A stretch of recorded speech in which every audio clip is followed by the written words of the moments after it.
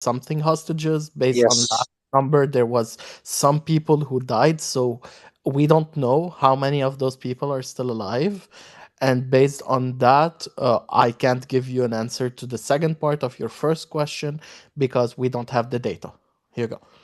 Okay, the second part, after those 4 days, will Israel continue the military operation? And will be there's another, like, asking for ceasefire from other countries? I think it's yes to both, is my guess. Israel will definitely restart the offensive operations, and at some point, Hamas will ask for another ceasefire. No, because what I see is Qatar is the one who's asking for ceasefire. Hamas, because I'm watching even Hamas propaganda, that right now they say we won. And that shocked me when they say we won. Yeah, Well, that's the feeling. Did That's you the did feeling you, in did you the expect entire they will Arab world. say we lost? No, Yeah, it's a that's feeling, literally and every war. it's an actual feeling in the entire Arab world because it's not true when we Listen, talk about I'm an Arab, and yeah, I'm shocked. life. Let me 15,000 dead, 30,000 injured, 250,000 house we've been destroyed, and they still says we won. I don't see any Because victory here. because you need to understand this is also what you just mentioned. Outside of the rhetoric, for them it's a win because they don't give a shit about their population. No, but you know what pissed me off is Al Jazeera from Qatar is doing this propaganda for them. well, yeah. I mean, that's just We expected. know that, by the way. Yeah. Al Jazeera is not a trusted, independent media source. And if you remember, It's like funded by this is a little bit of an exaggeration, but in the invasion of Iraq, I called him Baghdad Bob, whoever their spokesman was. He Don't you basically mean had Baghdad Bambi? no, the guy I think back we 20 should have years them ago. meet together, like Baghdad Yeah, Bambi and Baghdad he was Bob. You I got mean no he was Wait, idea ba- what Alex, you're do you talking know who about. they're talking Charlie? about? No, it's going to be so much funnier if you know who they're talking about. You're talking about the Iraqi minister al-Sahaf? that guy that gave all the news Yeah, briefings, and he al-Sahaf. Yeah, Sahaf, yeah. al-Sahaf. yeah, Yeah. so he was basically sitting there being like, "Oh, we pushed the Americans back; they're not in Iraq." And there was basically an American tank sitting right behind him, and everybody's like, "Dude, they're sitting behind you. We see them." And he's like, "No, they haven't invaded us. We've defeated them." By the So way, It's he's you he's can't alive it's and trust. almost well. as bad. Charles, come It's on, it's almost as bad AI. as We all know it's AI. Just He's kidding. Oh he's yeah, yeah. alive and as Sorry, well. AI. CNN coming out. It's almost as bad as CNN coming out saying it's a peaceful protest when they have fires and people looting police stations behind them, like in the Shit! By the same way, city. speaking not of CNN but of media outlets, did somebody heard that Sky interview with they asked because of the deal that we're releasing 3-1 that we care less about their lives. Somebody heard that? Yeah, the guy who No, says, I Sean saw the Sean video. posted it yesterday. Sean posted Yeah. the video in the nest yesterday where his eyes look like a freaking cartoon character after Dude, shooting the that Oh, was guy. that was the look on my face when I heard it too. I didn't even notice his eyes. I was like, "What the fuck did this bitch just say?" I mean, the funniest interview is with one of the Hamas leaders when he said killing Israelis was a mistake.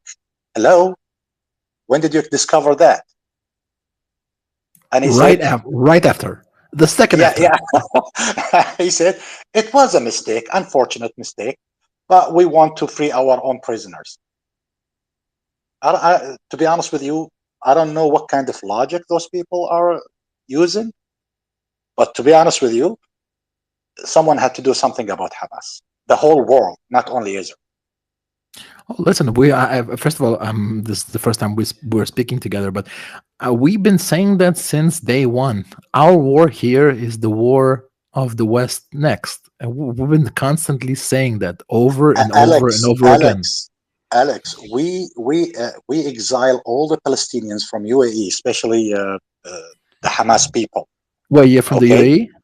yeah, okay, and I've been to your country 2 months ago. I had the best time, by the way. I, I hope you enjoy it, Amazing.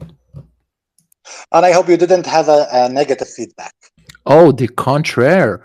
I had the best service. People were so respectful, so pleasant. And me, by the way, something that you should know. When I go to abroad, I have my David my necklace with the Star of David always outside. I never shy of being a Jew. I never will seal that. That's not my style. And nothing but sheer more respect, smiles, best Alex, service. Amazing. Alex, Alex, if we are Muslims, we believe in Prophet and King David and his son, the Prophet and King Solomon. We cannot be Muslims if we didn't believe in them Of because they course. are prophets of God. So why do I hate you if you have the logo of the Prophet David and Solomon? Hallelujah, bro. Put it all the Yeah. time. Yeah, man. Now, Thank Alex, you. I have a question for you. Were Sure, you man. Mhm. respectful when you went there? Did you treat them like they were good, kind people, or were you rude? With the most first of all, I'm not a Well, rude yeah, person exactly, in general. exactly. When you go to I've been someone's nation, you polite no, to them, and of when you're course, polite to them, they'll be polite to you back. and not only that. That's I've been to Abu Dhabi specifically, and I've been to Yas I, I Island. am I am from Abu Dhabi. Okay, so I've been to Yas Island, and I also went to the what's the name of this big like one of the The like arena? what the mosque I forgot Sheikh the Zayed Mosque, the Grand Mosque, exactly the Sheikh Zayed. Yeah. exactly, and they told us like, listen, like I had my wife, I had my two daughters, and they told us, listen, you should be modest and you should cover, and like, sure. I would hate to disrespect anybody's belief or anybody's country. That's not my style. That's not how I brought up. And I can tell you, Is it for me or to is be Alex honest, it's talking? not. Sorry, what James? I think he just had a I hot think you're mic. talking to someone else in the background. Yeah, just a Oh, hot mic. yeah, yeah, of course. I try to treat everybody with the most respect, and also be aware of their beliefs, of their customs, and try not to do anything that will make them feel bad. Of course. Alex, Alex, I'll tell you a story. It happened to me in 2005. I was in Dubai and it was Thursday night. And that time, the weekend start from Thursday. It wasn't like Friday these days. So I was at the Trader of Vic's restaurant and I was sitting at a table and there's two couples beside me. And I was alone. So when you are in a nice atmosphere, you turn to talk to other people, to kill the time. After like 1 hour, they are from Germany. Then the lady says, "Listen, I'm a Jew and my husband is a Jew." I said, "So, welcome." And then she asked me, "Don't you hate Jew?" I said, "Why?" And she started to talk to me about Palestine. Then I start to laugh. And she was like, why are you laughing? I said, "Listen, when you talk to me about Palestine, you're talking to me about something people are making money from it and they don't want to solve the problem over there. So don't bother your brain about it because the United Nations couldn't solve it. Do you want me to solve it?" Then we start having a drinks and eating food and having good time. And I said to them bye, and they said bye. Yep, perfect, respectful. Oh I can tell you. God, fucking Craig is here to talk about his logistics again. He's down there in the audience. I mean, We is need to understand the logistic of No moving. one needs to understand the logistics. He's just here to cause problems as always. We His want to dumb little understand Dodge the photo. logistic of moving Hey, any I do need a costume. Bring nap. Craig up. Actually, can we get Craig here and put me to sleep? Holy crap, Colonel, or look who's requesting. Oh, um howdy, Colonel Spencer. But by the way, guys, after this all hideous business happening in Gaza, after the whole thing calmed down, do you think normalization with Saudi Arabia is going to happen? I hope so. I really hope Listen, so. I hope I, too. I have 80% sure that it will happen because it was very near to happen. Unless of the, and I believe Hamas took the order from Iran to stop or to delay the normalization. But it will happen. You have my word on it. I also think that this normalization will embolden more countries to, first of all, make normalization with Israel, but not only that, will help the people that are suffering currently in Syria, in Iran, It will to, break. It will break the wall of exactly, fear. It exactly. will break because Saudi Arabia it have a weight in the Arab and Islamic world. If they normalize with Israel and they said yes, Israel is a country, and everyone know that it had a people and it's a normal country. There will be movements on those countries who are being run by tyrants. They will be removed, and there will be normalization with the whole region. Inshallah, my brother. Man, I think 70 years of conflict, it's more than enough. I think 7 days of conflict is more than enough, but I agree with you completely.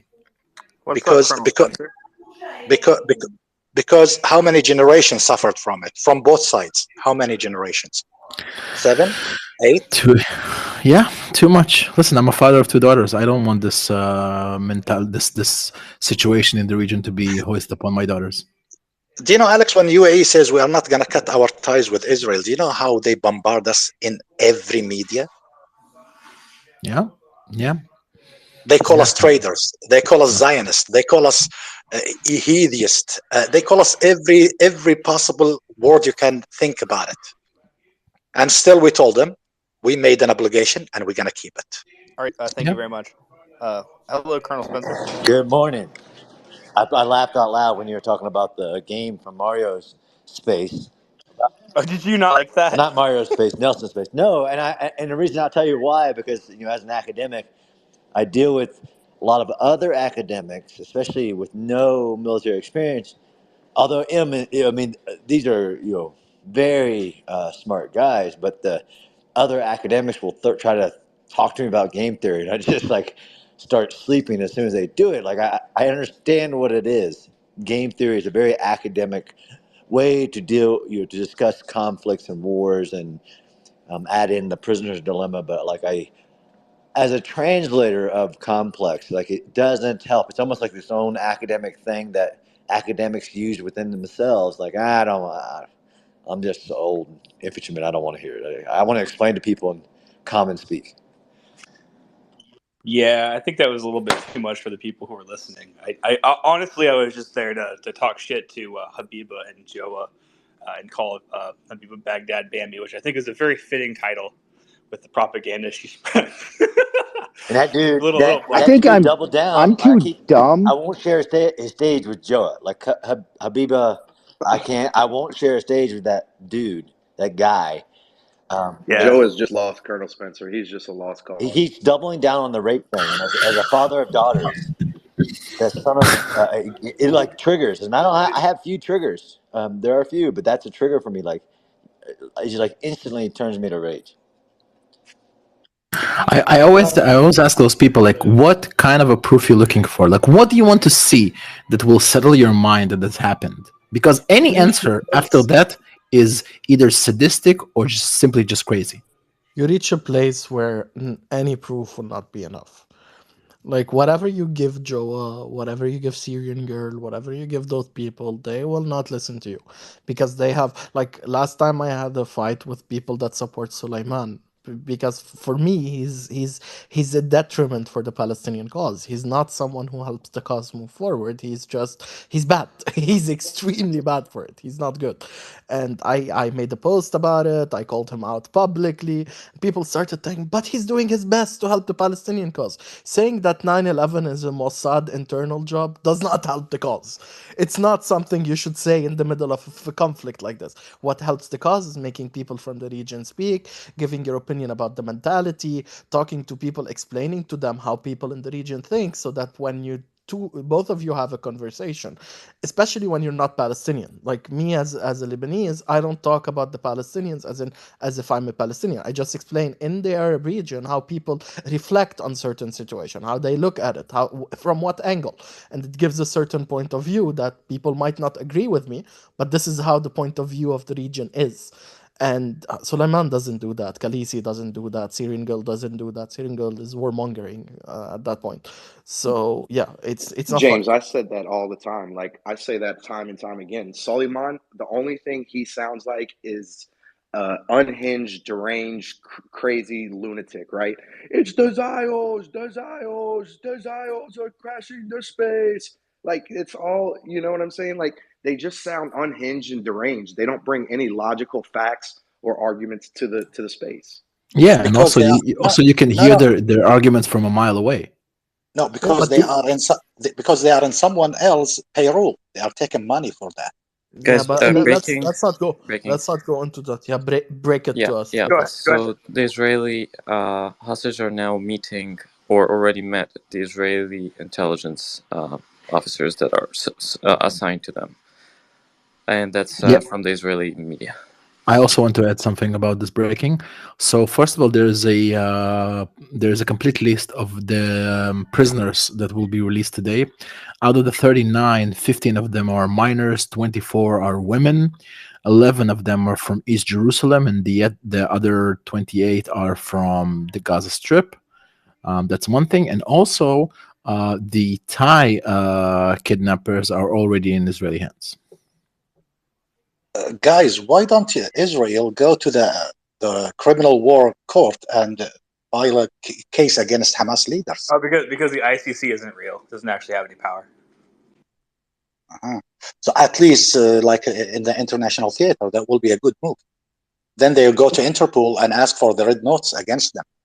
So Yeah, Israel are not signatories of the ICC. That's why also, like the US. So why don't US do it? Yeah, the United States also doesn't believe in the ICC. Yeah, So you need to those- submit to a with court Putin, right? for it to be judged You see to how be that judged works upon. with Putin, right? Need we talk about the Hague Invasion Act?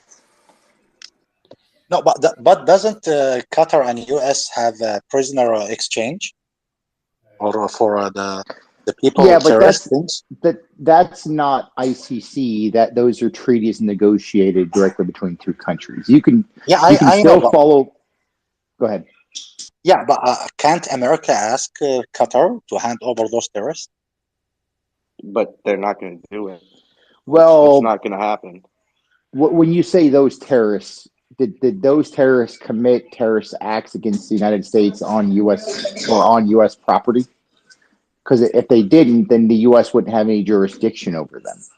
Isn't US and Israel have a joint defense treaty and everything? But that's complicated, and I don't know how that really works. But like our federal courts wouldn't try someone for something they don't have jurisdiction over, and we don't have jurisdiction over acts that happened in Israel.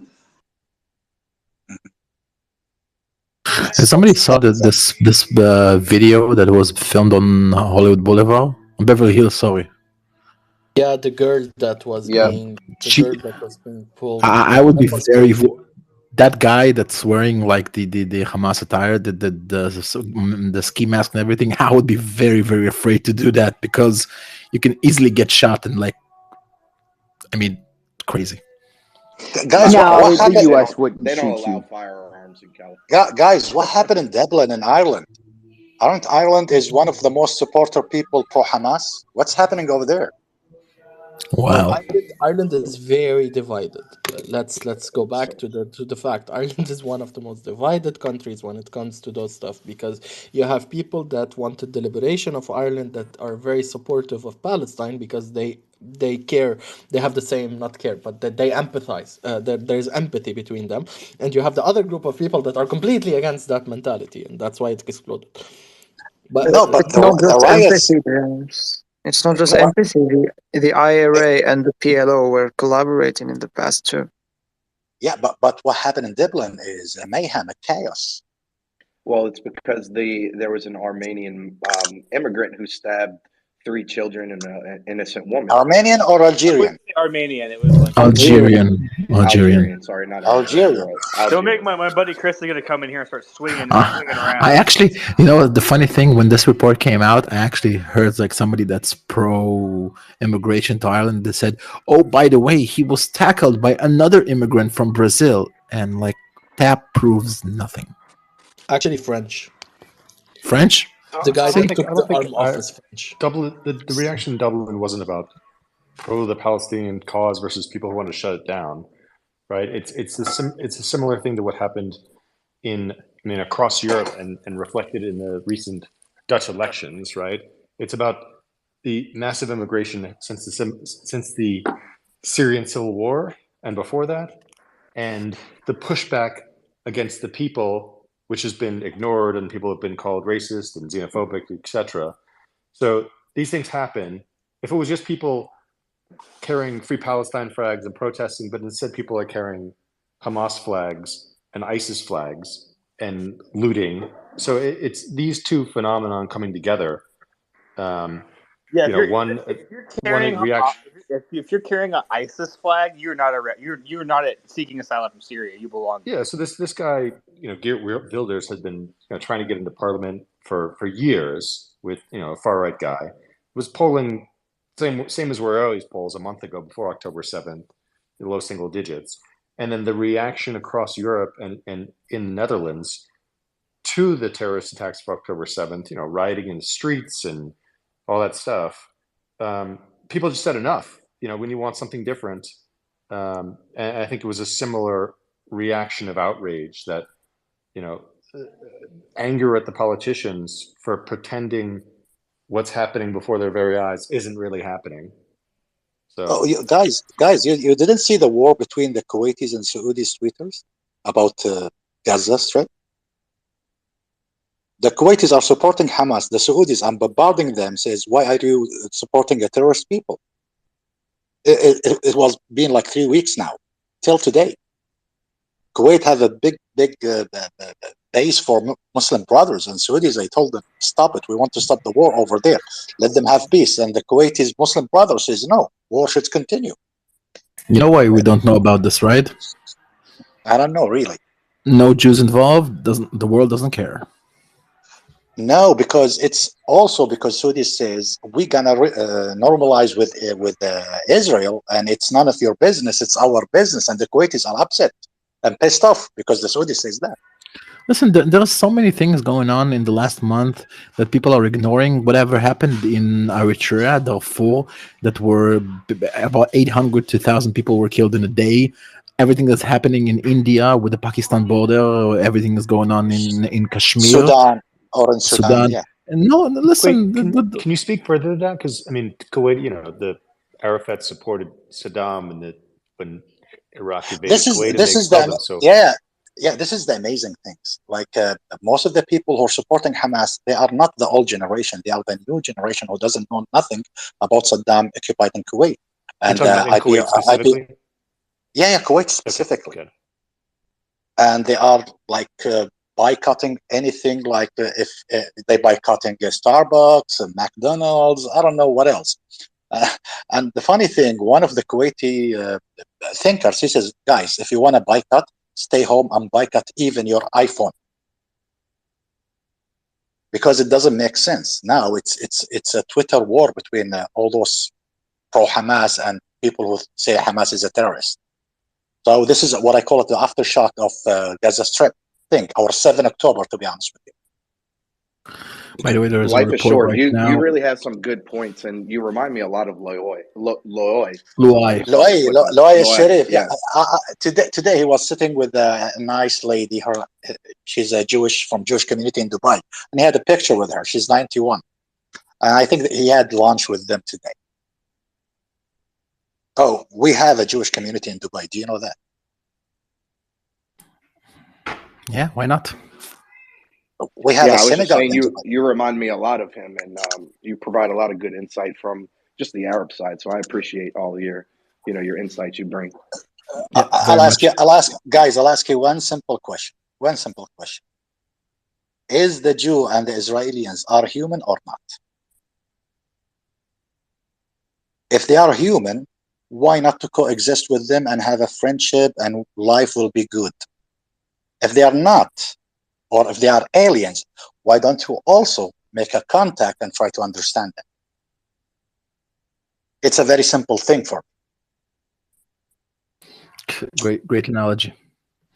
I By the way, thought about just this. guys, I want to do a quick breaking. So Reuters actually reported that in the next few days there will be more Thai release. So the second wave of Thai release from Gaza will be in the next day or two. Okay, if they release all the hostages, what's next? That's the question. I think Well, step two I will have be the answer to eradicating that. them. Yeah. Yeah, Alex is right. It's to get rid of Hamas. The IDF had two objectives in this whole conflict. It was to return the hostages and eliminate Hamas. So until that is done, they're going to continue until their military objective is complete. I'm not asking about the Gaza haven't things because I haven't talked about that. listen. Netanyahu was very clear when he says we're not going to stop until we eradicate from Hamas. But I'm talking about the northern front with Lebanon.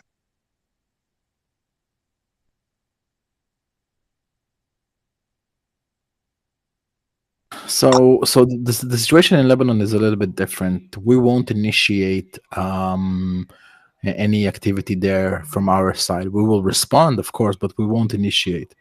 The way I see it, and maybe somebody can disagree, the way I see it is this whole axis of resistance, the Iran, part of Syria, Hezbollah, Hamas.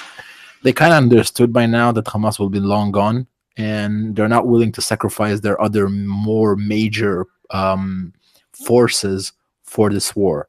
So kind of sacrifice them and then regroup and think about it again. During Yeah, that but time, that, during that time, by the Alex, way, if a Alex, Saudi normalization will happen, that will of course change everything. okay, but Alex, you know one thing: the biggest supporter of Hamas is Hezbollah, is the one who are smuggling the Oh, weapons to them. that's wrong. Yeah, That's but wrong. That's life, wrong. Guys, guys, guys, listen guys, to FL. this. FL. That's wrong. Life. The Hezbollah and Hamas did fight for years inside of Syria. They renormalized a couple of months ago. And less than a year, like year and a half ago, when they had a chat with the Iranian. Hezbollah doesn't hold Hamas close to its heart. Hezbollah provide arms because technically they are in the same axis of resistance right now, but they How don't come? hold them Excuse me, close. excuse me. Didn't Hamas called Soleimani, that big terrorist Iranian, the what they call it, the martyr of the Al-Aqsa? What are you talking? They are in the same bed from years. They never fought each other. Yeah, but This life. big lie, Have you been listening? it's not gonna happen to us. What happened in Hamas, Syria? all listen, خيي what all happened the in Syria اسمعني وشو le- صار بسوريا. hold on a second. All the Palestinian factions and Hezbollah are one arm for Iran. You cannot lie to people. It doesn't matter if those Shia or those Sunnah. The same ideology is there. Yeah, but have you been listening to the speeches from Nasrallah? If you listen to those, he's pretty much saying, Hamas, you're on your own. We're not coming to help you. You know, No, He no, said he's saying what Iran told him to say. I stand with Israel, basically. He No, didn't no, say us. guys. No, Let's that be was the truthful. underline. Let's be truthful, guys. Life, stop lying. That's one. Two, to the people Mhm. that are sending me messages. If you know the history of what happened in Syria, you know what I'm talking about. In the war between Bashar al-Assad and the other faction, Hamas was not on the side of Hezbollah and Bashar al-Assad, and that they did fight against each other, and there was a massive war between them, and many of them killed each other. Because of that, there was a normalization that happened 2 years ago. Right now, they are on the same side. Doesn't mean that Hezbollah holds them close to their heart. It means that because there is aligned interest on some specific Mhm, subjects. Stop. mhm, Listen. mhm. Listen, because they are aligned on some specific subjects right now, which is for them the liberation of the what they call the occupied Palestinian territories. They are working together. Does not mean that they are friendly or they are together or they are okay with each other. No, they do deal with each other. Yes, but we should not forget that over a period of 8 years, there was a lot of bad blood between the Hezbollah members and the Hamas members due to what happened in Syria. So let's not lie to each other. James. So Iran is the conglomerate, and Hezbollah is a subsidiary, and Hamas is a subsidiary. Just, Exactly. I have a question. Nasrallah has been trying to distance himself and separate himself from October 2nd as much as he can, right? Every time he Yeah, speaks, he says we didn't have any involvement in this. It's Hamas only, yada yada yeah, yada, and Hamas, you're on your own. because he saw the reaction of the IDF in Gaza, and he was shitting in his pants. He doesn't want to have 2006 happen again. He is terrifying in his boots because 2006, we know what Israel did to Lebanon. In that I have time, a he says, question. If Hezbollah smuggled arms and stuff to Hamas in Gaza, from where did they do that? Because From from the Israel, tunnel, there's no like. from the tunnels, So from Egypt? Israel uncovered 2 years ago. Yeah, but It's from a six, Egypt? my friend. It's not. It's from Lebanon and Syria. All the weapons came, and from through the sea. Yeah, but let's say they came from Lebanon. Where did they go? To Egypt and then to Gaza? What's the path? Because It starts in Libya. so I'm from sorry. Libya to Egypt to Gaza. I didn't say Egypt. I said Libya. I mean, it has to go through Egypt if it's gonna go to It has Gaza. to reach the Sinai somehow, guys. Yeah, Can I know one thing? Why Libya? It's thousand mile away when Syria is with the border and Lebanon in the border with Israel. yeah. How do you reach Hamas from through Israel? Just Yeah, exactly. give They me. So smuggle it. It's a smuggling business. They know how to smuggle things. There is little to no entry from the Israeli side into Gaza, right? Alex can No, attest to that. no, they can. They use the sea. They use the sea from Lebanon or Syria, the sea to Gaza Strip, and they that's But threw it. incorrect. that's impossible. Israel has complete naval Yeah. That superiority on the that's wrong. seaside, But Sorry, so the I Alex. but don't. the Israelis showed a movie that when they discover the weapons they are throwing through the boats in the All sea, right, we're there getting is a too movie. into the weeds. Guys, I have the name of Guys, the we have ship. some, we have. Go ahead, Mr. Pickle. Then we go some hands. Go ahead, Mr. Yeah, Pickle. so I'll post the ship that transports weapons from Libya to Syria. All right, go Ronan? ahead, Ronan. Just hard. Um, I want to respond before because people said there's a Twitter wars between people who believe this and people who believe that, and why messaging of Hamas is inconsistent. The answer to all of this is the same. This is not an argument between people who believe something and other people who believe something. It's an argument between a propaganda machine.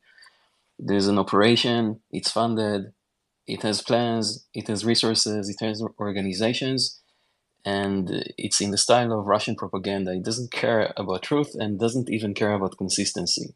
And the one thing they care about is put out some things that have either psychological effect or divisive effect, and then how to say boost them as much as you can so that you hear about them from every direction, from every social media, from every fringe organization that suddenly becomes known to everyone and that you never heard about them 3 months ago. It's all mechanical. Nothing of this is real. You also meet people who are like this. People talked about Joe before. The guy is a marketing manager or brand manager who is paid to represent companies he doesn't believe in. I would say the most likely explanation is also a paid operation, or other people who sound like a propaganda machine. You don't need to you don't need to take it personally. You don't need to have any emotional reaction to this. You're talking to you're talking to a talking point bot. So the way to look I at think all of this, it's mechanical. It's not a human activity. I think Joe is misled. Someone who would be a propaganda machine would be someone like Jackson Hinkle, who for some reason praises Qasem Soleimani in Iran in a way that is weird. Like, if you're an American, how would you come to just somehow praise Qasem Soleimani? So I think he's a paid operator, definitely. I think people like Joa are misled and just want to I don't get say on the everyone trend. is a paid operator, but some people who are more intelligent are more likely to be, and maybe they're not, maybe they're misled, maybe it's an intellectual exercise for them. Honestly, I don't care. I think there is little value in interacting with them. There are some good faith actors who who also have the His intelligence worth Twitter actually account is merits the also shared discussion, on but few. IRGC back channels as a support for propaganda. Who's surprised? Whose account? Kirk. Henkel. Oh yeah, Hinkle. Yes, Sulaiman too, Khaleesi too. But I thought you talked about Joe. Sorry, Ronan, I'm curious your opinion. So for me, I'm mathematician and economist by training. So that 45 minutes spent with setting up that game, which in Nelson space, which disallowed them to use all their rhetorical techniques of deflection and interrupting and all that stuff. It just using logic to take their premises and show that their own belief system is self-contradictory. That was enormously powerful, at least for someone like me.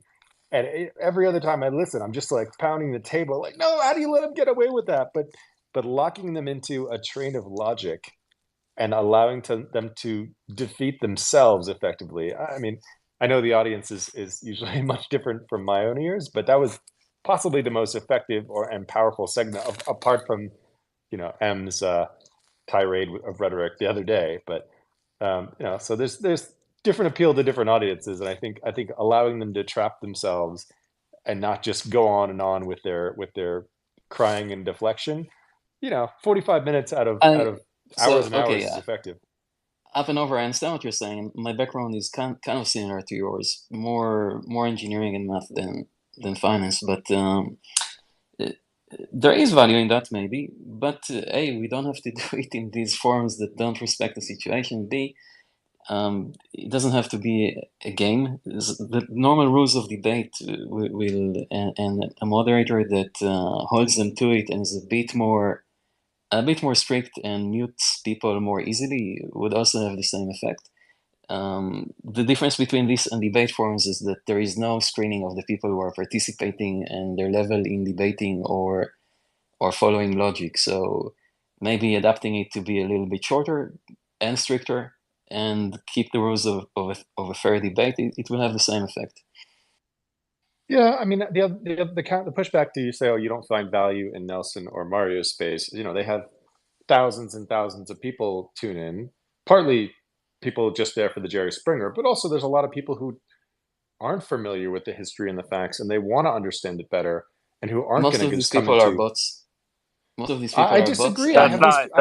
I have these people DM me and ask me for clarification. Like lots of younger people and people in Europe. It's very easy to just default to saying most of the people who view these people are bots, but that's far from the truth. These people have a lot of fans, and you can see that. Nelson, not necessarily. I mean, I think he had like 600 people on Twitter the other day, which you had 1,800 the other night. So I don't know how we're saying he's a big player. Mario has 10 or 12,000. I think a day or two we passed like 1.2, 1.4K in Sean's space, right, Sean? Something like that. Yeah.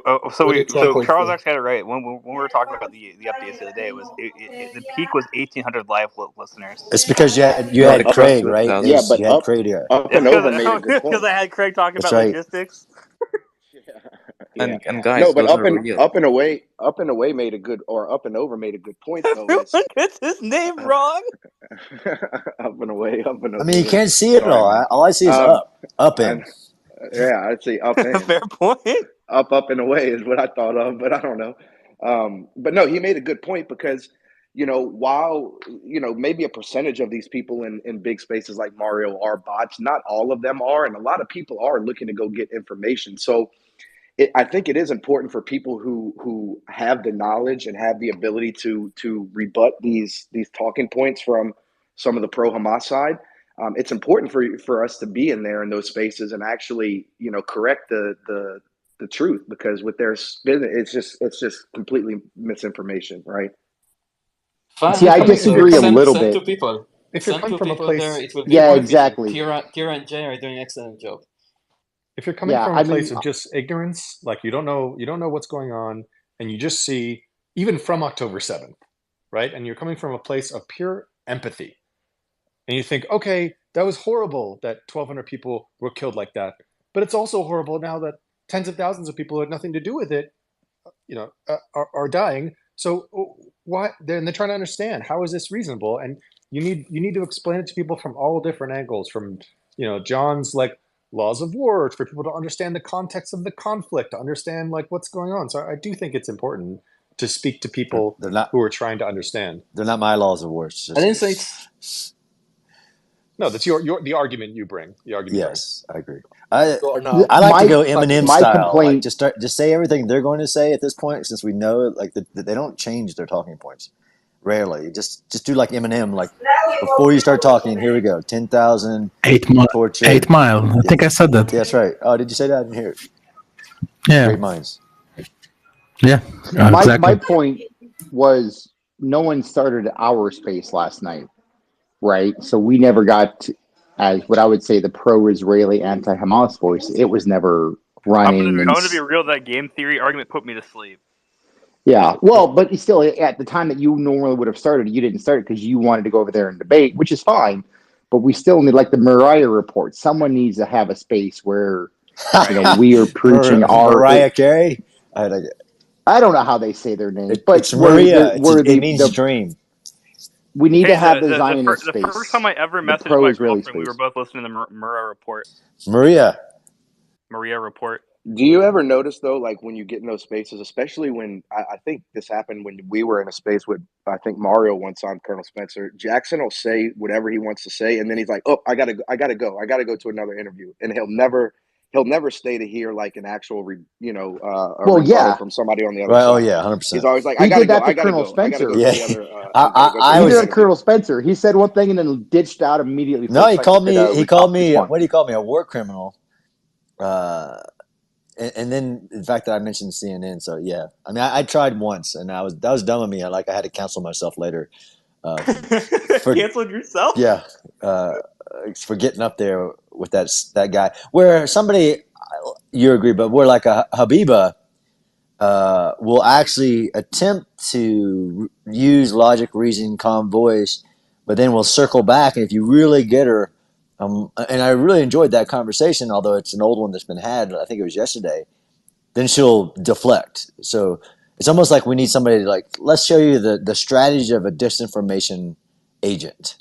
She's a good example. Yeah, she's great. I mean, she seems nice, but I don't know if she has nefarious intentions or just really where but that aspect of deflecting or the weaving in of startling factoids out of context or even I even caught her going from 500 to 700 in a matter of 30 seconds. She's That's a master of the Gish Gallop. yeah. Each one of She, these, she just throws in so much stuff you can't Just refute. each just one to of these point that. people is appealing to a different archetype, right? Like the Suleiman is appealing to the guys who like cheering for this, like it's cheering for a sports team, right? Habiba is appealing to people's, empathy, like the liberal who wants to hear backed by empathy, wants to hear the all the international institutions would support this, right? Syrian girl is a different one, right? Who have some appeal to the thirst trap and want the emotional appeal as well and want to hear all the nasty things said by a woman. And then Syrian girl is dangerous. they're all She's a dangerous. I pilot. think They're all She's a dangerous. pilot. She's a Guys, journalist. She's a human guys, rights Syrian girl, activist. She's a Syrian lawyer. girl. FL. no, I heard that she actually got some guy on Gaza who was Yusuf, on the peace side reported and arrested by Hamas and disappeared. I don't know if that's true. Yusuf, just to point out, Syrian girl. No, that's not true. Syrian girl is mainly focused on getting people that are pushing for an existential war in the region. She's someone that fought with She's Assad. like With actually evil. yeah, exactly. She wants destruction in the region. That's what she wants. Just to point out. It's in her name. She's like Bashar al-Assad's spokesperson, Yes, right? yes, she's his stooge. The butcher from Damascus. Good morning, Vietnam. I like him when he says caca better. Oh, yes. Good morning, Vietnam, everyone. Ariel, why don't they do? I, Why don't you eat the vegetables in Gaza? you know, uh, bad water management. You're Yeah, not giving. What's in the water? What's in the water? a lot of caca. It's actually shading in the warm water. So the whole world, I feel like, is a catch-22. That's why I assume the label Yossarian. But I actually need to see the movie again. I haven't seen it for about 20 years. Guys, I don't know, sometimes I was born with some hunch, like a witch hunch in the stomach, and it's like a little twist and pain in the stomach. If you're asking me about Hinkel, I think he's a Russian asset. If anyone was ever a Russian asset, it would be Jackson Hinkle. Yes, but For it can be sure. too. The mystery and the question is as follows: or that he is a Russian asset and that's what he does, manipulating everyone, or that he wants to. For some reason, I can't see Ariel's deep voice. I don't know why that is. Just leave and come back. I'll bring you right back up, UFC. Me? No, not you, Ariel. No. Someone just can't. You're told to Oh, come back. so the other option is he wants to drag to him Russian assets to find them out. So I don't know. That's an answer that the CIA or the FBI should know. If he's an American asset, so he's dragging to him Russian assets or all kinds of communists, and if he's not, he's a Russian asset. Alex, Ariel, I have a question. So if during this ceasefire, a negotiation offer is made to have the Hamas leaders or Hamas fighters granted safe passage to Yemen and a surrender of the Gaza Strip and a release of the hostages, would you and would the Israeli population and leadership accept that? Guys, I'm sorry. Can you repeat the question? Yeah. So if during the ceasefire, a proposal is put forth or reached to have the Hamas leadership in Gaza and people, and the fighters be granted safe passage to Yemen or some country like that, a surrender of the Gaza Strip and a release of the Israeli hostages in exchange for a cessation of the hostilities, right? And a takeover of the Gaza Strip by Israelis and an international force. Would that be acceptable to you? Yes, of course. Okay, good. That does not represent most Israelis. And what do they Why? I think that's Why? You're getting all the hostages back and the Hamas is out of there, right? Because so what's they the need to be problem? eradicated, and Hezbollah too. But they will be in Yemen. What do you want now? They are eradicated in Gaza. It's not and from eradicated Yemen, in the whole world, right? Ariel, what does Yemen mean? It's just another country. You can come back from there. yeah. With How no long, with no Ariel? borders Listen, with you. you have Ariel, jurisdiction how long? in. How long before they come back to Gaza after they're in Yemen? They're just going to come back. Yeah, Listen, guys, I had you my hand separate for you quite a separate bit. from the you separate Guys, them from the Mr. Pickle's population. been waiting for a while. We're gonna go to Mr. Pickle. Go ahead, Mr. Pickle. Yeah, real quick. So while looking up the smuggling from Libya to Syria, it's actually not a ship. It's a plane. It's a Illusion 76, and its registration is Russian plane. It's actually it's Russian, and it was donated to, quote unquote, donated to Syria. Its registration is YK-ATD. It's very rare that it actually flies. It flies like maybe once a month, and it had a flight yesterday between Libya and Damascus. And right now, it just landed and took off again from Damascus to an undisclosed location. It never has its transporter, the oh my god, the transponder on, and it never discloses its destination. So it's busy.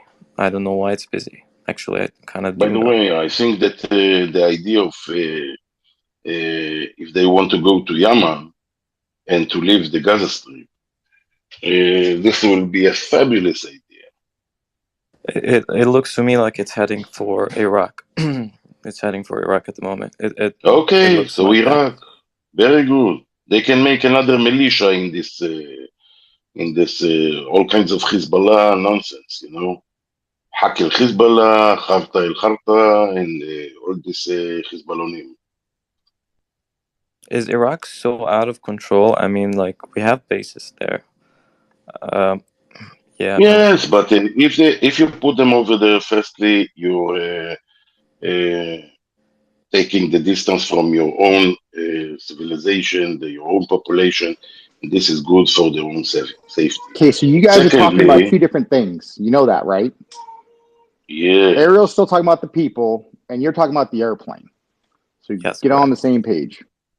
Yes. I No, don't no. know My which question page was, is Ariel. So my question, how I'm bringing them over there. I mean, Ariel, planes flown by people, so Ariel. So They my can my go question with was, coke in it. okay, If I'll tell I you want my to go back to question, what how, Ariel. Who Charles thinks the why leader should of the we care? space Give is. them a donkey. Ariel, What'd you say, I'll John? tell you my question. So this airplane is specifically transporting weapons all the time, and it usually flies from Libya to Damascus. Now it's flying to Iraq with weapons. I was wondering if that's something that, if Iraq is so out of control that we would allow that. Listen, I don't know where all our cyber effects can go in hand in this kind of situation. But nobody's working in the idea. If I would have be gladly go and kick their asses if you just tell me the address. So let me be more specific. A couple of days ago and yesterday, there was attacks on American bases. So they probably need ammunition. But I was wondering, how is that a thing? That's why. But So that's all. actually, hold on, Sam, didn't some of those attacks turn out to be a propaganda campaign? It was the second ground attack. The first ground attack, as far as we know, was legitimate. And then the second one was confirmed Sauder as propaganda? Yep. Okay. Mr. Pickle, there's something like, I think it was 900 U.S. troops. Most of them are counterterrorism troops and advisors. Iraq's a big country. There's tons of Shia militias and others, both in Iraq and Syria. It's not like the U.S. military still has a substantial presence there. That's the answer to your question. It's not like they have complete control over the country or that or Syria. It's a relatively small force at this point, and more just a target practice for militias rather than actually doing. So it's a big controversy what they're actually doing there and what their mission is. No, I get it. I mean, their mission is to protect, mostly to protect the embassy. But I was wondering if, I mean, you have a relationship with them, right? They are out of control, I know, but not to the level that you transport weapons, that will target um, American troops there. That's like a line, I guess. I don't know. Maybe not.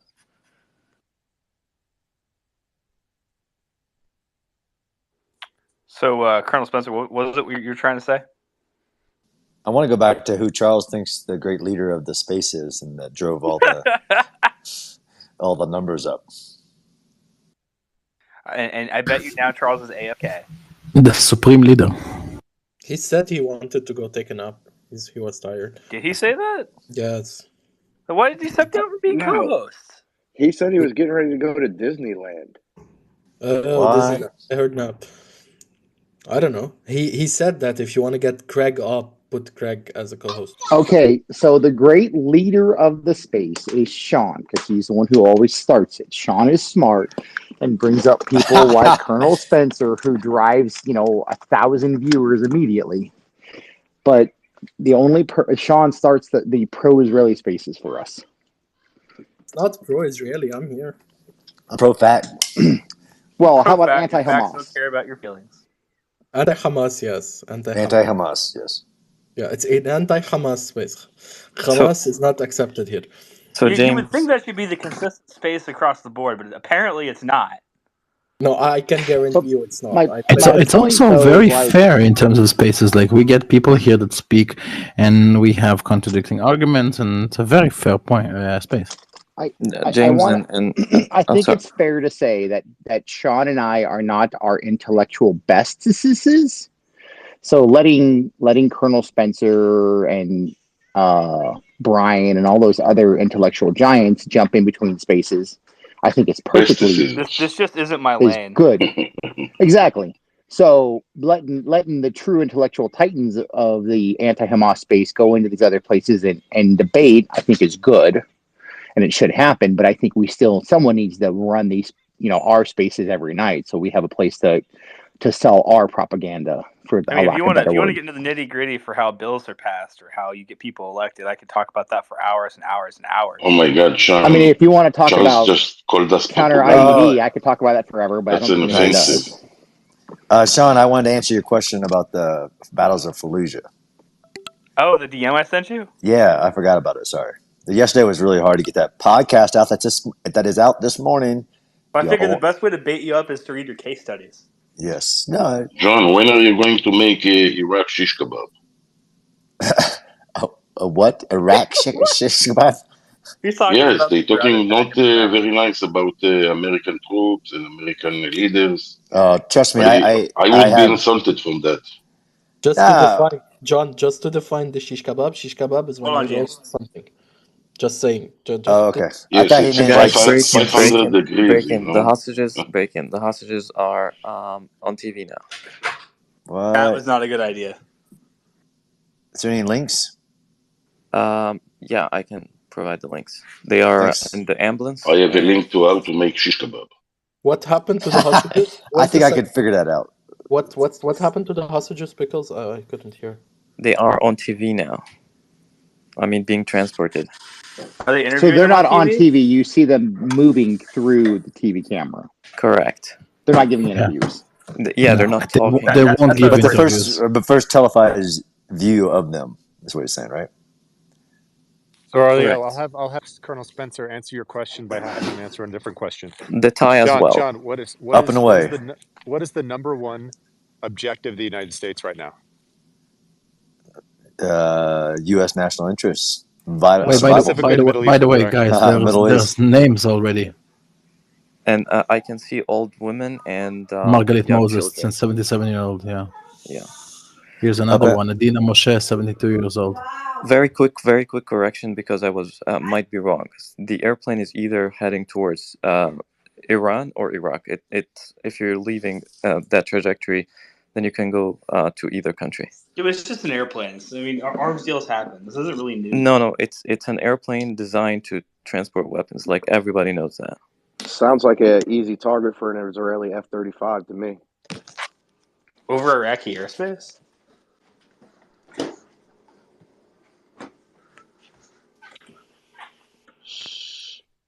I believe we interrupted Colonel Spencer, so I'm sorry about that. No. We were talking about shish kebabs.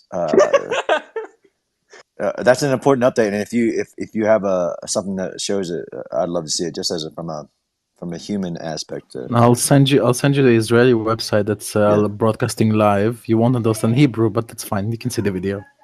Yeah, absolutely.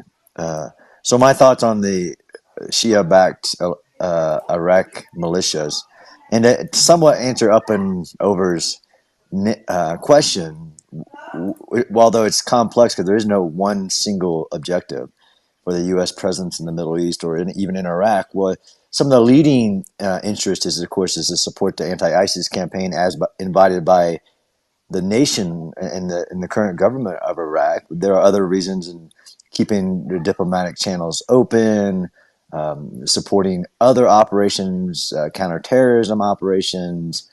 There's lots of reasons that they're there. I mean, embassy security is one of them, but like al-Assad base and others, there's allies and groups and a whole list of reasons. What I haven't seen is like Charles and I experienced, where somebody like Muqtada al-Sadr drives everybody to resist at the exact same moment. Well, many of these are Iranian Shia militia groups, right? Taking direction or just taking a situation in which, but they're going to, in my opinion, FAFO, and there's nothing they can do about Iran because of the proxy element and the plausible deniability about it. Outside of when you start to see like IGRC or Quds Force, like we saw with the target of opportunity that presented itself in Iraq, that was, yeah, I don't even like saying his name because I've lost soldiers to the guy, and it's something that has to be kept, but it's a complex reason of why are you there, why are you staying.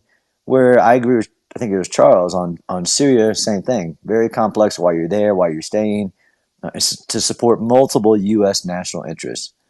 from terrorism to diplomacy to information, all the elements. I mean, even So, economic. John, that was not my question. Wasn't why is the United States military in Iraq and Syria? It was what is the overarching strategic objective right now?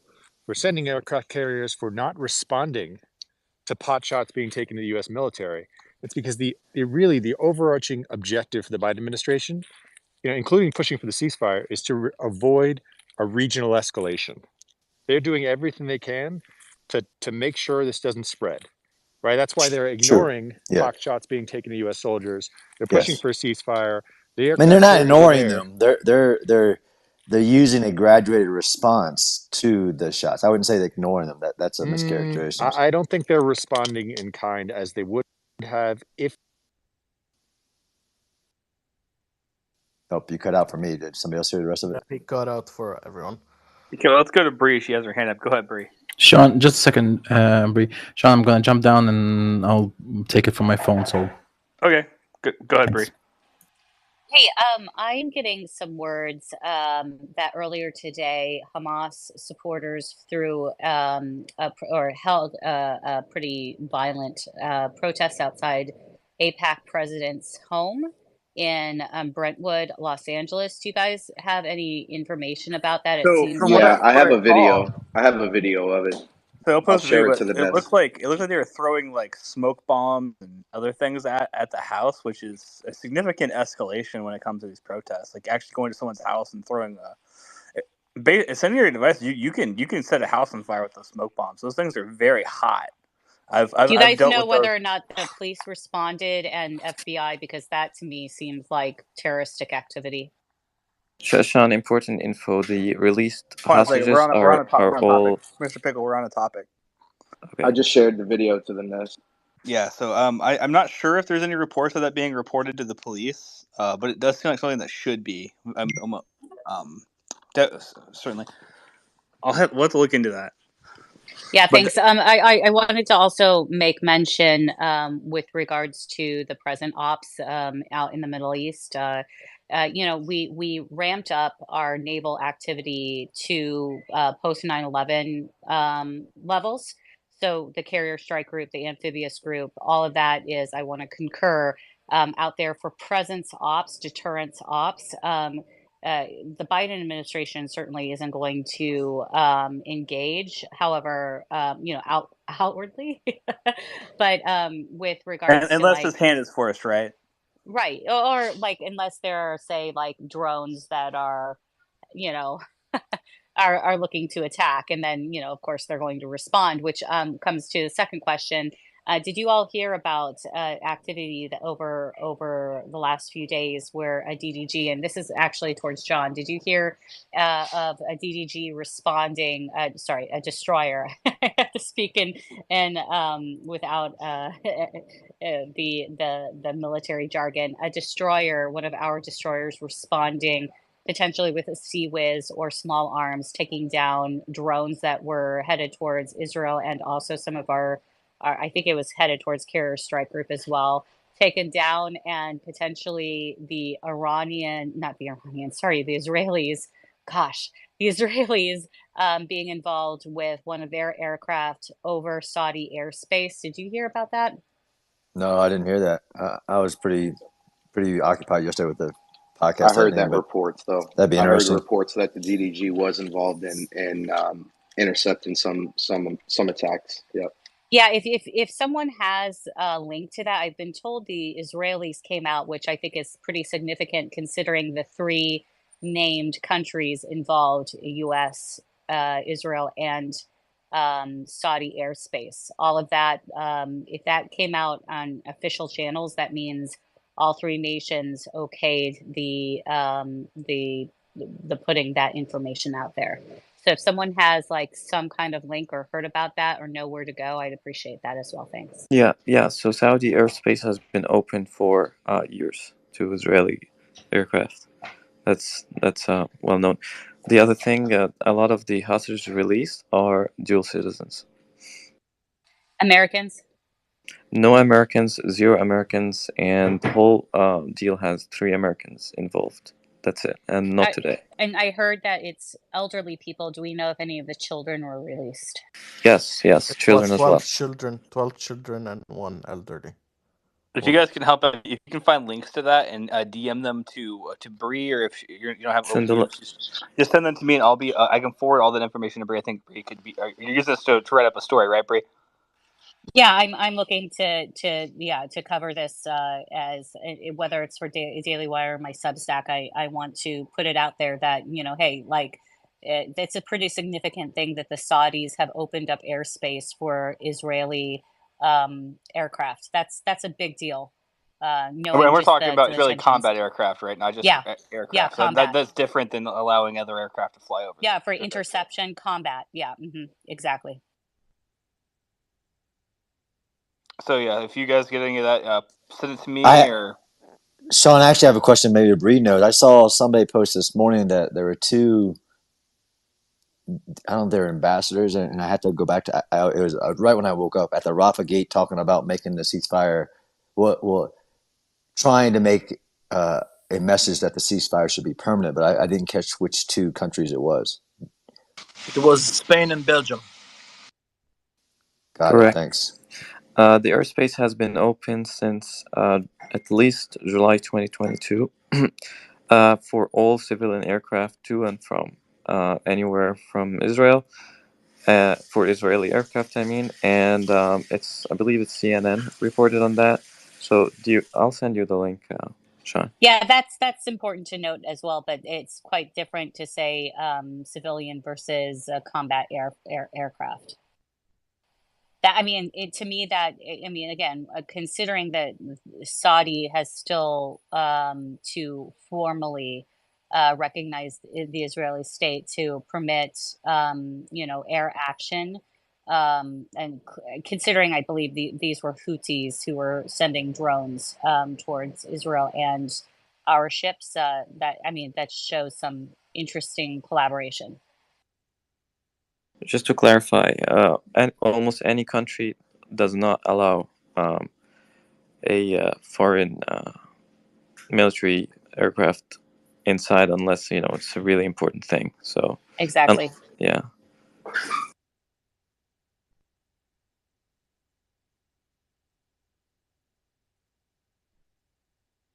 Sorry, John, you were talking about Fallujah. I know that was an important point that you were making with regards this is way to. more important. Okay. Yeah, no, that's. I mean, it is important because the lessons are repeating themselves, and I hope that we collect those. But any live updates or John, have you seen? There's a documentary that was put out about a year after the Iraqi battle for Mosul, and it's called Mosul. I know the individual who produced it, former CIA officer who was stationed in Mosul. You've seen it, yeah, I saw it. Dan Gabriel. I think it's important to reference that because even in that documentary, you see in Mosul how IRGC militia had already put up pictures of the mullahs, the Iranian mullahs, on like billboards and whatnot. I mean, it's very clear that there's active measures that have been taken far back as like I think it was 2018 when this film came out. So I mean, it's not surprising that there are militia there that will take the opportunity to attack forward bases. Yeah, I mean, and the complexity of power sharing, even in that battle, you see, and a lot of interviews, how Iranian-backed militias were used by the Iraqi government in support of the operation to defeat ISIS. It's a fascinating, dive into what is the power sharing and influence of groups like this in that country, which isn't new. But it's who has the most power, really. But they were used in even the outer cordon of the battle. Yeah, the enemy of my enemy is my friend in scenarios like this. Like no one really wanted ISIL to be involved in the region, and the fact that they really kind of solidified their power in Iraq and at great cost to the Iraqi people, including one of the oldest Christian cities, which was Mosul. It's kind of fascinating to see, yeah, like you say, the different power plays at hand and ideological plays at hand. Yeah, 100%. But so the issue with Fallujah, which I think is really important today, especially with people like Bree doing amazing work, is that the lessons between first Battle of Fallujah, which was a defeat for U.S. forces, they entered the city after some American contractors were killed by direction of the president himself, who overrode the best military advice of the Marine generals on the ground. Said we should do this another way. Let's wait. Which again, military personnel don't usually factor in the will of a population, the will of the politicians, the directions. You provide best military advice, and then they followed orders. And I interviewed the very top of all of that. And then they were defeated 6 days into it because of the perception of the use of force. Through the use of the hospital and Al Jazeera and others, but mainly Al Jazeera, broadcasting the civilian casualties that were the unfortunate, outcome of fighting in dense urban combat when the enemy is using human shields. And 6 days into it, the entire Iraq coalition government, the UK, part of the U.S. primary coalition, all saying if you don't stop this, we'll walk away. So the operation was stopped. In the second Battle of Fallujah, 6 months later, after 6 months of planning, there was a lot more work done to ensure that the perception of the use of force, of course, 90% of the city was emptied of civilians. But my lesson of those two battles isn't one was done right, one was done wrong. Actually, the approach, a lot more force, a lot more intelligent preparation, a lot more evacuation of civilians, is that the perception of the use of force is globally enhanced through telecommunication is more important than actually the military actions. It doesn't matter it matters, of course, you must follow the law of the war, but it's the perception of, and if you're not in that narrative, you're not part of that in all the different groups with the political bodies, with the populations, with the both sides, whether you're against the operation completely, then you can be defeated. I have information about the Go ahead, Mr. Israel-Saudi Faisal. deal. Yeah. So apparently, that's the time of Israel. Saudi Arabia will allow a military aircraft from Israel to use their airspace if and when they attack Iran. And apparently they're working on a plan to do so. Is this just now? That is November 9th. Actually, November 17th. So that's like a week ago. I'll post it in the net. Interesting. And there is a whole plan that is being made, which is, it's not just military aircraft. Like, I don't know how is this in the newspaper, but What do you think is the likelihood of them attacking Iran, Colonel Spencer? Who? Israel. Again, very unlikely at the moment. Israel has acted unilaterally in Iran, right, for key personnel involved with the nuclear program, for sites, some of it acknowledged, some of it not. That's a part, but at this moment, the focus has to stay on the operation to destroy Hamas so that we can get to a better peace. And everything done by the U.S., Israel, and all actors are about de-escalation at the moment. But I strongly believe, personal opinion, that Iran, the status quo with the treatment of Iran by all nations, especially Israel, and the U.S., can't continue because of what it's led to. So what is in your opinion, what is the red line for Israel before they start launching counteroffensive strikes into Iran? A threat or a perceived threat. That's the red line. The threat of harm to Israel and Israel's civilians, but it's a graduated response. That's why there's not one. It's all situational, right? What did Iran strike? Is it plausible? Is it provable? Like clear cut? And then what's the response, right? This is the idea of even a sense of let's say your worst case scenario, like a tactical nuclear weapon goes off in Ukraine. That's a huge history-changing event, but it doesn't mean mutually assured destruction. It means that there will be a response in kind that has to be immediate and overwhelming. So the same thing in Israel. If Iran makes a overt threat or strike, use of force against Israel, then there will be a response, but it'll be not in kind, but with all these calculations of what it will second and third order effects will be, where there is a kind of an inceptible. I don't like the red line.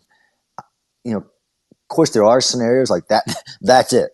But there are some that are almost in not the gray line, but like this is the response. I mean, this is war is politics.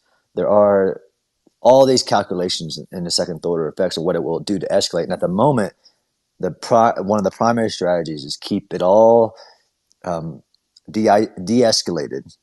Even if the other person reacts, you respond in kind. You don't then go with overwhelming force. It's actually, again, my podcast today, I'm just saying, really, and stuff, again, why I go to a law professor about, like if another country attacks another nation, but the response has to be proportionate, as in, so if they had a sniper engage somebody, you don't then move forward to attack destroy their entire military.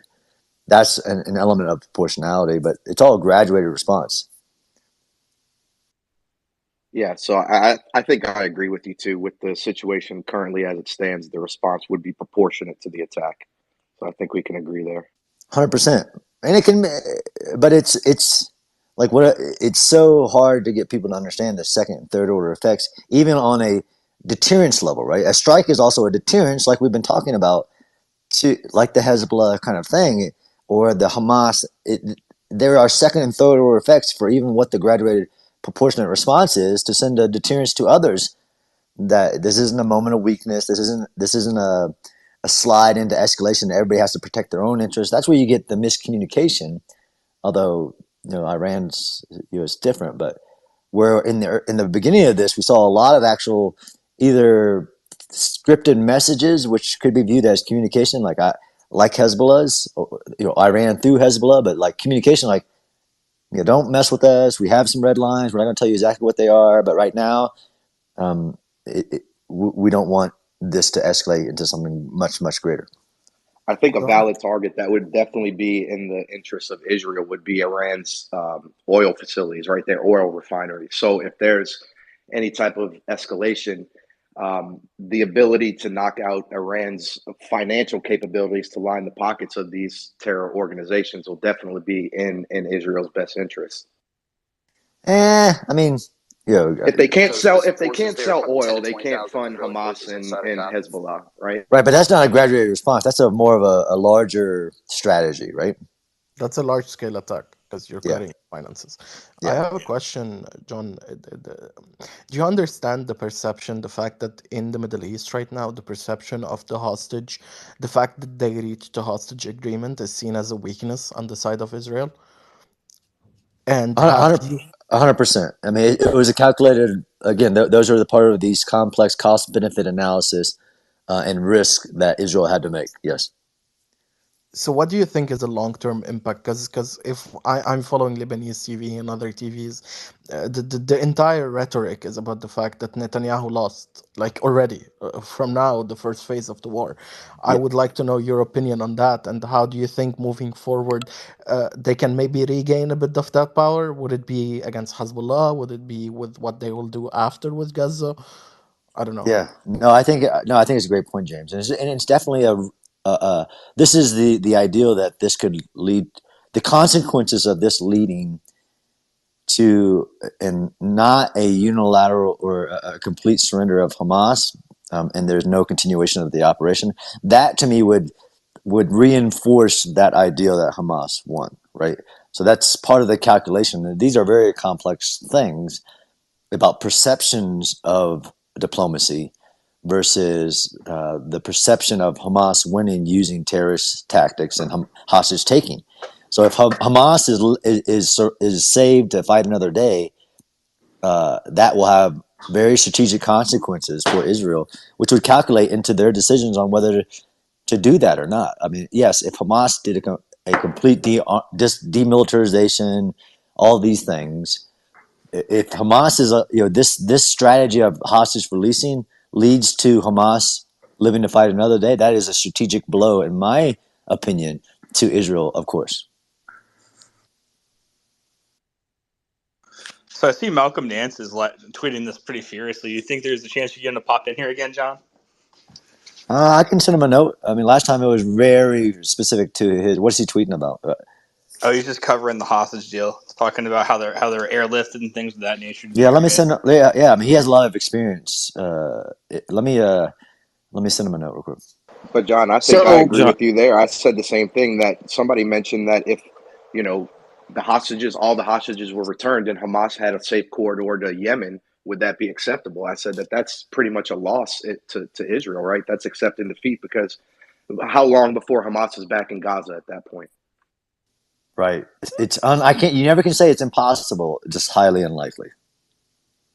liberal, I gotta so go. the thing to remember is I I think Israel's goal is to clear Gaza of military capability. So I wouldn't say it's a complete loss if Hamas goes to Yemen, at least the leadership, as long as Israel continues the clearance of Gaza and removes all military capabilities, weapons, and bombs. I'm not saying I'm not saying it's the best situation, but it's at least you degraded the military capability.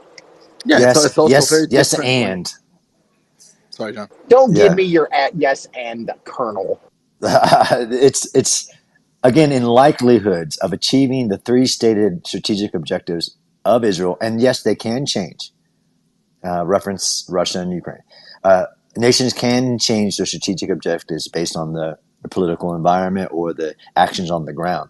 I just, not even a political decision, but again, this is about the will of the people and what that to the Israeli people to convince them that that was a path to one of the three objectives, which is not just a demilitarization of Gaza, it's also in the security of the border and bringing the hostages home and bringing those from October 7th to justice. So that would be a really tough political position to take with Israel. It would have second and third order effects, not just for the current government's ability to stay in power. I don't know. I don't know enough about Israel politics to say if Bibi has a future, but that would be catastrophic, like to the foundation of Israel. I think personally. There's I'm not also saying it's the right choice. I'm saying it's a possibility. Yes, just lower on my possibility. Way Yes, lower, way there's lower. but also to other kind of factors in change the play. subject a little bit. Go ahead. Sorry, there's Alex, I'm also sorry. I another gotta go to factor work. in. I have very important info. If that's okay with the host, Sure. liberal. Go ahead, Espejo. All right. So in 2022, there was a meeting in Sharm el Sheikh, and all what I'm gonna say is from very respectable. It's either the Guardian, Foreign Post, and Time of Israel. So top military officials from Israel and Saudi Arabia has met in secret. U.S. brokered talks to discuss defense coordination against Iran, according to the report. Delegations from Riyadh, as well as Qatar, the UAE, Bahrain, Jordan, and Egypt, met the Israeli Defense Forces Chief of Staff in the Egyptian town of Sharm el Sheikh in March. The Wall Street Journal revealed on Sunday, citing U.S. and regional officials. The U.S. was represented by General Frank McKenzie, the former head of U.S. CENTCOM, whose area of responsibility was expanded, blah, blah, blah. The unprecedented summit marks the first time Israeli officials has met with such a wide range of counterparts. And this is the first article. The second article, which is more recent, is discussing the U.S. brokering a official defense pact with the United States. I'm sorry, with Saudi Arabia, meaning that it will be on paper that if Saudi Arabia gets attacked, the U.S. will secure it from any other threat. In return, Saudi Arabia will coordinate with Israel, including the normalization, not just military cooperation. And that was okay. That's the information. And I was wondering if the panel has a opinion, if that was the reason for the war, because that was very serious. Yes. My assessment is yes. I think that partially behind the scenes, and it was made clear. I'm not sure if you saw this, but Tucker Carlson sat down with the Saudi prince about a week and a half prior to the action on October 7th, where the Saudi prince, and I have it somewhere on my timeline. You're gonna have to go back and look.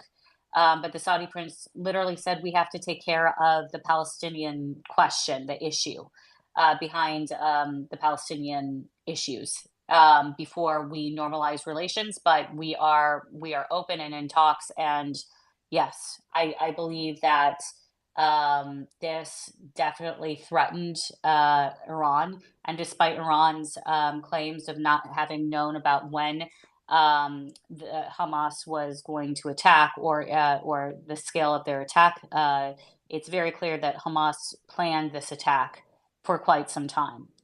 Just the way that they handled things, and so that means that Iran at some point was engaged with them because the tactics that they used were not, um, guerrilla warfare tactics. This is well coordinated, well communicated, well armed attacks. So yes, I believe that there is significant evidence to an open source to state that normalization between Saudi and Israel was not going to fly in the face of those who oppose it.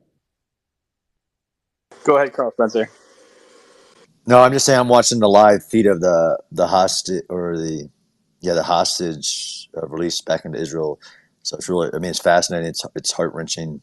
So it included not just the elderly woman that we talked about before, but another elderly person, then a 54-year-old mom and her, I think it's a son, 9-year-old. It just, you see them walking into the bus. It's really heart wrenching, but both happy and sad at the same time. That's very sad. Yeah, I do have to file a complaint against our leader. There are our three supreme leader. Navy there are three Navy members, ex-Navy officials, and two Army officials. This is an imbalanced panel. Well, we don't really think that crown eaters, should be on the panel because I don't know how much, between the green color crayon and the yellow crayon, we'll learn from, say, the Marine side. So sorry. Right, and there's something we call Heart. combat power, Charles. So like one army guy's combat power oversees a lot of other. So it's about a combat power force ratio. True, I didn't think about what our actual value was. I was looking at pure quantity. It's okay. It's You all know what? about I'm not even content. going to get into this conversation because I was in the Navy, but I didn't even see a ship. I was in Intel, so I just really don't. I'm not even going to get in this one. You guys got Well, it. since I you, don't know even how I judge this conversation. Information hey, dominance. well, hang on. I actually have an Intel thing, and since you said you were in Intel, I got a question for you. And this is kind of a panelist question. Did you guys see the report this morning that the woman Intel platoon or whoever they were wrote a report saying this attack was going to happen, but a mid-level Intel officer refused to pass it up the chain? I didn't see Yeah. that. No. I saw something. I didn't get into the details, but it's. I mean, it's. I Are think you it's. talking about from the Israeli side? Yes, yes. Yeah, so I read that. Yeah, she basically they told her she's imagining. Yeah, they're like, you're imagining things. It's not going to happen. So That's some literally what captain or happened last major. time that they had a war But like this. Charles, I want to maybe point you, maybe also Colonel, and some other people in this panel. I want you to check out a person named Itzhak Brick. So he was a former high commander in the IDF. He was part of the Yom Kippur War 50 years ago, and he's been predicting this scenario almost to detail verbatim for months and months, including an interview he gave. There was a documentary with him about a month prior to October 7th. And he actually cited everything that will happen. He explained in detail what will be the military failure, what will happen.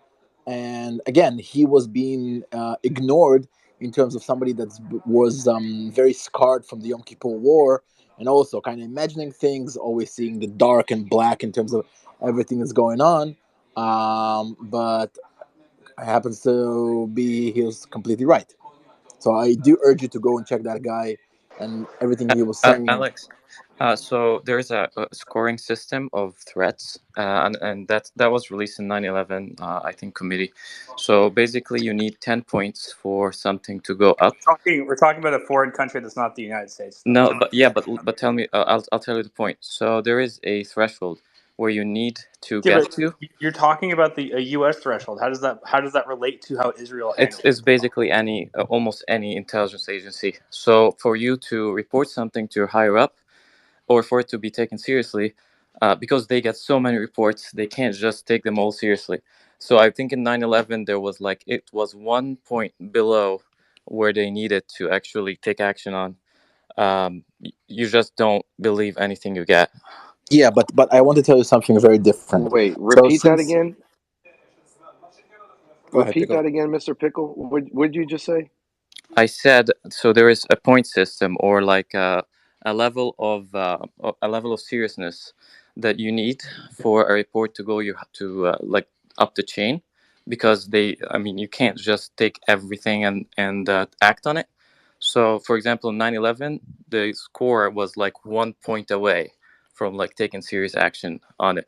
It's exactly like there was reports, there was a plan. I mean, I think there was even exercises like a month before. It's just exactly like what you're saying. It's like almost a copy. So my question That's to finish it off is that the recommendation at the end of the report was the IDF's going to have to evaluate if there's a way for junior intel people to be able to reach directly to high command with their report and skip those intermediate leaders if they think it's serious enough. From our intel guy, does that exist in our intel community? Do you know? Who's our intel guy? I don't know. I'm Well, not an. FL Kaplan said he was in Navy intelligence, so that's why I was well, asking him. yeah, but I was at a joint command, so I was at PACOM, and I was attached to DIA, so I was at a joint command in Hawaii. I spent most of my time at Camp Smith. Um, and the way it worked for me is the reports that we put together, it was, it was obviously, it was sent up the chain of command, and that went to the 2-star at Paycom, and he determined if whatever was necessary, if it needed to go to Washington or not, right? Just want to do like a quick breaking. I'm sorry.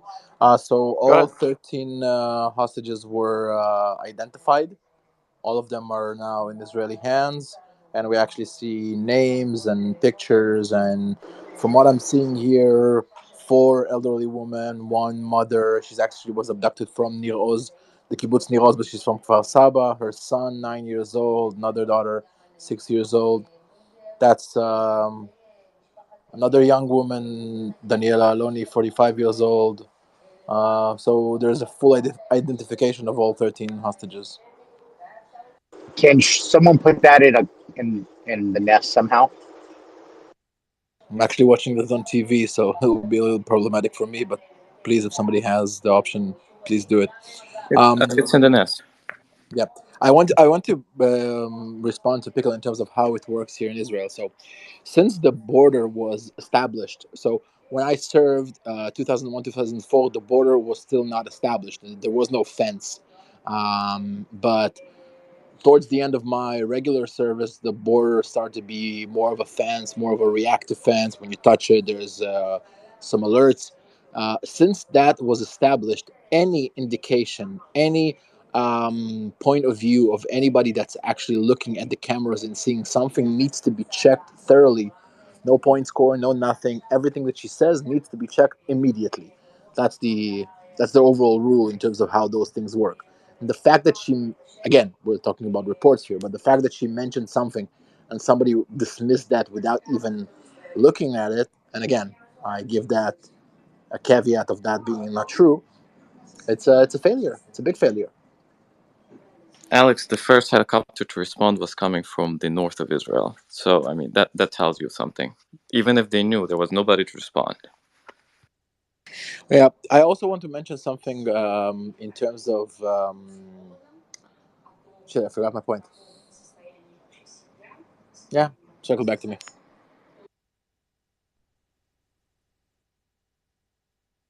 Hey, John, if you're still here, I was just kind of looking at your post about uh, Israel moving to CENTCOM instead of EURCOM.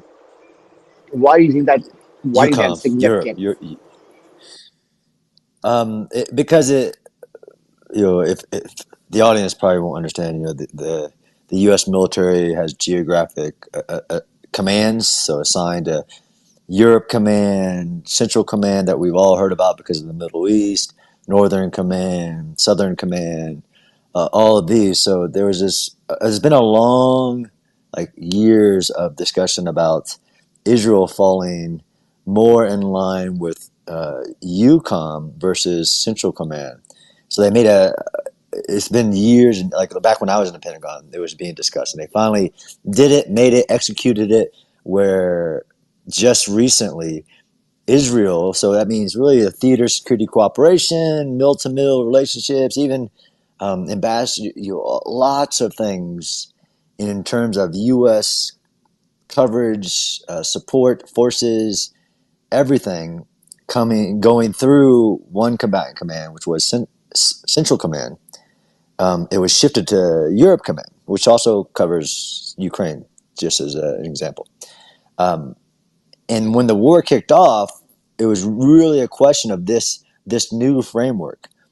What would that mean for coordinating things like carrier strike groups and all of this, or standing up a JTF, a joint task force, who owns that? It's really a complex thing, so it's really fascinating to see. And that article I tweeted up kind of talks about, like, well, it makes more sense if CENTCOM, because of what's going on in the Middle East, covers down on intelligence sharing, like all these really complex things. As a guy that kind of walked in that world, it's really interesting to see how this war put that to a test. Was that the right decision, and what is that transition meaning? I'm sure that, and like the article says, like, okay, fine, CENTCOM has all the let's move forward, and like almost like a combining of the two combatant commands, which does complicate things, but also they're doing the best thing for the moment. But what will that turn out to later is another interesting question. But if you John, can I understand that, jump in there? I sure, think Bree. in the Navy sense, I think allowing for Israel to be within EUCOM actually frees the Navy up quite a bit when it comes to logistics and whatnot. Because whenever we cross from Fifth Fleet into Sixth Fleet, or like when we cross into EUCOM, or like into the Middle East, it's just a lot of work. And these guys who are currently, I think what a noted situation right now is that UCOM being in, well, I mean, there's multiple places where they are for Army. In the Navy, it's Naples. Out of Naples is where we have the European theater focus. And right out of Gaeta, the command ship that holds the command center for the high level officers, actually they embarked that ship and went to go to assist within I like to say assist because it's always fun thing. And I think John could probably say this when you've got like super high level officials coming into your region as a commander of a particular unit. But the carrier strike group, the amphibious group, they're situated in this AOR, and so it makes it easy to get up the chain very quickly and to the White House for escalation if necessary, while at the same time Fifth Fleet, or the Middle East portion of the Navy, can keep a focus on operations that are there. And people have called me out on this. People will say the Persian Gulf. In the Navy, we call it the Arabian Gulf for a reason.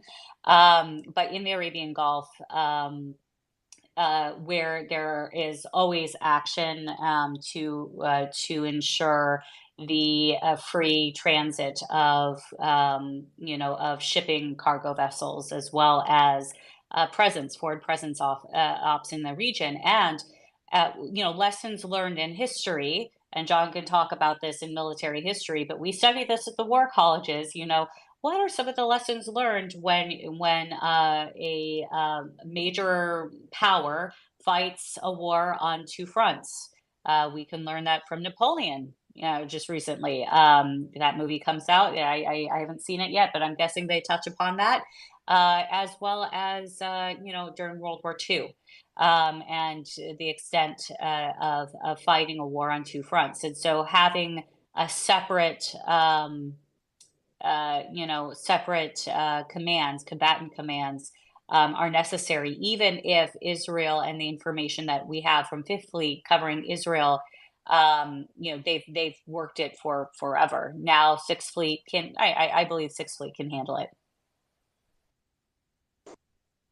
So, John, do you think it makes sense because there's a similar problem set between Iraq, Kuwait, Saudi Arabia, and Israel with the non-state and state actors? So it makes more sense to put all those uh, enemies into one region, into one command.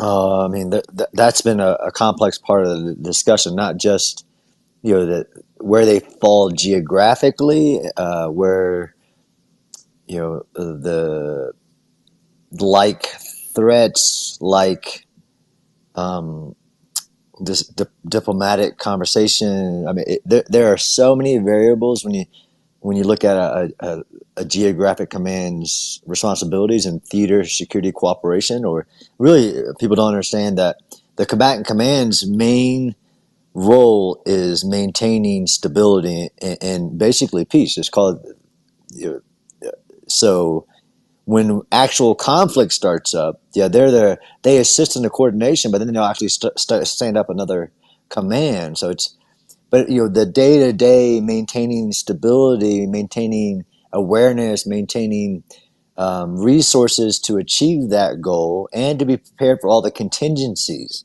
right? So I think we talked about this, like all the war plans of, if this country needs U.S. support, here are the resources which we need, and that determines what the combatant command oversees, what they monitor day to day. It's really I had the honor to be in a job for a year where I traveled to every combatant command, both geographic and functional, and got a brief of the world from them, since those commanders, and there's always a diplomatic element, staff as well, how they view the world in their geographic area to maintain um, the basically stability of that area, or in the functional area is a little bit different. So it's a really complex question that you're asking, Charles. For one other question, this may be outside of anybody's knowledge here. It might be, you might know though. Is there a similar position in the State Department to like a combatant commander, meaning like one high level undersecretary covers all the Middle East? Or is it just No. ambassador's answer to somebody in the State Department? No, yes. So now that's complex as well. We have country teams, and then but you do have, of course, State Department personnel in combatant commands that are facilitating in that whole of government approach, right? The combatant command is a structure, but within each country you have that there are in the State Department, although it's not as big as people think, and that's one of the that's a line to go down, right? Even past Secretary of Defense, if you want peace, or if you want stability, you want all these things, you need a resource Department of State a lot better than it is today. So yes, but not like at the scale you would think. In the State Department, of course, there are desks, right? Just like there are in the Pentagon. But in the actual combatant command, there are, yes, state representatives that are in partnership with the combatant command. But then, depending on the country, you have country teams with a DAT and with that is corresponding to the ambassador and the team and all that stuff. It's really unique to walk into that world and see how that all works. So there is no that level of a diplomatic mission as a combatant command. Like it just works differently. Yeah, Yeah, so there's and just to not. second that, I was like, just from my example, I was DIA Det Paycom. So yes, I worked at Camp Smith, the Paycom headquarters in Hawaii, but my chain of command was DIA in Washington D.C., the Defense Yep. Intelligence Agency. Yeah, it's So so I didn't crazy. report to anybody in the combatant command that I worked at. I didn't report to anybody there. My chain of command was in D.C. Yeah, don't. I mean, a really fascinating view is when I went to AFRICOM and saw the combatant commander and then the basically the state representative and them two sitting at the table together, a very high level, but discussing the complexities of theater security cooperation, which is what the military calls it, and the state calls it something else. But then the reporting chains and all of this stuff. It's really I mean, people get live in that lifestyle or that work for generations, really. Colonel Spencer, so Egypt Guys, is guys, in. guys, guys, hold on. Iris is here. I want to go to her immediately. Oh Okay. yeah, of course. Where is Hello, she? Iris. Welcome to the space. Oh, there she is.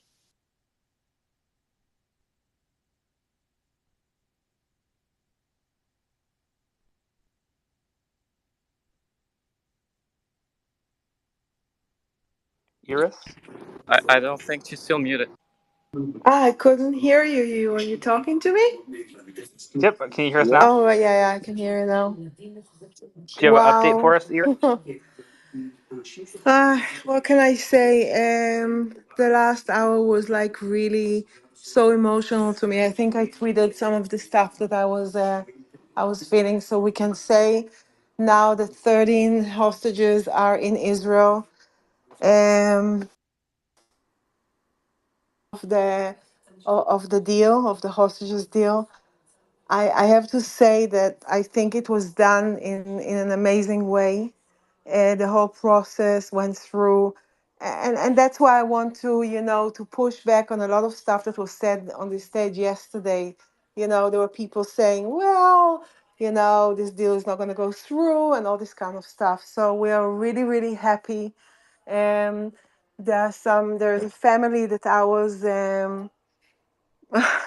was in close contact with, family Aloni, Danielle and Emilia, her daughter are released. It's just like amazing. Um, and tomorrow we're going to see hopefully another release in the next few days. This is how it's going to happen. But to be honest, the crying that was going on here and amongst us friends and it's so emotional to see that, and I also want to thank so many people. I don't know if some they're not here now, but so many people, the IDF of course, and people that were involved in this process that did it in a brilliant way, and it's there's so much thanks that we need to give them, and it's wonderful, and now they're gonna be. Are going to hospitals to be checked, going to be with their families. The families identify them from the footage that was, I think everybody saw the footage that came out. But this is a big moment for Israel. Now the happiness is also combined with sadness because we have many, many people that are still in Gaza, but we will make sure that we do everything to bring them home and we'll continue with the mission of eliminating Hamas and it's a very emotional evening for me. So, if you have any questions or anything, Yes, I'm very happy. Iris. Without asking you specifics, can you give us an overall sense of their health and welfare when they were released? How are they doing? So they're mainly in moderate good health, which is very very good to hear. We are not hearing about really severe cases. Some of them were ill when they were when they were taken as hostages. Some of them have cancer. The older women were suffering from some kind of diseases. But in general, you can say that they're in moderate good condition, and this makes us very, very happy. So it So would yeah. appear that Hamas is at least feeding them and tending to basic medical needs. Well, I can't really tell you what they're doing, but I can tell you that from what we're seeing and we're hearing, they're in a moderate good shape, which is very, very, very, very good to see. Right? So yeah, Oh, yes, I agree. Thank you. Mr. Pickle? yeah. What's up? Mr. Yeah, Pickle. yes. Thank you. As far as this is a happy day, but as far as the CENTCOM, so Egypt, for example, is in CENTCOM already, although it's an African country. So the All right. reason why. Hey, Mr. Pickle, hang on that. Let's focus on the hostages for a couple more Uh, minutes. Does anybody else have sure, sure, questions sure, for sure. Iris? Bree, are you there? I guess Bree must be Yeah, AFK. no, I am. Sorry, I stepped away for a second. Yes. So we have the hostage expert here. If you have any questions for her. I was just listening to this. I've not been watching the release. I know that this is going to be a long road for them. I do you know of? I know IDF is giving them immediate medical care, getting them checked Yeah. out. Has Israel made any mention on long term, or at least a few months? If not, I think it's probably going to be about a year, at least, a therapy that they're going to get, because this type of debriefing, and then they're going to have to be with their family and stuff. But all of this is now going to start to, they're going to go from survivor mode into the horror that they endured. Has there Yeah. been discussion on what Israel's going to be doing for them? Of course, Israel, the Israeli Health Ministry, and the Israeli government, and all organizations and therapists that are related are all ready to take care of them, from psychological help to physical help to any condition or medical condition that they will need. So there's really like Israel is ready for that. More so, I think there's going to be some fund allocations for to help the families and the kids. So basically, I think they're going to be covered in a very, very warm and professional kind of advice, and everything that's needed. One of the things that I think is so important for them is to see the families, and to get. I think that what are lacking are hugs and love, and this is what they will need with all the trauma and everything that will be needed to be taken care of, and this can take a long time, but they're here. 13 of them. I'm so like the kids, like Emilia that I know, and all those. It's really it's amazing. So yeah, hopefully they will get whatever they need to cure their souls and everything. And the elderly woman will get the treatment that they need, because I think that they didn't get any medications there, and the Red Cross was not seeing them, so it was really, really complicated for the elderly woman to be sick and not to get any medications. But now they will be giving them everything they need. So this is very, very exciting. So Iris, yeah. can you briefly talk about, is there a plan in place what their next week or two looks like from the Oh, Israeli government, or is it just kind of? your question cut out there, Charles. Can you ask it again? Yeah, couldn't hear you. Yeah, is there a plan from the Israeli government on what the next week or two looks like? Has that been planned out for them, or is that kind of Yes. confidential and individual Yes. by individual? Yeah.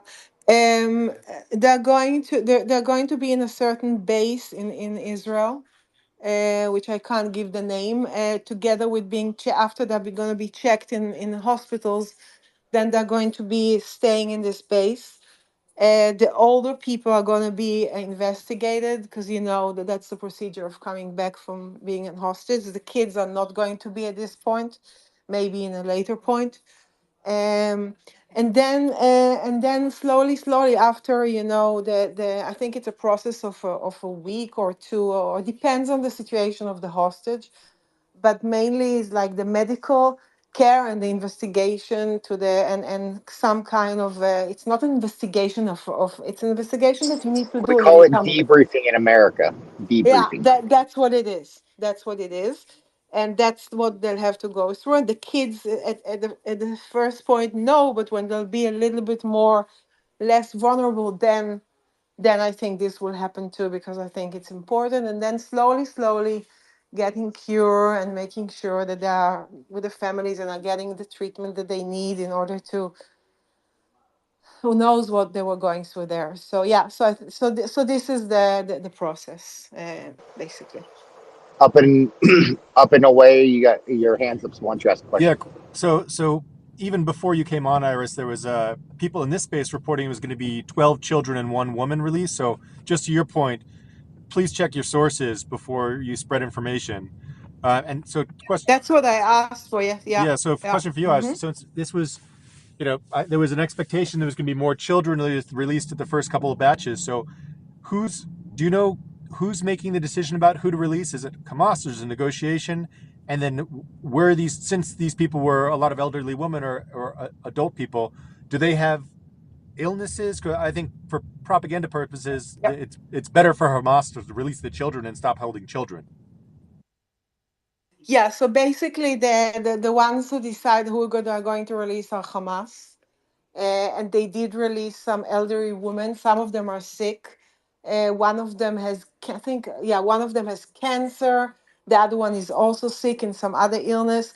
So, which, I was thinking that maybe on the first stage, I'll see more kids. You're right, but this is what they decided to do.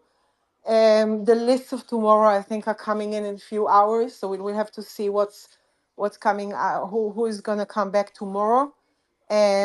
But yeah, today was a really, it was you didn't see like a lot of mothers and kids. You saw more two families with kids and mother and one grandmother and some elderly woman, which I don't know what's the logic of and what they were trying to do, but at least you see them and they're here. The next few days you will see. Now, one of the things that is really important, they are all from the same kibbutz, all from Nir Oz. All the ones that were released are from one kibbutz, which shows us that they were probably kept together. These are the things that we understood and that's what we're getting. So either they're operating for bringing, like releasing the ones for the same, that they are together in groups there. We don't know, but it's really interesting that they're all from the same kibbutz Nir Oz. I guess another theory that just came to my mind is Hamas wants to get rid of the children because they serve no value and negative propaganda value, but unfortunately, these first batch of hostages, they're going to gather the most attention. So Hamas doesn't want to be seen as releasing the children because it's going to put so much focus on these, how barbaric that you could take these little children. So Yeah. I can understand why they'd want to release them in the second and third and fourth batches. That's a good point. Yeah, no, that is a good point too. It's an interesting point. Yeah. Hmm. Yeah. Iris, I Ariel. just want to confirm that the 9-month-old baby was not released today, right? Not released, and also Emilia is also the girl that everybody talks about. Emilia was released, but there is another girl that everybody talks about. She's an orphan. She lost her parents. Hopefully, she'll be released in the next day or two or third. We are waiting. The process only started. It's like it's a train ride at the moment for us. So yeah. Ariel, do you have a question for Iris? No, I have a little update that Hannah Katzir, that Islamic Jihad was publishing that she's dead. The one that I told you about, that while she was in captive, they released a video of her speaking with, sending regards to her husband, that she loves him, and so on. And while she didn't knew that her husband was already dead, well, it seems that she is alive, Yeah. and she was released, and that's another example that you don't need to believe any word that the Hamas, Islamic Jihad, and all those maniacs are saying, because they are playing. That's a big example of how they're playing with your heart and exhausting the people. And we are in the West. We have some honor, even thieves have honor, even criminals have honor, but normal people have honor between them. And those people have no honor doing these kinds of manipulations. This is actually disgusting, but at least there are good news that she got released. I'm hope that the news that she will get about her husband, what can I say? So that's the update. Go ahead, Yeah. Iris. Oh, thank you. I just want to say something. Yeah, Hamas is using a psychological warfare. That's what they do all the time, playing with our emotions. So this is, you see it very clearly. But another thing I wanted to say, I saw a lot of like tweets before even the Israeli media confirmed stuff. People are like that are not even, I'm sorry, but I have to say it. Sometimes I'm not from Israel and are not aware of the sensitivity. Are putting stuff on Twitter that is not right. The facts are not right. I'm asking you, please, please, don't use our information or tweet information that you get without confirming it. We're talking about, and also sometimes you have to wait and confirm. And I think I saw what, I saw one or two accurate food information. John Spencer was really like on spot and he knew what he was talking about. But I saw some other things that were not true. The numbers, who's released already, who isn't back home. No, no, no. The process is very delicate, very delicate. So unless you have a connection or a good source that you are bringing, good. But don't just play with the information, because it's people's lives here. There are tactics that needs to be done on social media, and I can understand that everybody's so excited, but for us Israelis, it's super, super important that you be accurate. So that's it. And I want to And thank it's John. and I'm very happy, Iris, that we are now synchronized on the same spot. Exactly, exactly. So this is really, really important. And I want to thank my lovely Mr. Spencer, that always is helping and knows what he's talking What do you mean, about. you're lovely, Mr. Spencer? The lovely Mr. Spencer. No, He's not mine. okay. No, I just want to say No, congratulations if needed. no, no. Well, okay. He's my friend. So yeah. He So is what he is That's how it single and he's starts. ready to mingle. Oh my God, and she is well, beautiful, you know? So they will both, it's a oh win-win my god, oh my situation. god, my Iris, are you husband. And single? he's a good-looking No, man I'm too. not. I That's the saw, thing I I'm saw his trying just to pictures. say. But it's a start Yeah. of an Mazel. amazing. They will Mazel It's have a to start. everyone. beautiful children. It's a start Yeah. of an You amazing done baited Yes, him up friendship. again? I will make all the planning for you. Don't worry about it. Uh, if it's Colonel It's Spencer, we will willing to do that for free. no, but Ariel, I'm you're in a not taking a check relationship. for being the shotgun? We will give your current relationship notice of No, piturim. no, no. But Yeah, I want to say, wait. I want to yeah. say, John Spencer is the start of a very good friendship with Tell me. your Ariel, man And Kelly, to Kelly, Ariel. prepare your stuff. You are leaving. I'm going to the US. I will.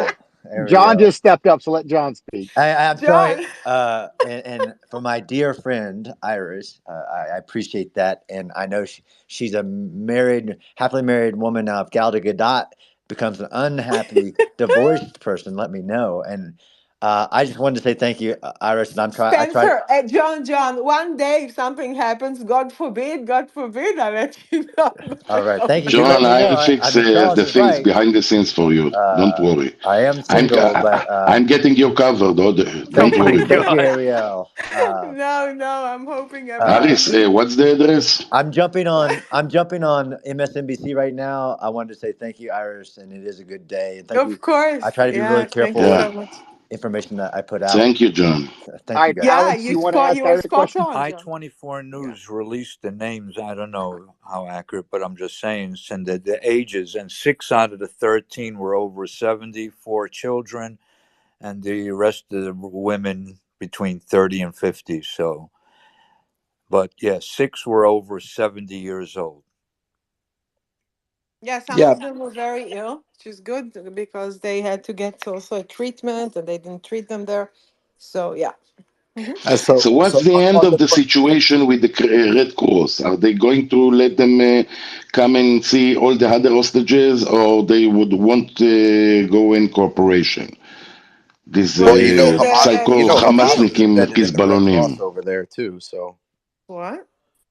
Yes, but what about all the other hostages? Are they going to get a visit from the Red Cross, or this is another war crime? Well, according to the deal, that's supposed to. But let's see what if Hamas will apply to what they're saying that and let them get in there. It's yeah, it's a disaster what they're doing with the Red Cross. So Hey, Just R, if you want to bring up and ask your question, go ahead. Yeah, I want to ask a question about but before just a short comment about what Up and Over said before that the releasing children because not releasing them or holding children is hurting their PR. It doesn't exactly work like this because as a terrorist organization, there's more than one audience for PR. There is internal propaganda for the Palestinian side. There is PR in the world for things like the protests, and there is also terrorism. Uh, I don't know how you'd call it, but terrorism, psychological warfare. So they are doing all three of them, and some of them they will not only do things that are virtue signaling and make them look respectable and on the good side. They also need to do things that terrorize the population. So you will always have this contradiction. They will do both of them at the same time. Also, since they use propaganda the Russian way, they do not care about the inconsistencies. Now, I wanted to ask Iris, do you know if all of these people were kidnapped by Hamas and also held by Hamas and then gathered by Hamas? Or is it more complicated? I can't tell you if they were all held by Hamas or by Islamic Jihad, but no, I can't tell you. I think most of them were, but I don't know. I don't know. I can't tell you who was kept by Islamic Jihad or by Hamas. It seems like most of them were.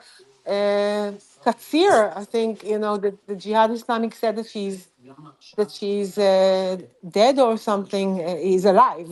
So, but I think most of these people were held by Hamas.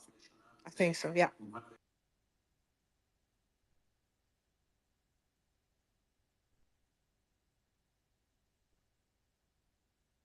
Thank you. Anyone else wants to know something? I just want to say we're very happy for you, Iris. I know this is something you've been working on for a long time. I know it's not Thank you're you. not out of the woods yet, but this is very positive. I'm sure for Yeah, not I'm just you, but for those families. volunteering. Yeah, I'm volunteering with the families. Today I was with them in Kikar HaChatufim. Kikar HaChatufim is the square of the kidnapped. It's near Abima. It's a place in Israel. All of them are there. They're also having dinner there tonight. A lot of the families that their loved ones are still in Gaza, right? They were really, we should not forget that there are many, many people there still. But they're all like we're celebrating with music and like with rounds of dancing and yeah. And I was walking a little bit in the streets of Tel Aviv today. Everybody seemed to go out because of the so-called ceasefire, right? People were in the streets, coffee shops and everything. People ran into shops. Um, so yeah, there's a lot of people here from the south of Israel that are staying in Tel Aviv, from the north. So I meet a lot of people every day that are becoming regular, that are living here. They had to. I'm talking to them. They miss their homes. Some are from Sderot, some are from Kibbutz Kfar Aza. I met today lots of amazing people and a lot of dogs now that are looking for owners from Kibbutz Be'eri, a lot of dogs, also others that were deserted. I got myself one of the really, really nice dog that is my What friend kind now. of dogs over there? What, you want to adopt? I want to adopt, Iris, but I that's need so a great. Iris, that's Yeah, so I great. need something big, something they're big like big enough. poodle. They're like big No, shepherd, poodle. German. That's There's German shepherds. There's Labradors. There's like so many of them. Oh, I Nothing know So like there's Dogo Argentino, Ariel Rottweiler, needs nothing Ariel like Pitbull. needs no. something to sound like Ariel. Yeah. Turkey Shepherd, something like that. Turkish Kangal. Shepherd. Oh God, you want the real? Most of them are like really What do you sweet mean by the little. real one? No, Same you Ariel, thing, want tell yeah. the like the dog has a doggo and neighbor all out. this. Ariel, they Dogo Iris, do you have a Argentino. picture of your There is a dog? Can you Dogo post a Yeah, Argentino, I picture of can your new take dog? him. Ariel, they tell me that you're not allowed to bring the dog yeah, into yeah. I'm Bnei going to Brak. show. So I put it on my Twitter. I'll send it to you. Yeah. Hey, Natalie, you wanted to come up and you have your hand raised. Do you have a question for Iris? Oh no, I was just wondering if everybody knows that N12 has released all the hostage names, and who they are and where they was taken from, little stories on each one. I only saw like 4 children, the rest are older women. Thanks, Natalie. Yeah, Iris, I don't see that picture of your dog. Where is it? it's on my. If you scroll on my Twitter, I Oh, I put know it that with. picture. Yeah. Yeah, she has poodles. Yeah, a little one, really sweet. My friend. Adiel, did you Uh, tell him the dog has to get along with your giant cricket too? My giant cricket, I think, is already dead. He's becoming a worm. but wait, I also adopted a cat, but because I'm allergic to cats, so I can't bring the cat up. It's a gray cat with green eyes. He's like living outside. I don't know where he comes from. So I brought a veterinar. I don't know how to say it in English. A vet to take care of him to see if he's okay, and Are then you I'm bringing. coming with the cat or it's a package deal? Because No, maybe John I'm Spencer allergic. wants that. Oh my god! I Oh my posted a god! photo of No, I Leo. John just is need my to friend. understand what's the deal. No, but Ariel, listen carefully. I'm allergic to cats, right? That's Okay, why I okay. cannot bring the cat into John the Spencer house. has 2 Labradors. Very nice I Labradors. know, I know, I know. Labradors are an amazing animal. They're amazing dogs. Yes, Very and he's nice. an handsome guy, you know. Not every day you can find such an handsome guy. John. So I posted the photo of the poodle of And the he's in cat. shape, not like Oh, good. a sofa bastard, you know. He's looking Sofa good. bastard. Oh my god. Not the Ariel, cock. I'm Ariel's in a playing very happy matchmaker in here. relationship, very happy, and I wish it's gonna go this way moving forward. I'm But trying to market me, John, me you and know. me and John are a very good friendship, and it's a friendship that started, and hopefully will Yeah, be a that's how very it good friendship begins. moving You forward. become friends, Yeah, and from there you know, very yeah, good, very nice friendship. Yeah, amazing. yes, indeed.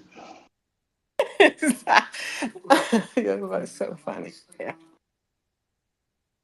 You posted my dog?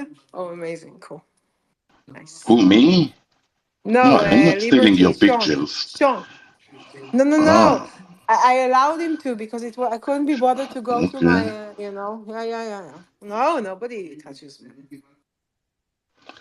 Listen, pictures. I think John Spencer, between his Labradors, there is a place for a little, you know, a little poodle. Very sweet, lovely. He literally could do this all night. I know, I Iris, know. how many dogs did you see? Are they in like shelters? Or are they being Yeah, fostered by families? yeah. Most of them were adopted by families in the all over the country. Some of them are still in a place that You are are waiting. adopted? Who? Who? You are adopted? What did you say? I No. didn't No, understand. No, we're the talking about the the dogs, dogs. the Sorry, dogs from I'm the Oh, I'm a shelter. okay, big fan. I'm okay. a big fan of Yeah. dogs. Have Iris, Americans are very dog friendly, and so are Italians. It'd I be know. something if you love animals and you're an animal kind of activist. If you are able to take photos, if you have a chance to go back to the shelter or whatever where they are, take photos of them and just, make mention that they were, rescued from the kibbutzes. Like that would be it would help them a lot. And, Oh, cool. Maybe we I'll will do. post it. Let's Oh, let's good. let's do it. Excellent. Let's get them adopted or at least fostered. Wonderful. So I'll get the photos and I'll send them to you. the ones that You have know, and K. do you know who do you know who Lisa Vanderpump is? Who? She's a very well-known restaurateur in LA. She runs a dog Ah, rescue. And okay. she's very well known from being like on like TV. She's like a like what do you call it, reality TV star. So what I'll do is I know her, so I'll connect her with her, and I'll also connect with some of my other contacts I have and who are very active in animal rights, and we'll see if we can get these puppies and cats Oh, and amazing. such I love that. adopted. I Excellent. love So it I too. can tell It's you great. everything. It's Bree, needed. are you still in LA? I'm not. I'm not. I just know I know people through Oh, okay. from You work. said No, here no, in I'm LA, and in. I was like, I thought Daily Wire Oh left no, LA. no. I'm in Rome, but here in Italy as well. So like both there in LA and here in Rome. Iris, Okay, got it Iris, now. if you do have the pictures, please send them to me. I will post them all over on all the social media Oh, platforms Rob. Okay, I'll do it also. Yeah, yeah, yeah. because because I'll work on it in a few days and send it to you guys. yes, Yeah, yeah. Amazing. Thank you so much. You see, this is what I call this is what I call amazing friends. That when I said Shabbat Shalom to all my friends and thank you for the support. This is what I mean. It's absolutely amazing. And yeah, awesome. Thank you so much. So, do we expect a repeat of today in 24 hours? Yes, same thing. And then, If Hamas will send the list, that they have to send it. The names. So in about 4 days, they'll everything will go back to normal then. Not sure Also, because they might want more, we want more days and we want more people. So let's see how it goes and where we're going to. Seems like a good trade. Yeah, I hope that everything goes like it went today, and then yeah. For people who are like, well, they're just buying time to regroup or re-strategize. They had like 2 weeks to do that, and They the were IDF buying is still kicking time, their of ass. course. Say what, I'm Iris? seeing photos. I'm seeing photos now on Israeli TV. Wow, there's this little girl. Amazing.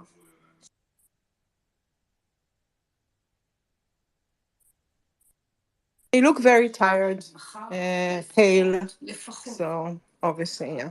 They've probably not seen the light of day for a while. Right, and they need to eat well, and yeah, they probably. Speak to a therapist or Of psychiatrist course, for a while. everything is ready for that. Everything is ready for that. But Good this stuff. is, you know what? It's like what we're seeing here is really like if you would have to describe. It's a really Israeli kind of vibe, and the whole thing, the whole nation is watching it on TV together. It's like wow. And today in the street, today I went and sat in a coffee place in Tel Aviv. So there were two tables. One table was dedicated to a girl that is still in Gaza. Then, just to understand some of the stuff that we're going through here, then like a few months ago, I don't know if you remember, there was a terror attack in Dizengoff, where one young person, they were going to a wedding, and two of them were injured, one of them was killed. So they dedicated a whole bench for him with lots of flowers. So you see, that's there's a lot of like happiness and sorrow mixed together, and that's what you see. And then all the teddy bears in Dizengoff, every fence in Dizengoff has a teddy bear with the names of the hostages, of the kids, with like stains of blood on them. Iris. It's unreal. Yeah. Yeah, so I just want to say something to all the space. So those pictures that you're describing, the coffees, the benches, the fences with the teddy bears, people need to see that. Those things need to be spread around because, in my opinion, I think Iris will agree with me completely. This is the real Israel. Like this is us. Yeah. This is how we Yeah. look at our people. This is how we value life. Um, and for anybody that actually thinks about, oh, though they think this, they think that, and all of them are crazy, all of them are radical, all of them are flattening Gaza and things like that. That's the narrative that we should put out there. And Oh, also, 100%. And also somebody mentioned that because it's the first release with the most heavy PR, so they won't release the most sensitive ones, the 9-month-old baby and things like that. And then in the second part, God willing's third part, fourth part, they'll maybe release them. I can guarantee you 100, 1,000,000% that will make everybody see exactly those things. We will circulate that and we will tweet that and we will reverberate that for the whole world to see exactly what we're dealing here in the last month and a half. Oh So yeah. I've got a I'm I gonna share the teddy bear, my lovely one that I shared on other. I'm going to share it later on. Yeah, I love it. Well, Iris. I think that goes to it shows why Hamas made no media presence a part of the conditions of the release. Right? They don't want that PR to show just them taking these children and these elderly people as hostages when they're released. So that's a part of the conditions that they have tried to set on their side. But hell, break it, film it all. That's what I say. Yeah. Iris, I'm curious, how long does it take you to get like to drive from like Tel Aviv down to the Gaza Strip? How what's that time frame? Well, to Ashkelon it takes 45 minutes, hour and a half, between hour and a half to 2 hours, maybe a little bit more. I only know the place because I've been to Be'eri and all the kibbutzim. I've never been into Gaza, but I suppose that from the Otef Aza area, what it's another half an hour, 40 minutes, something like that. So altogether, maybe one and a half, So from like two and a half, from Tel Aviv to where the dance festival was, that's 2.5 hours roughly. something like that. Yeah, something like that. Yeah. So it's That was small. very close. They, if they would start driving towards the center, that would be, because they went to Sderot and Ofakim and some other areas. So yeah. When there is no traffic from the road to Tel Aviv can be under an hour. So if Hamas wanted Yeah. was able to drive Saturday morning when there is no traffic, they would be in the center of Tel Aviv in under 50 minutes. From where? From Sderot, from Erez. From Sderot, yes. From Sderot, you're right, yeah. But from the other part, it will take a little bit longer. But No, yeah, the from roads are always, to, yeah. to the to the south end of the strip is another half an hour. Yeah, And I'm saying south with is no traffic. 45 to an hour. Yeah. With no traffic. I used to No drive traffic, yeah. I With used to drive traffic, to Gush Katif yeah. on Saturday morning sometimes. So I know I would get from Netanya to Sderot in an hour and to Gush Katif in under 2 hours. Yeah, this is roughly what it is. By the way, Elon Musk is expected to come to. Is going to visit Israel if everything goes to plan. He's visiting Israel next week. He's going to be in all those, in Kfar Aza, in Be'eri, in all the places in the south. And I think it's important that he will see what's going on there. Is he So going to be meeting with Netanyahu or any yeah, high? he's supposed to be meeting with Netanyahu and Herzog, the president, and and with Netanyahu. That's the plan, from what I'm hearing. Oh. That's good. Can someone describe to me the difference in the positions between Netanyahu and Herzog? Herzog is ceremonial. Exactly. That's Herzog is mainly the it. Labor. It's the Labor Party. Netanyahu is the Liberal Party. No, it But so doesn't what's the difference matter between which the president party. and the prime Herzog, minister? Like what's the difference in powers? Herzog has no power. It's a ceremonial job. Period. No power. Okay, thank you. Which is why they offered that job to Einstein. Gosh. Yes, Einstein and his atom bombs. Atom bombs. Iris. Yes, Ariel. What about the ice cream? Did you have some? Did you go out today at least a little bit? No, You're a, I'm not eating you're a ice sofa cream. bum. No, I'm a sofa bum. Or you going out with your kids? Is this supposed to be some kind of criticism or what? I don't know No, what Ariel, I'm On the just asking contrary, if you had a nice day today. Did you go out with your Oh, kids? Did you have what a nice, fun? what a nice question. Yeah, Yes, of course, of course. of Thank you course. for asking. Okay, okay, I'm not gonna ask where did you go, but hopefully you had a good time. Yes, I'm always there. Okay, okay, okay. La Tunisia. Where is Ben? Where is Ben? I didn't see him today. We sent him to Tunisia. he's on his way. Okay, there was a room with this guy called Nelson. Nelson that puts this kind of sounds and bites and things. You know, he always. I remember him from Yes, he's a Clubhouse. nice guy. A Yeah, nice Let's talk guy, about yeah. it. he puts Let's talk sound about it. Yeah, machines. yeah. Yeah, and then he takes like hot topics that are in the news at the moment, and then he does rooms. But I think he seems okay. No, Ariel, Sean. Isn't that what we usually do? Yeah, but is he Yeah. okay with us? Yes, I Is think I he yeah is okay, okay. very okay, Yeah, yeah. no, I think he's 2 weeks ago pro-Israel. he was kind of anti-Israel, anti-war, but Uh as huh. more facts have come out and the pro-Israeli sides talked to him, and he's Okay. seen the atrocities of Hamas, I think it's fair to say that he is pro-Israel now, and his Oh, Yeah, he's good. messaging. being accused of being he's being Yeah, accused of being a Zion shield. He's also being yeah. accused of taking Already, some if Zion he's been money. accused, then that is Absolutely. pro-Israel. And after That's You- good. when you're Sean getting Yeah. accused, you know you're in the right team. wiped the floor with Habiba yesterday. What It did I was call her, Ariel? very nice. What did I call her?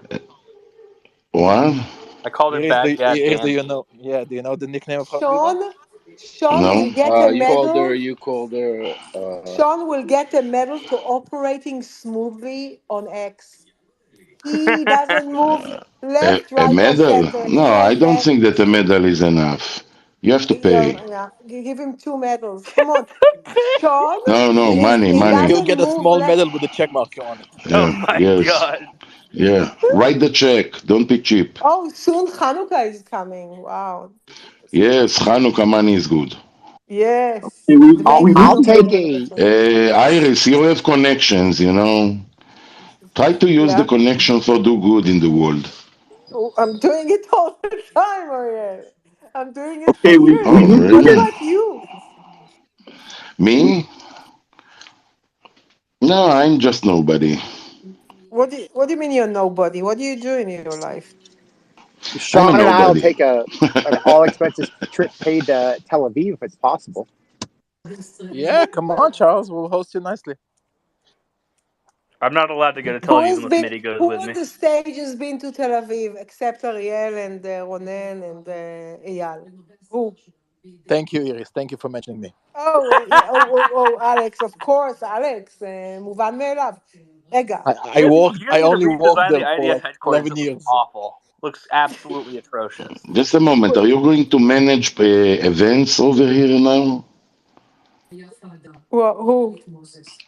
Or you're going to do just movie productions? Which kind of productions are you at? I'm not going. No, I just want to know who was in Tel Hmm. Aviv on the stage. If they know Tel Aviv, anyone? Which Charles, stage? have you been? This stage here. In the Yes, States, you I've can I've visit. been to Tel Aviv, but not like in a long time, Iris. Ah, okay, okay. Tel Aviv is What do you mean? beautiful. What do you mean by stage, Iris? I'm calling the space a stage. This is my new. You Okay, understand? okay. Like You're because using Yeah, Clubhouse slowly, lingo. slowly. because Yeah, Clubhouse, I used to Yep. be many years in Clubhouse, and it's like a room, and then I come up on stage and all that. So for me, the very space is the nice. stage. Yeah, yeah, yeah. I think I'll visit Yeah. Sean before he visits Tel Aviv. By the way, I've already spoken with the other Alex about Dabush. We're gonna go Right, for Sean? You shawarma. promised me that dinner. Where are you Hey, But all going? I'm our telling you, Alex, is I can't guarantee what part of the country I'll be in. I travel a lot. I'll find you. Are you coming to Israel, Sean? After the war, me and my girlfriend want to go to Israel. Yes. Oh, very nice, very nice. Wow. Ariel and Uh, Iris. Iris Sean, and Ariel, you need a show. Yes. You need to show the two of you. I would watch the show from Canada every day. I'll tune in because the two of you really? have such. You have like yin and yang. You're like yin and yang personalities. You have the soft. Um, Really? yeah, it would be amazing. I think everyone here would tune in for it. So that's just We're all my waiting on you, little. buddy. Yes, yes. I'll be Iris, the bad guy and she's good, the yeah, good girl. the Yeah. Iris and Ariel show. Listen, I would love. It can. I would love to I listen would tune to in. that I podcast. would tune in. Yeah, sure. You need a special headphones to separate the voices, but yeah. Yeah, our voices are so like, yeah, different. I think Iris will need a megaphone. Mm. Probably to get to the levels, decibels of Ariel's tone, Just right? a Yeah. moment, Which Iris. decibels? I'm Just whispering. a moment. Just a moment. Just a I'm moment. whispering. Do you know what's happening when I'm raising my voice? Tell us. No, don't tell Nah. us. No, but jokes aside, everyone here in Yeah, Canada is really waking up to yeah. this news. We'll Very all happy. eventually No, everyone in Amazing. Canada is crazy. I mean, listen, Really? eventually Okay, I won't say the everyone main in Canada. contributors You're of the right, space will Sean. meet in some place, You're right. hopefully Tel Aviv. We'll have a nice dinner, and we'll take a That picture would be Guys, for you everyone. should There's I you think should there's a Alex small come came to visit. Alex. competition between the You United guys States and can't talk all Canada at once, guys. folks. Calm down. Am Israel Yeah. Chai. You should sing Am Israel Chai. Yeah. Yeah, we'll do like a circle. We'll dance some hora. Exactly. Exactly. They are doing the Atikva now. They're finishing the Atikva and they will go to Am Israel Chai. Okay. Okay. Yeah. Yes, But Iris. what I was gonna Yes, say Iris. is jokes. I've Adi's been up. to Adi. Hi. Hi. yes, Iris. I've been to Tel Aviv many times. I was there when the Colosseum opened. That's how long ago. My Really? Oh first my time. God. Wow, this is Oh my God. ancient. Wow. What The do you mean by Colosseum had so many ancient? circles. I'm ancient. You were My family still you were lives in Har Nof, so and Tellstone, and I have some family in Petah Tikva, Bnei Why, Brak. you lived in Israel? I You lived have Many in I Israel? have times. family in Tellstone too, by the way. Therefore. Tellstone, right outside of Tellstone. Yerushalayim. Kiryat Ah, Anavim. oh, yeah. Is it a religious Yes, area? Yes it is. yes, it Yes, is. it is. But the Yeah. You like religious people, right, Iris? It's near Abu Ghosh. Abu Ghosh. Exactly. Yes, Yeah, I it's know the near place. Abu Ghosh. Nice Mhm. But hummus. the biggest Where the hummus landowner in is. Tellstone, is an Arab, right? Yeah. Which family, Rob? My family, I have a lot. Singer, he, uh, Zinger in Tellstone? no, Singer in Petah Tikva, Moskowitz, No, in Tellstone. Moskowitz, Hmm. Moskowitz. So Romanian. Yes, from Yeah, Arad. yeah. Yeah, Are you Orthodox, I Ariel? oh, Just because if he has family there, maybe he's Orthodox. I don't know. I don't know. What that means, Ariel, are you Iris? Orthodox? No. Are you prejudiced? I just wanted to know if you are like. No, we have a family that are Orthodox. Ah, I, okay, that live I'm there. Yeah, picturing, I'm Gama, picturing Ariel with yeah. that Gamani, big X Gamani. on his head, the one like you look like he killed a grizzly bear. The greasy bear. Mm. Ariel, you don't have Friday night dinner today? What do you mean? Like Friday night dinner with the family. Shabbat dinner. Uh, everybody is asleep. I already fed them. Sleep at 7:48 in the evening?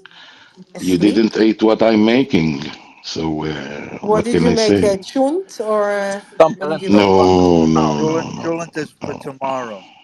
Oh, maybe he Yeah. made tzli No, roast Iris, it was Jahman. No, no. In jahmon. I made them nigiri. I did the Japanese for Or Friday. sushi? Sushi and nigiri. What? Nigiri, it's You like made it? You're making sushi and nigiri? You're preparing it yourself? Ariel, no picture, no proof. Yeah. Yeah, show it to us. I don't know if it's in my wife's stomach. John is How? laughing. Yes, What? it's very funny. X-ray? Come on. This man Come made on. you made sushi for your family. Wow. Can you Yes, it's believe very it? easy to make sushi, but Really? the difficulties are the nigiris, the upside downs. You know the Alex here has seen some of my cooking. Would you trust my cooking, Alex? If I made sushi?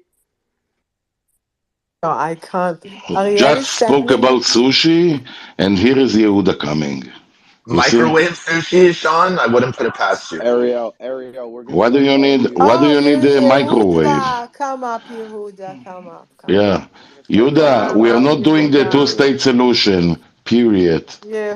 Now, Yehuda. now we will ask for a speaker. Okay, so how Ariel, long does it you're Here gonna take you be to comes the make Iron here Chef comes sushi, of Colonel Ariel? Israel. Spencer. Yeah, no two-state solution, Yehuda.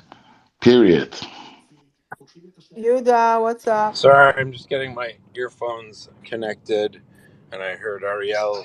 Oh, Obviously, and John is out Don't too. threaten Wow, let's us. see. my earphones. We No, are not getting no, threats on Friday night. No threats. no arguing about Netanyahu, y'all too. Listen, Hey, John, I just Yeah, Yes. want no, to no. hold on. John, I just Only, want to only, only keep John, I just want to comment on that and MSNBC interview. It was a compliments for nice. God damn Netanyahu. it! רגע, אריאל, דקה. How Go come ahead, Ariel John. doesn't get muted when you mute John, everybody? Doesn't what's work. up? It never works with Ariel, him. they He's can't fucking mute Ariel. magic. It's fucking incredible. Ariel's magic. Every time I try to mute him, it just doesn't work. Hey, John, you look great on MSNBC, bro. I was about to say that was a nice tie, John. I try to switch it up if anybody ever notices. Like if people, yeah, that's my favorite, of course. And they're like, "You always wear that." Like, no, I actually switch them up daily, but people don't give me credit for switching them up. Sean, you're saying something about So food. I need funny. to jump to an elevator, but It's not there anymore. but don't worry, you'll get some DMs from our Shabbat dinner in a couple of minutes. You having Shabbat dinner? Of course. Very nice. Why would Mm, you ask that like that? Ariel, I think me and Yehuda so really. casual. So casual. 8 o'clock Shabbat dinner. What's that all about? It's And if it about was in six, it wasn't good, Alex? No, it was good. Six, no? no what a kibbutz. Whenever my wife wants to eat, I'm putting everything on the table. That's it. Ah, you're like saying you're saluting when your wife wants to eat. Yes, when you love someone, uh, give him freedom. You Very know. nice. You Oh, know. oh, wow. Okay, okay, good, nice. And you make the fact that you make a homemade He, sushi. I he's have the to Iron say, Chef of Israel. He's the I'm Iron telling Chef of you, Israel. Yeah, I can see yeah. Ariel is a lover, not a fighter. Oh, Oh absolutely. Hey, my I god. am too. I'm a lover, I not a get called a fighter. war profiteer, but I'm a lover, not a fighter. it's finally Did you working. just call yourself a war profiteer? Oh yeah. Iris, did you hear that? He's a lover, not a fighter. Oh, God. Why do I have to hear it? Who? Why am What's I up there, being Charles? interested in it? I Yehuda, have what's a up? lover. Nothing. I'm okay. I'm What's up? sorted. I John, I'm this is okay. how it starts. Firstly, they say that, and then things No, no. change. You understand? Okay, okay, And okay. then Wait, wait. they I are can't coming handle in it. different hours. I can have fun. Different No. hours, knocking on your door. What's up? Nobody actually invited. Oh my god. How about Yeah. some Okay, He's well, coffee? delusional. I told you, the man's delusional. okay. Look I Which who's just want to man? be talking. very. Which I want to man? be The very the clear. man that ran away to Canada is talking to me. Oh my God. Ariel. Ariel, I don't know whether I love or hate you. I don't know. I don't know if I'm gonna put Ay, I ay, gotta. ay, ay, ay. There's two groups of people I have to debate on the internet. It's This is this it's Habib. this is the problem of mania depressia. One time you feel that, and then the Oh, other day that's you feel fine. differently. What can I say, Yuda? As a, I, But I love you oh anyway. yeah, I love you too. If you love me so much, let me go, please. How come you love each other so much? I love Please, I coming loved so all you guys. frequently. freedom. It's It's like a So much, family. so much love. You don't even know each Beautiful. no, other. no. Klal Yisrael is about it. Havat Israel, and then זה נכון, we all love Zil, each other. Yeah, Zil. I do. Other נכון. than that, I wish him the best. Sean, you have a great He, space, man. Space of love. Face of Yeah, I love. By agree. the way, Yuda, good John. job yesterday with that Habiba. Oy That Mario vavoy. thing was ridiculous. Ay, ay, ay. Thank you. Well, we're gonna chip away slowly, slowly, slowly. We're gonna make her. Maybe she's gonna move to Israel, move beside Ariel, and vote No, thank and you. vote for No, and thank vote you. for Netanyahu with Ariel. Who knows? Maybe. Ay, then ay, ay. then she will tell us that her grandma was Jewish. You know, it always happening like that. Oh, my grandma is Jewish. What do you say? So your mother is Jewish. Do you understand what that makes you? Ah, Habiba. We're Oh my horrible. God, I can't. Mm. Yeah, Zera Israel. They're all over the world. Self-awareness is another thing these people have, Ariel. No. No, and he's like, oh my God. Self-consciousness. Let's start with that. Well, the disinfo. We had a new disinfo guy, a lot less polished yesterday. He was angry, and he demanded that he was going to go back to a house that I don't know. If it's true, the story. He made up a story about something, and then They always have a house. his house. Yeah, no, the guy's not New Yehuda. He comes around all the time. He's Yeah, a Hamas operator. yeah, I yeah. mean, he's just full He was force trying to nasty. dox Who me. is the Hamas Truth, operator, Yehuda? he calls himself Truth something. Oh, Oh, truth yes, I He teller. heard. actually Oh, runs that's the the Ah, No, but Hamas one. there's Oh operation, Posteler. two my man. truths. There's God. truth seeker and truth teller. And they're both Both He's terrible. suck, truth and teller, no? they're both terrorists. Oh my God. I heard him. It was By the way, terrible. if you flip Habiba's name, it's actually a very pleasant word in Hebrew, right, Iris? Yeah, it's like sweetie. Lovely, yeah. Uh, yeah, sweetie. By the way, all the ones that are calling themselves truth teller, truth seeker, they're compulsive liars.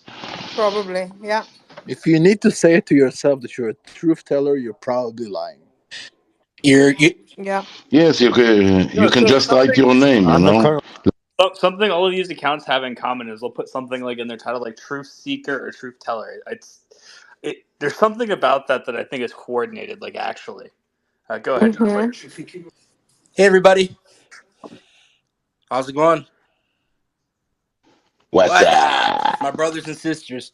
I'm trying to Did you smoke marijuana, Ariel? so I've been What? trying to gain support here to cancel Lucas Gage. This guy's the biggest. Yeah, you're working on it really I'm hard. Huh? trying to. Hey, I hear He's a you. I fucking know. I Nazi know. motherfucker. Everyone knows Who is that. Lucas? But you need a coordinated Well, effort. I'm Like when you trying do to. that, you should DM us. Yeah, you need to like I join post a tweet and gang with a retweet and gang. I think what I'm trying to do is as another strategy. All the Jews know that he's a fucking Nazi. I'm trying to make friends with some of the Muslim brothers out there and show him his true colors. And if they start posting it too, he might lose his whole support. Like I was on a space speaking with King. Let me give you a yeah. advice. Next time you try to push one of his tweets, just tag a hashtag called We Red Devils. They'll take care of everything. Okay, we Red Devils. Yes. Okay, good. Like Don't they only have a Telegram? No, they're here. They're on Twitter. They're on one of your spaces a couple Someone of told me times. that Yeah. Twitter account's fake because in their Telegram it says they do not have a Twitter account. Oh, I don't know about that. I saw him in the like space I Yes. actually like Tag twice, them and 2 or 3 everything will be times. I've okay. been following his posts. They're currently I don't. focusing on Syrian girl and Listen, Suleiman, but they'll make time for Lucas Gage as Syrian well. girl is a complete cunt. I'll agree with that. Suleiman is more gray area to me. I think he comes from a good place, but he's definitely biased. But Syrian girl's a fuck. But Solomon does not come from a good He's place. not I don't coming know from what a you're good talking place. I about. come from a good place, bro. He's just dude, he's unhinged and he's deranged, but he does not come from a good okay, place. debatable. Okay, fine, but he's not as That's overt. not debatable. He's not as overt That's as not Lucas Gage. no. People who say Read things like Zionists did 9/11 are not coming from a good place. read Solomon's own work. He has published his own work. Yeah. Go read it for yourself. and that will tell you who Soleimani is and who he was before this conflict. Daniel, what's the good side you see him? What good place? Give us your He insight. talked in a space once, so he's known an expert of his big heart. Who? Me? Yeah, you read some of his tweets. He's not a good person. He doesn't come from a place of good faith at He's all. not overtly And bad like Lucas Gage. Dude, he is He 1 degree overtly bad. below Hinkle. And just so everyone in here knows who Syrian Girl is, she's been propping up Assad and Russia for over a decade, right? Now, her YouTube career started going downhill a couple years ago. She said that she was basically taking mental health to focus on her MBA, and then we didn't hear from her until the Well, it conflict. didn't help. She literally, like, at one point when she started her career on YouTube, her videos were stuff like claiming that the James Foley beheading video was a hoax, stuff like that. So that's who Syrian Girl is. 100%. She's cancer. She's a fucking You cancer. forgot Syrian Girl's also a doctor, a journalist, a pilot. She's A think tank Astronaut, analyst, yes. bro. A think tank Geopolitical analyst. expert. She's Mrs. Fafo, basically. Yeah. She's She's a an fucking cunt. explosive expert. No, let's not use those words. That's not it. Like cunt? Sorry. She's a bitch. I fucking hate her. But I don't. Right now, I'm just honestly my heart on for Lucas Gage, and I want to get this guy canceled. I can't stand him, and I think he's changing his whole. Like I think he got up even more on Hinge recently because someone was leaking his. David, you're chasing a fool's errand. Everyone in the world knows Lucas Gage is a Nazi. That's not something that's been hidden. That's not something that was just discovered. Everyone knows that. You're not going to cancel him unless Twitter wants to, and there's no amount of pressure that's going to work from individual users. It's been tried for other users. It's been tried against Solomon. There's nothing that can be done. So why isn't Twitter Just a banning moment. these Let's fucking guys? try it. Alex, what do we need to Oh my write? God, he We just red said just a devils? moment. Unbelievable. Yeah. We red Just a moment. evils? We red Devils, Just a devils. evils? moment. Just a We red moment. devils? Yeah. Yeah, tag those guys. They'll take care of it. I don't know, man. Okay. But We red devils. Okay. can I say one thing though? Lucas Gage, I've been following his posts recently. He used to always Devils hide behind the aside. shield of calling Jews Zionists. Now he's going straight up, talking anti-Semitic shit using Jews. He's changed. He's fucking. I think this is gonna get him because before he was hiding behind that. Oh my But God. David, this is what they don't understand. Listen, I know Lucas every Cage was time not they hiding talk about behind that. Zionists, If you they Google don't Jew understand in that his timeline, you'll 99% see of an all all the Jews are goddamn Zionists. twits. Sorry, I didn't hear that. Maybe one people at a time. Sorry. I Go said ahead. that's what they don't understand. Every time they say Zionists, they're basically saying Jews because you can ask 99% of all Jews in the world, they're all Zionists. I know. Well, that's why I was on Khaleesi. Basically, David, I don't want to waste my time on that nobody. So you think that Suleiman's much more? No, I don't. I just don't care. Like these people are nobodies. Yeah. You shouldn't be giving them the attention they want. When you go at them, you up their engagement. This is what they want you to do. It's the same thing with groypers. They want you to be angry at them. They want you to say, "Hey, take these people down," because that gets them clicks. You're driving their machine. Clout, This is what looking they for some want. clout. Yeah. Yeah, I see that point. I definitely do see that point. And also I can tell you something. Right now it's war, it's the fog of war, but I can 100% guarantee to you that when this situation will be over, those people will be dealt privately, and they will need to basically be responsible about every bullshit they say, and they can delete their tweets as much as they want, but the internet doesn't forget. Okay, but I think we should at least laugh at him because he put out a video of his stupid bald face, and he's like, "You all need to stop telling me how to fight Jewish supremacy." I'm sorry, sir, but are you not the guy who was who was a leader in a white supremacist group? That's hilarious. I'm sorry. There's irony here, and I just reject the idea that we've uncovered something new and everyone's known this for a while. Well, I guess you know what? I'm new to in my defense, I'm new to Twitter, the Twitterverse, X, whatever you want to call it. So I didn't know how well known he is. You know, like No, I I'm don't know. not talking about you. You're doing a good job. I like what you're doing. Yeah, I don't know. I think though, like I can almost guarantee back when he was a fucking Marine or whatever, he probably was that huge Islamophobic or hated Muslims. I can almost guarantee that. But hopefully we can dig up some information on that and really, if he can find some kind of information where he talks shit about Muslims, because all these guys think he's a fucking hero. But if So you go, I'll give you another point of advice. So there's a lot of really good people here in this space. A lot of good people in terms of hosts, co-hosts, speakers. Just follow the guys. Visit to some of our spaces. for You'll get sure. a lot of ammunition to combat those people. You get a lot of facts and fact checks, and you'll have a lot to say. Hmm. No, for sure, for sure. Well, I am learning. It's what really drove me to Twitter was like, I don't know. I started watching the war, like what October 7th shit, and I started going on Twitter a little bit, and all this anti-Semitic shit and pure disinformation is just fucking drove me to take a little bit of action. Create this account and try to do what I can, my little part in exposing. They're already probably exposed these fucking guys. And and every we single admire moment. your Hold on, service. You're doing Alex. great. Sorry, Hold man. on, Alex. Every moment we take to talk about them, every time we reply to them, it just makes it's what they want you to do. 100%. So what's the solution? Then just let them talk their shit. Like, I But don't they know. are easy to make fun of, though, Sean. You got to admit that. They are, but like there's nothing like you're not going to get them taken off the platform. That's just not going to happen. No, but you can spread your word. You can You fact check. You can, can but community notes. You inadvertently can, you're driving their engagement, and making them money.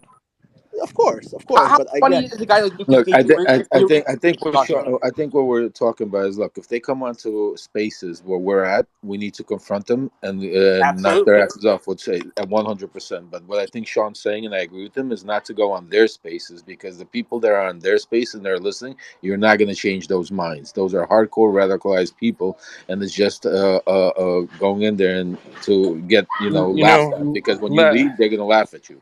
I Lev, don't you know. know what? I I, think I, there's some. I think there's some of them you can swing, but the I problem think you is can swing some that people. wait. The problem is they control the mic. So anytime you start making points, they'll just either mute you or boot you.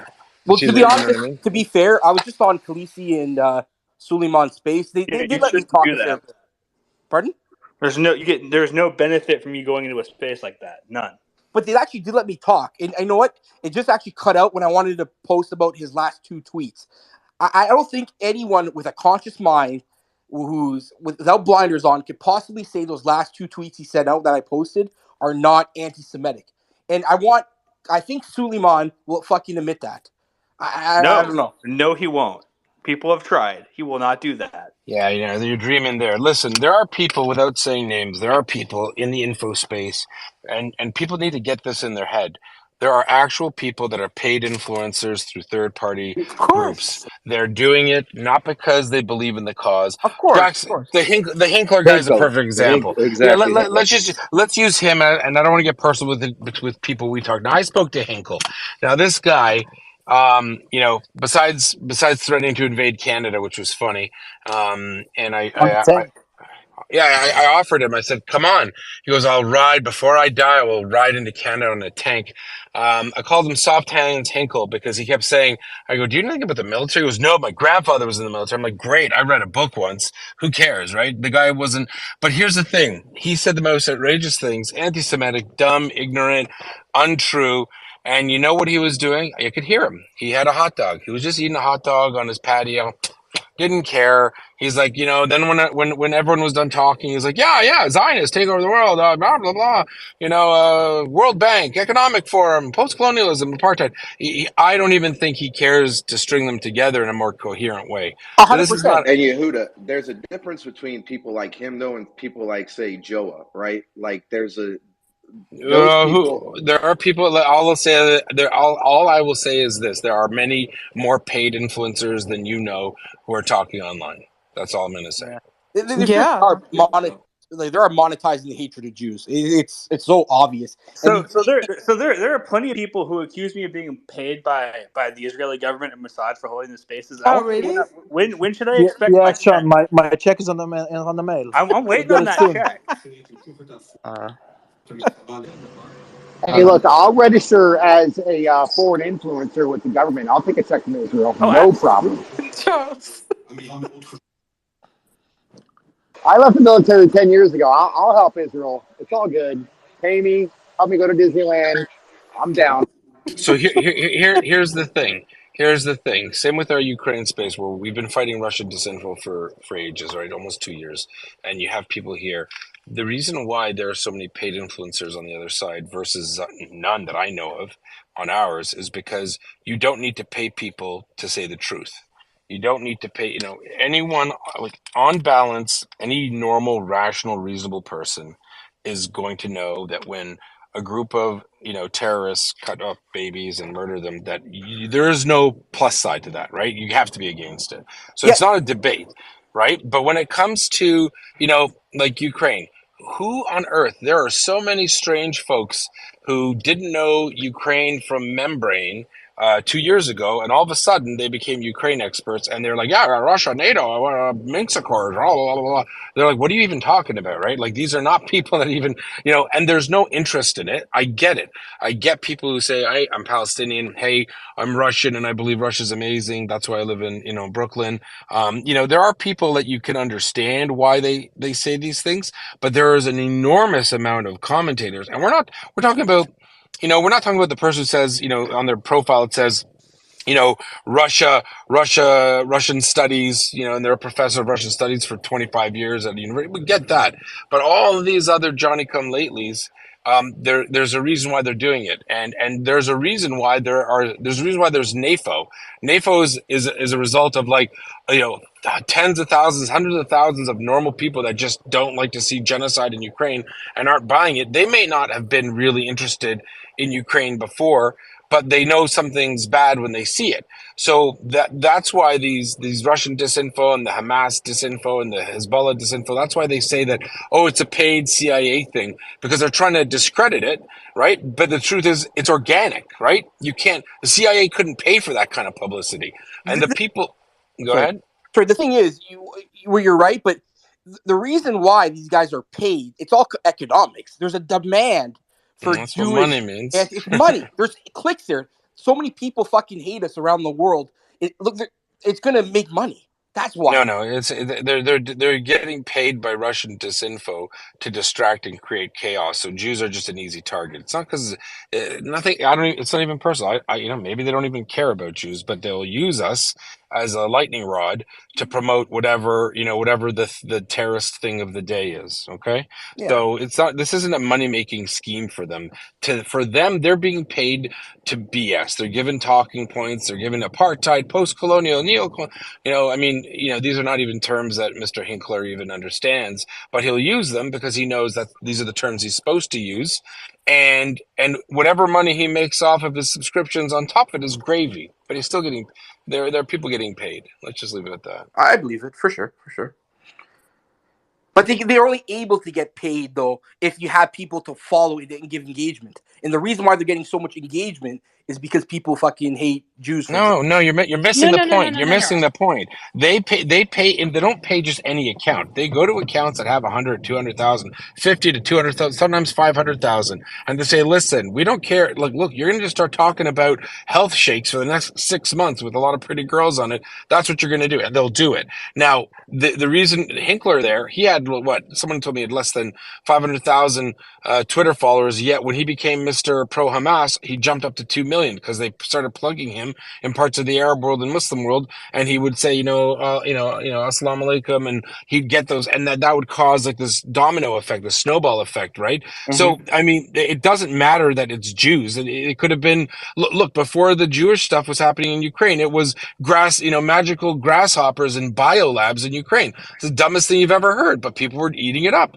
you know? Yeah, Yeah. hang on. It's also that these people, some of them had credibility before this, and that people who speak with authority and charisma, then other people who don't necessarily know any better, who've potentially known them from previous to whatever current topic they're harping about, they've established trust already with that group, and that's the problem, is that they Good have point. the Good point. trust of these people, and they assume, well, this person didn't lie to me about these other things, I've known them for this amount of time, so why would they be saying this? If not, then because it was the truth. And Joa is a good example of that. I've heard Joa a lot in this space, and last night in Nelson's space, Joa was saying things that were really disturbing that I hadn't. I mean, not that I follow him, or I was able to. I mean, I'm able to identify things that he says, but other people aren't. And articles even that he was referring to last night, like the Times of Israel article. I don't know if anybody was listening to that part, but it was very disturbing.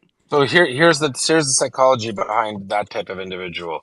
I condemn Hamas. Okay, so he's rational. I condemn. Yes, they're a terrorist organization. Okay, what about the fact that they have tunnels under the hospital? Oh, but I didn't see I saw a video. I don't know. They said it's under the hospital. Okay. So let's assume it is. And he says, okay. And what about the fact that the sewage and flushing? There's toilets with water, electricity. Well, we don't know when they closed it. I mean, they could have closed it off, and we don't really know, and then we'd have to assess. So you'd have to be remarkably stupid to look at those pictures and actually think, you know what, they in good faith, the terrorists who cut babies out of women's stomachs and butchered them and beheaded them, they thought, you know what, we don't want to commit a war crime by using this tunnel under the hospital, so we're going to seal it up with cement. Tried convincing people that it was sealed up a long time ago. This kind of, it's not cognitive dissonance, because I'm pretty confident he doesn't believe it. I believe he has an agenda. The agenda is obfuscate, minimize Hamas's activity, and increase Israel's culpability. So if you have to, so you want to try to get it as close to par as possible, because there's an expression in French. It says, "Where there's smoke, there's fire." It tricked you. It's English. And people might look at that someday and go, well, yeah, so he says Hamas are terrorists. Okay, I dig him. He's got integrity, but he's made some points that he doesn't really know because they don't know the video. And, you know, the Israelis are so bad because he said they're so bad, but he also said that Hamas are terrorists. So this guy seems like an even-keeled person. You know what? It might just be a draw, 50-50. Hamas, Israel, you both suck. That's their goal. And Brian's going to come in, I think, and support that or do even better. What do you think, Brian? Well, I just heard the word CIA mentioned 3 times, so I popped up. Yeah, You're rubbing the genie, is what you're saying. yes. No, look, I mean, we talked about this dozens of times at this point. The I'm just going to call it global propaganda machine, by which I mean Russia, Tehran, and sometimes Beijing. They they don't care about any of these issues. Maybe Tehran does, but they care about the chaos. This is in the 2016 election cycle in the U.S. and 2018 and 2020 and 22. It's going to be worse next year. Their bot farms, Russia's bot farms in St. Petersburg, were on every side of every issue that could possibly divide us. That's what they do. They were pro Hillary, then they were pro Trump, they were pro Black Lives Matter, then they were anti Black Lives Matter. They're pro guns and anti guns. That they just want to create the impression that democracy is a nice little experiment that's kind of run its course, and let's get back to the state of nature. That's their thing. And unfortunately, the Jewish people and the state of Israel have been very, very convenient pawns in that game ever since the very beginning. But it's not just that. I'm sure in France they've got their hot button issues too. It's everywhere, and they just want to divide people. That's it. I'm speaking more though to the people who are listening, though, Brian. It's not so much the accounts that many of us know why they're doing these things and how long they've been doing them for, but the people who might be listening specifically in social audio, which is still fairly new phenomenon, right? And that in 2021, when things were going down in Gaza, there were thousands of people listening to Clubhouse, which I know Iris can speak to, and now Clubhouse, kind of tanked, and now everyone is here, and there's a difference, I think, between what's written and what's said, and the qualities that you can hear and draw from what somebody is saying, and the problems with, like I said, with credibility and your past and who you trust and why you trust them. And it's more, I'm speaking to the people who are listening and paying attention and following than I am to the accounts themselves. Like I'm not No, trying to no, take anybody down. yeah, no, it's a good point, and they wouldn't be. Well, maybe they would, but normally they're not so heavy-handed as to send somebody with a heavy Russian accent into a space to do audio propaganda. This is why they need all these useful idiots or straight up paid propagandists that they've gone and found people that the demographics that they want to reach already trust and already listen to, and they just say, here's some other stuff you should talk about, and either they Don't you get think? paid. Go ahead. No, don't you think Tate's one of those examples? All of a sudden now Tate is Mr. Palestine. All of a sudden, remember? Never heard Yeah. him talk about it before. All of a sudden, hey, I'll jump on that gravy train. Yeah, and again, I mean, I know you guys who are regulars are probably bored with me saying this, but there's two types in classical Russian Soviet KGB propaganda. There's two types of of propaganda artists, propagandists. There's the people that you straight up have recruited as an intelligence asset, either because you have compromise on them, or you're paying them, or they're cousins back home, and you threaten to kill them or whatever. And then there's the useful idiots, quote unquote, and that doesn't go to their level of intelligence, although sometimes it does. But it just means they're doing Russia's bidding or Tehran's bidding or whoever for their own purposes, whether it's getting a bunch of clicks or getting monetized or selling Diet Coke or whatever it is. And that's as old as time. What's different now is that you can find millions of not millions, hundreds of thousands of very influential, useful idiots. I mean, the kind of operations that Russia is running right now during the Cold War would have cost them hundreds of millions of dollars, and they still couldn't have it anywhere near the reach than they have now. And now it's practically free. Yeah, they get big bang for their buck, and they're taking advantage of it. Like the Russians have proven one thing: they don't know how to fight wars, right? Because their military is junk and its whole structure, and the complacency and the brutality that they treat each other with. But what they can kill civilians pretty well. But they're really good at basically poop talking online. They're really good at that. That's their thing. It's low budget. It takes a room full of 100 goofballs with an average computer, decked out with some cool security on their network there, and they become 1,000 different people, 1,000, like they're meat puppets, some of them, and and they don't care. As you said, Brian made an example that someone came out, some influencer, talking about Hamas and Israel and apartheid, and somewhere along the lines the word Ukro-Nazi was in the script. Like they didn't even take it out. Like that's how lowbrow this propaganda is, but they don't care because they're doing it en masse. It's getting into the news cycle, or the info space cycle, I call it, and it gets eaten up. I can't tell you how many times I have heard dozens of speakers, real people who very well could not be paid influencers, not the traditional KGB useful idiot, but they're quoting fake articles, fake news, like literally just saying things that are like what? And I actually know them. I know like probably 50 examples off by heart. I'm like, oh, I know that. Yeah, he's talking about a Guardian article in 2013, but he doesn't know the retraction in 2016. And that, and then they'll add actual fake news. That was an actual article, but it goes on and on and on. And every time they come up, they just litigate it. I won't speak to there's one individual you've mentioned a few times here, the Adi. I don't debate him. I said him straight to his face. I go, listen, I'm not gonna engage with you.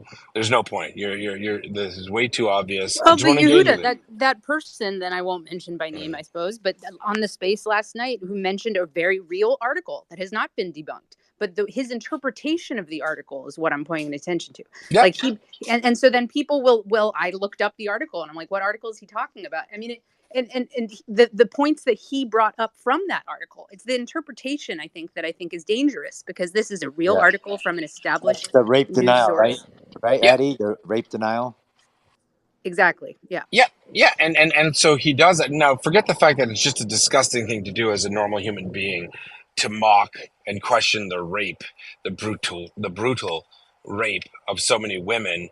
That just makes you just honestly a disgusting person, frankly, and I'll stand by those words. Just a disgusting person. But to attempt to use an article out of context to justify or to deny it or to cast doubt on it, we wouldn't tolerate that from anyone. Literally said there was no evidence. They've recovered bodies with semen on them. They have videos of them being raped.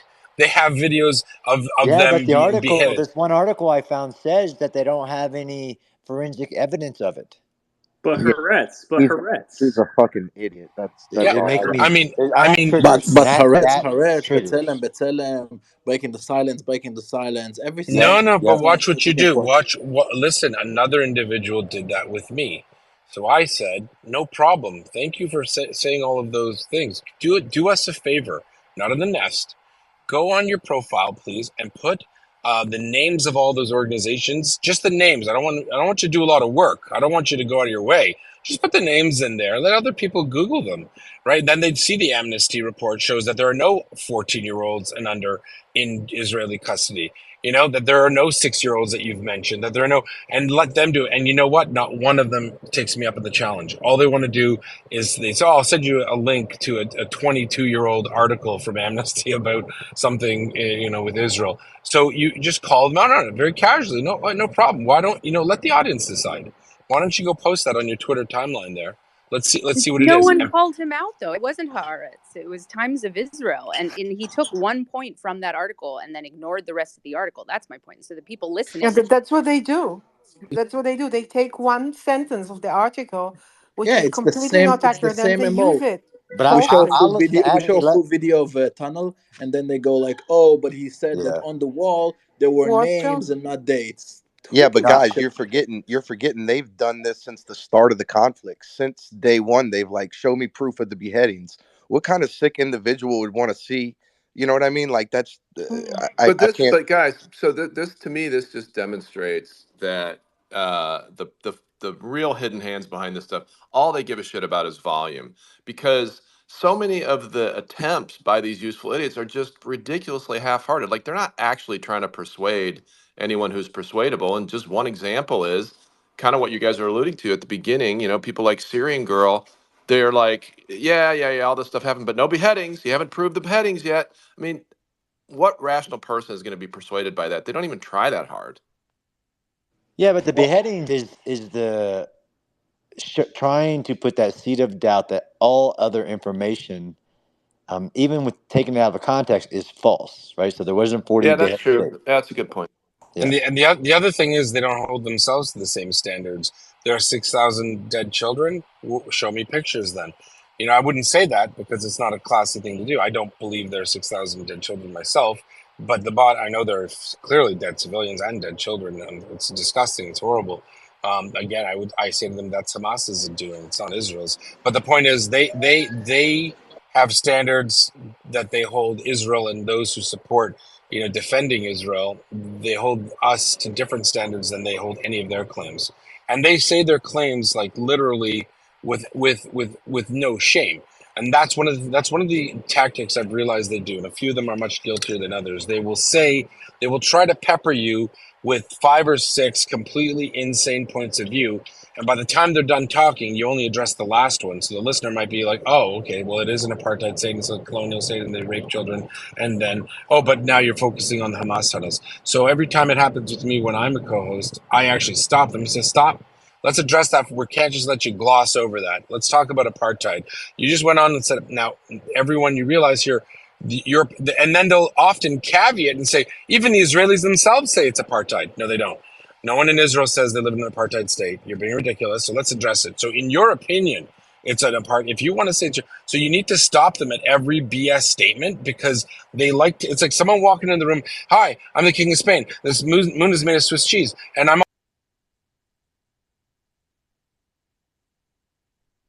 He cut out again. He's Yeah, rubber Yehuda, banding. you're cutting out. Yeah, But guys, what? quick, Hold one on. quick Something point. Sorry, John Nadia. said though. One sentence, please. What There's so John many said in terms of dumb the things seed here. of doubt. That's okay. That's what I Yehuda, was you're trying rubber to point banding. out. Is that the Sean, like control the fact Can't text. hear management. you. All right, we can't all talk at once. The mute button's not working on Yehuda. He's glitching past the parameters of how this operates. Guys, I'm not a big believer in weird backdoor conspiracy theories, but this has happened in every space I've been in the last 2 days. The rubber banding, the people getting kicked out, the technical glitches. What about It's me it's now? it's Can you not hear me now? accidental. You're back. You know what? I was in a valley, and that's all it was. I dipped I, into I a Okay, have well to valley. then it I is have to do accidental. Never mind. Brian, I have to do a password reset about once a day because I'll get auto logged out of my Twitter account. Yeah, and Yehuda, you were making a good point that they don't hold themselves to the same standards. Look at the hospital bombing, for an example. They were so quick to blame that on Israel, and when it came out that it was a misfired Hamas rocket, it was silence No, across the but island. wait, hold on. It's worse. Every time someone calls out whatever number they're at now they're at 16,000 apparently. Yeah, it's the They're numbers. It's Yeah, the no. numbers. They're at 16,000. There haven't been airstrikes for a week. They're at 16,000. They still count 1,500 actually We're gonna from the Al Ali Hospital. They're still counting 1,500 from there. Guys, go ahead, Alex. yeah, one quick sentence. I don't want to disturb anybody. First of all, I need to bounce some Shabbat dinner. Thank you very much for the space. Thank you, Sean, for the time. Great to see everybody here. One thing that I do want you to pay attention to, I put something in the chat. And there's a lot of circulation going right now between who was released from Hamas and who did we give back. So I just did two. If you like it, if you feel the need to share it, please share it. Other than that, I wish you all the best of Sabbath, and I'll see you probably soon. See you, Alex. Thank you, Shabbat Alex. shalom. Bye. I have a hostage comment that some people might be interested in.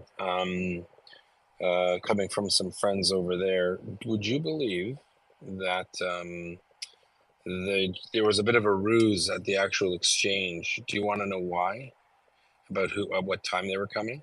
You ready for this? Hamas. Tell me if you can hear me. That's why I'm asking, because I'm in bad weather. Yeah, we can hear you. We can hear Yeah. you. Go ahead. Oh, it's bad weather. Okay. It's yeah, I'm in a blizzard and I'm going up and down on roads. So anyway, so not going to tell you anymore. You'll know where I am. It's called Canada. Anyway, it's like, they actually orchestrated to have hundreds of Palestinian youth, kids, to be at the point where they suspected the Egyptians would transfer them at the border so they could mock them and take videos of it to show the indefatigability of the Palestinian youth and show it seeing off the Zionist occupier hostages. And the Egyptians had to they did the right thing. But can you imagine that was actually part of the plan? And the International Red Cross still moved them in vehicles without tinted windows so everyone could see. And many observers think that was by design. Shades of Munich, the hostages in not very professional vehicles. You'd think that an organization that receives billions of dollars would have vehicles with tinted windows to protect and provide a privacy to hostages who've been living underground for 48 days at the hands of terrorists. But no, no. So it's you know what? Let Hamas keep playing those games and let the whole world see, right? Let them see. These are the terrorists that Israel has to face. They and they should provide no cover for these type of people. Yeah, the Egyptians did something very clever. So yeah, can't talk about it, but there was something that was done there. I won't So talk. I didn't say yeah, anything. None of you heard whatever I just said. yeah, It's yeah, yeah. No, no, no. But there was a tactic that was used, and that's it. Yeah. but the reason why it was used is because Hamas wanted to score disgusting, gross propaganda, Yes. which is Yes. just beyond belief. You know what I mean? Like it's just Disgusting. disgusting. By the way, I want to talk Who about who Slavic. who? Hold on. Who wants to that's for the audience? They literally wanted to humiliate young children and their Yes. mothers and old women as they were freed out of disgusting. Like these are the No. scum of the scum. Oh, totally. Even more than that. You can't even explain what they are. You know. That's. But I want to just to go back to one thing. This presenter from Sky News, which I wrote to her today, things that I don't know if you saw the interview she had yesterday with this Israeli representative regarding the hostages and the release. And she made a real fool out of herself. And again, the bias of Sky News and when her editor, someone was talking about the hostages, she was like moving her head like the Israeli hostages. It's not really interesting. So she got bashed here on the X today. It was like left, right, and center. So look at the tweets. Disgusting. And this is what we get. BBC, Sky News, coming with all those rhetorics against Israel, doing this, doing that. We had enough of it basically. And you know what? It's even not cool anymore.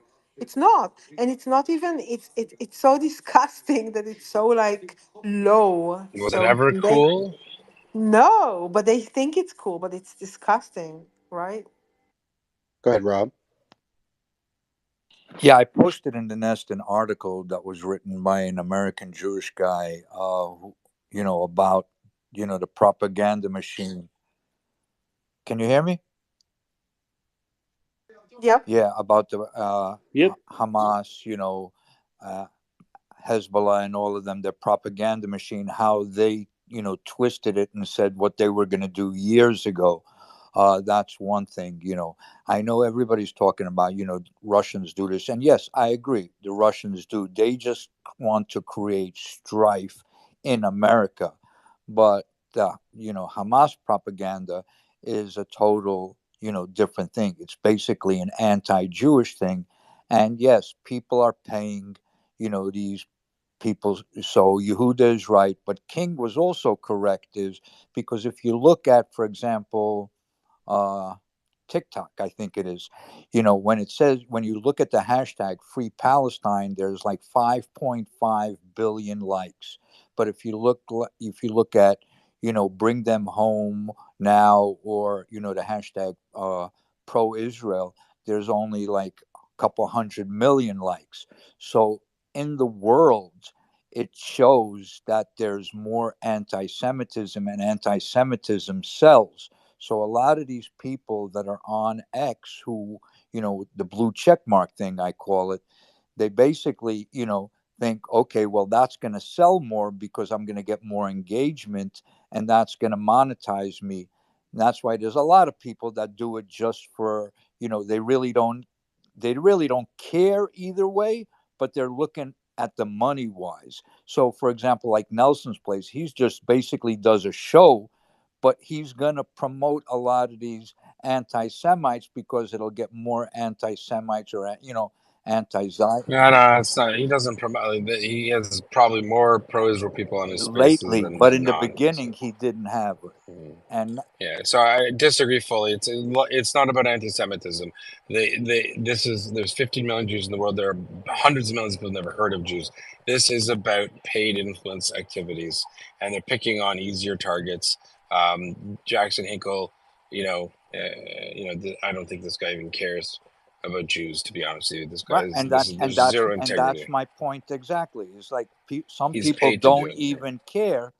And but it shows that how they can monetize and get more influence, like you mentioned before. Jackson Henkel, prior to October 7th, had 500,000 followers. All of a sudden he started promoting anti-Israel rhetoric, and he jumped to 2 million.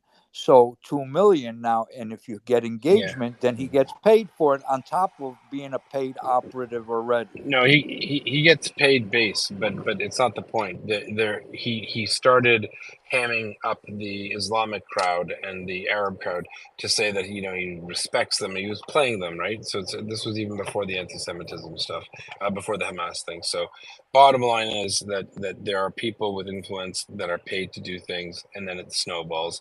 And there are ways, through troll bots and farms, to artificially increase people's numbers, right? The difference is the good guys, we don't do that, right? We don't pay people to say things that are normal. I wouldn't want to take money to say that Hamas is a terrorist organization. Israel has every right to defend itself. That's not what normal people do. You just say what's right. Correct.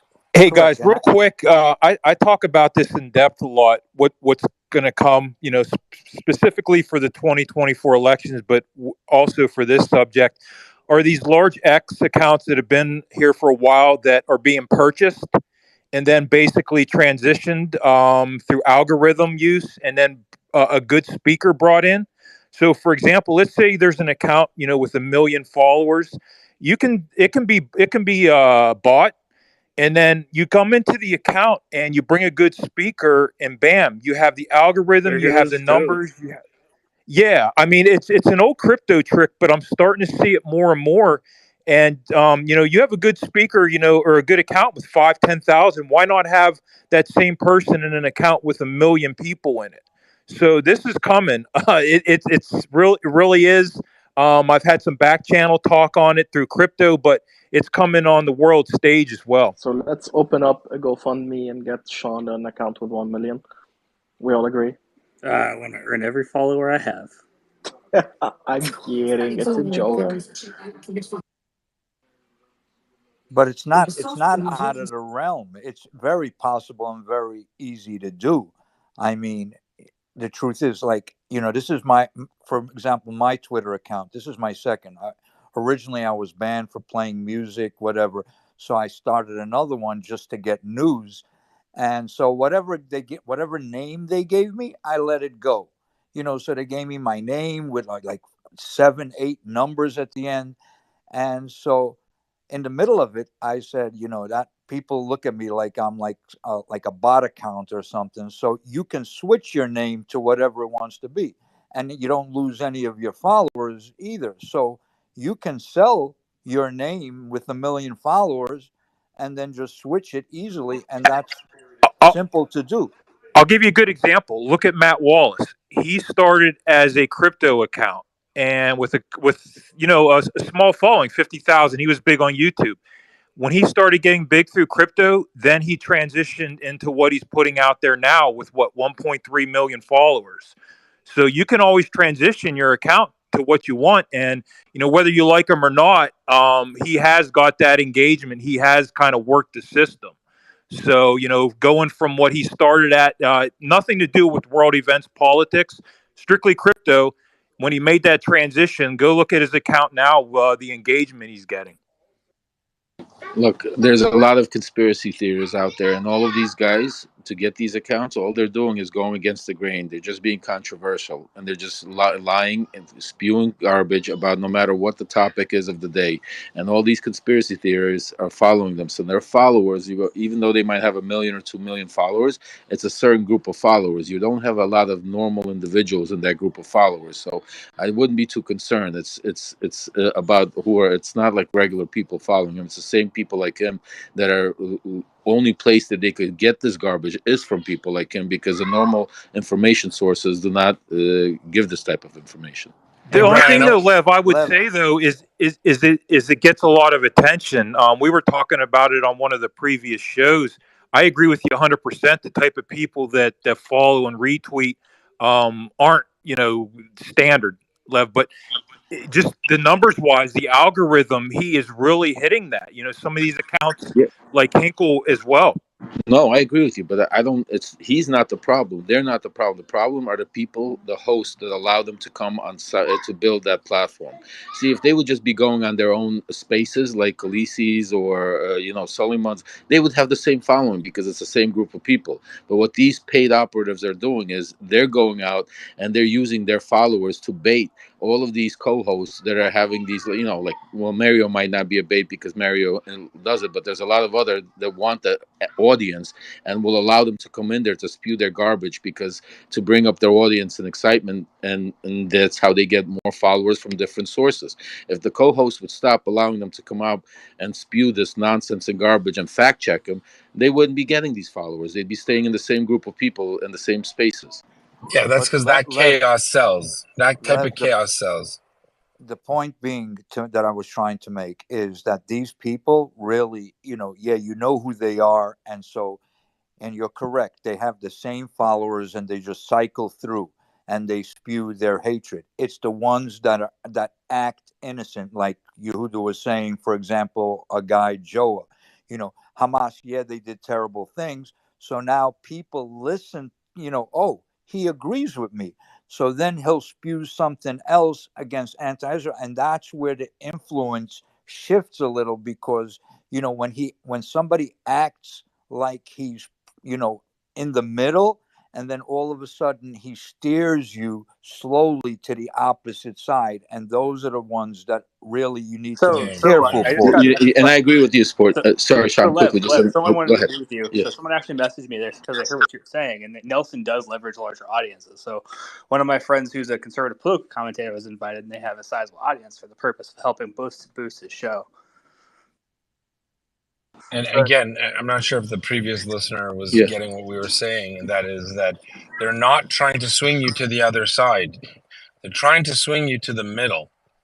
They want to create doubt. They know there's way too much effort and resources required to swing someone one way, but there's a lot less effort required, a lot less engagement required to make you doubt your position and think it's somewhere in the middle.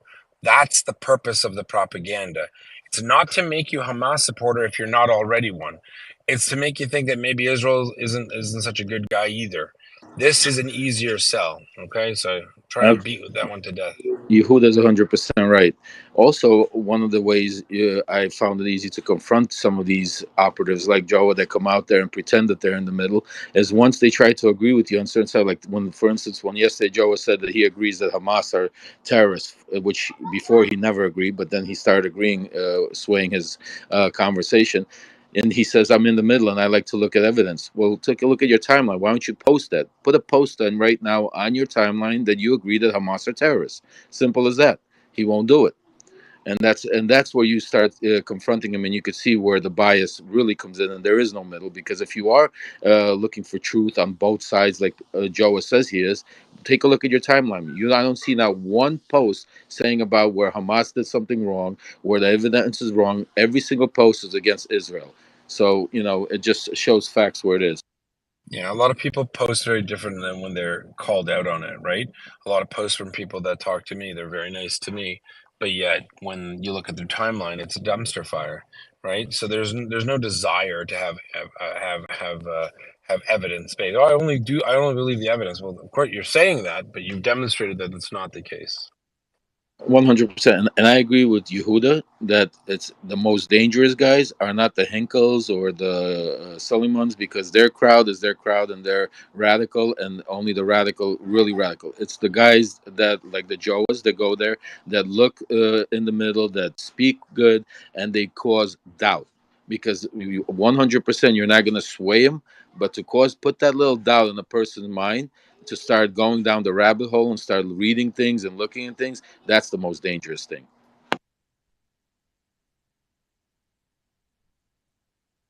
And the fact sandwiching that John mentioned, and Yehuda, saying something that is factual and that there is evidence for, and then slipping in something that may not be, you can't evidence, and speaking for such a long time that then people can't pull apart all the different pieces to speak to each piece. So they just sort of, that's how that seed of doubt is then planted, is like, well, everything else they said was true, so you know.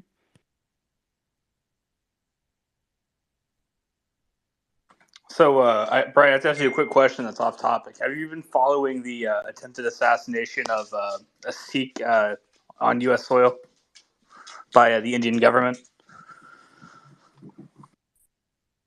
Never heard about it. Guess Brian's gone. Brian? Sorry, guys. I was grabbing a bagel, ironically enough. What's up? I was asking, have you been following the Sikh that was they attempted to assassinate on U.S. soil? I think the Indian government. I haven't really been following it, but I read about it. What is I there guess they something? just dropped. I guess they just dropped an indictment about it. So I'm gonna read through that. Think about doing Yeah, a space on it if you're interested. yeah. Oh, come on. I was a federal drug prosecutor among all my other jobs. So I can't hold a job apparently. By the way, I also, if anybody ever wants to, I don't like to get political, but if anybody ever wants to talk about the legal issues around the Mar-a-Lago case, I did those classified information procedure act cases for the CIA for like 4 years, so I'm deeply entrenched in all that. You Not mean for the today. the easiest indictment to get and the easiest conviction to get, the one in Mar-a-Lago?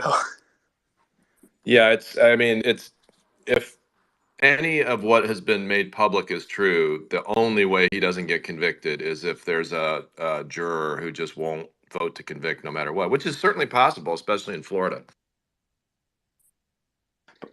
Yep, jury nullification, Brian. That's it. That's his only chance. Huge fan of jury nullification. Just not related to this issue.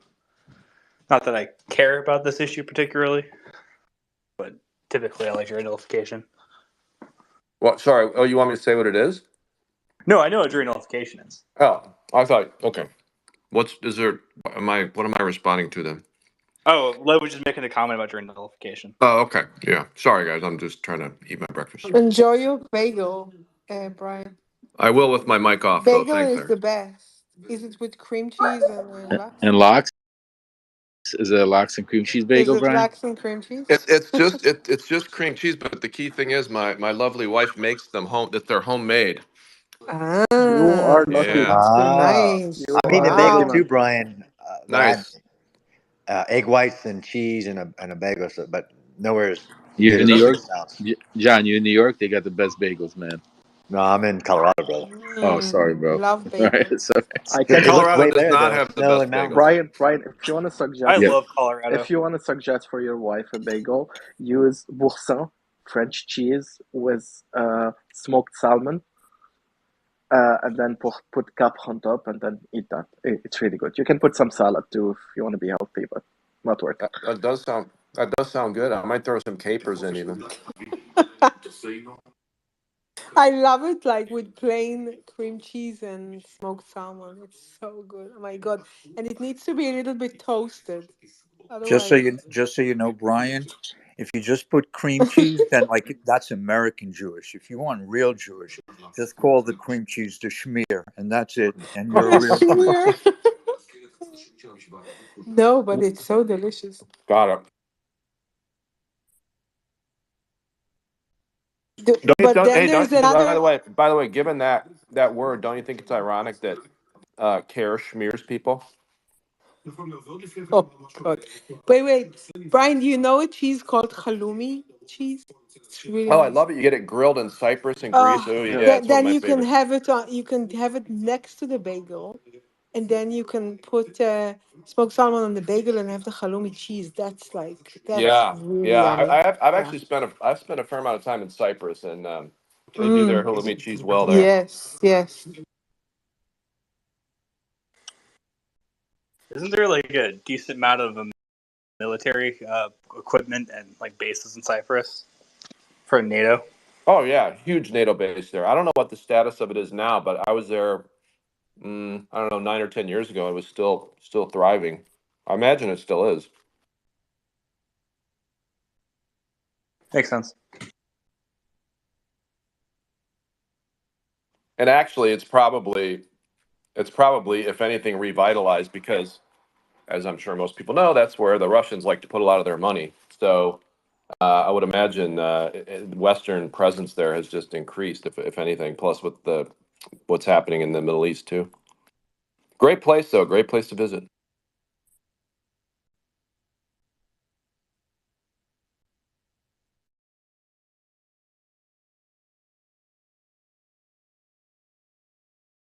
I have a question. Hey, James.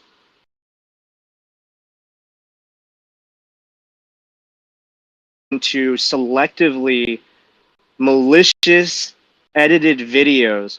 I just like literally sent you the full 18 minutes, and another speaker in here is another person who is part of that. Uh, Yeah, I'm in. No, no, James. no, no, no, no, no. Hold on. No, no, no, Brian. Not this All time. right. Not this time, dude. I'm calling you out, James. Why are you so gullible that you think Turkish propaganda and care? And by the way, TRT has one of the lowest ratings you can get from a media company, from NewsGuard, from Media Bias. They literally produce propaganda. They put like What are you scary talking about? music. What do you mean? What am I talking about? You literally posted on your timeline crazy to a video claiming that in regards to the Rashida Tlaib. So why are you so gullible to believe a Turkish propaganda media outlet that accuses American journalists and American civilians of things that frankly just did not happen? I don't know. I post about. I don't remember which video you're Well, speaking about. Oh, maybe you should be more TRT. careful, man. Maybe you should, I don't know, use your brain. There you go. I read the title. I said it's crazy. That's it. I didn't go And into that's the what Yeah, they into expect. the That's what depth. they expect, James. I got James. I got to say, I'm pretty disappointed in you, man. I counted you as somebody that was trying to be reasonable and a friend. I'm going to DM you No. my letter about this, and would you please read it and comment for us? Thanks. Yeah, sure. I removed the comment. I didn't watch the video. I just read the title and was like crazy if it's true. Doesn't mean I believe in what they're saying. Just saying, Sean. Well, I mean, why wouldn't you watch it and listen? Because I didn't read everything. I don't I read just sent Okay. everything, it to else I you. wouldn't finish my day. This is the problem, guys. This is the problem with what's going on and like how propaganda works, right? Like TRT, Care, and all these social media influencers who pretend to be geopolitical experts. Like this is what they expect. They expect people to read the headline, not do their own research, right, to see whether or not this is going to be accurate news, or if this is propaganda. This is why I don't post much of what's out there on either side, to be fair. I don't necessarily trust everything coming out of the IDF. I don't trust anything that any government necessarily puts out. So I'm not somebody who every speaker on this panel is going to agree with. But I try to use my brain the best that I can and shift through things. This is crazy. Like, this is why this stuff is harming real people that are out there. When these claims come out, like, you need to use your brain. I don't even. Sorry, I'm gonna be honest. I didn't even read the video. I saw the title, didn't even see the video. To be fair, I saw the title, didn't, and I was like, crazy if it's true, but it doesn't. I did not read it, so you want that apology? I'm apologizing for that, and I don't judge you guys for that. I didn't read the video. I'll check it later to double check. But yeah, Well, so James, thank you for the apology. I appreciate it. But the problem is when people click on things like that and comment and don't read it, all you're doing is amplifying that message. And in this case, you apparently accidentally amplified a really bad, dangerous, provably false message, and that's, that's not helping. But thank you for the apology. I appreciate it. But and I'm it's I'm true ready. though, I'm because ready. I I'm can. ready to put a post just to negate what I did. I'm ready to put a post and say that after thorough checking, I disagree with this claim, and that way I can negate what I did. Right? Sorry. No, what post are we No, talking about? I I'm gonna retweeted. say, I didn't. regardless of the post, I'm gonna say, back in the early times of social media, when I would see a post and I was at work or something, and you can never find it afterwards, but you want to see a video or whatever, so you just click share. So this way it's on your timeline and you have it, and then you can look at it later. And I learned my lesson a long time ago not to do that because I might do something that is total what I do not believe in and something that can be harmful to regardless of what the situation is. So I actually, so that happens a lot with a lot of people, but people need to be cognizant of that going forward because there are posts people see while they're at work and they can't look at it, so they really quickly just click, okay, let me put it on my timeline so I can look at it later. But that's where the disinformation gets spread, so people need to be aware of that, especially people who like jump into social media quickly while they're at work and they can't really look at videos and so on and so Or forth. Robert, like I had the argument with James before that there was something else going on that I was uncomfortable with, because of course he was going to repost something like that. So, and all of us are on that Yeah. Sorry. audio. So Yeah. sorry. I'm gonna be honest. I'm gonna be honest with us. The damage you did with what you said last time and what I got after that is unacceptable too.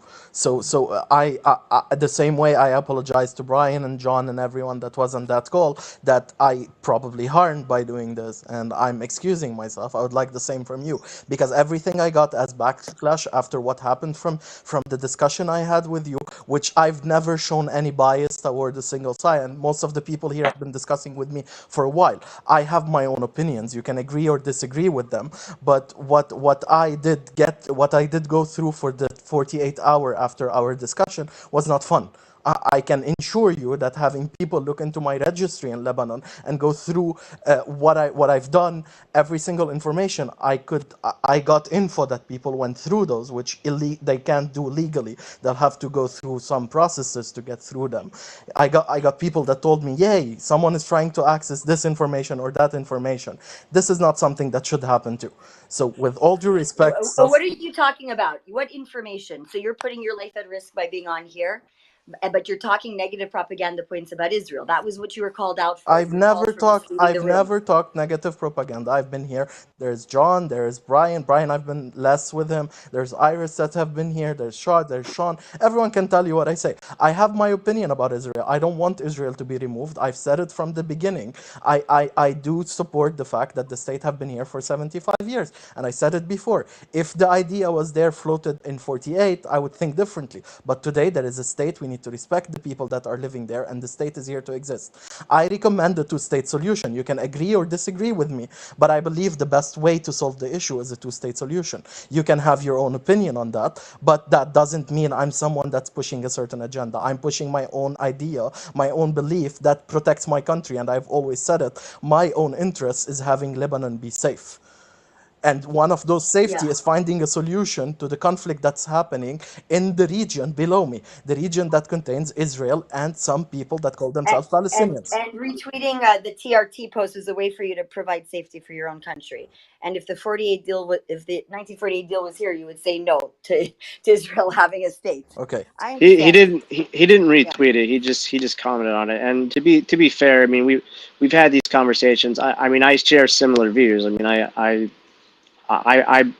not in the sense of like Hamas or the PLO, but you know I talked about this on Brian's Space last night. You know my opinions that I didn't really want to get into prior to Care kind of dragged me into the political space where I felt like I was no longer really talking from the perspective of what I actually would prefer to do. Is that the only thing that I said, which was on October 7th, was I wish that Hamas and the PLO had overthrew.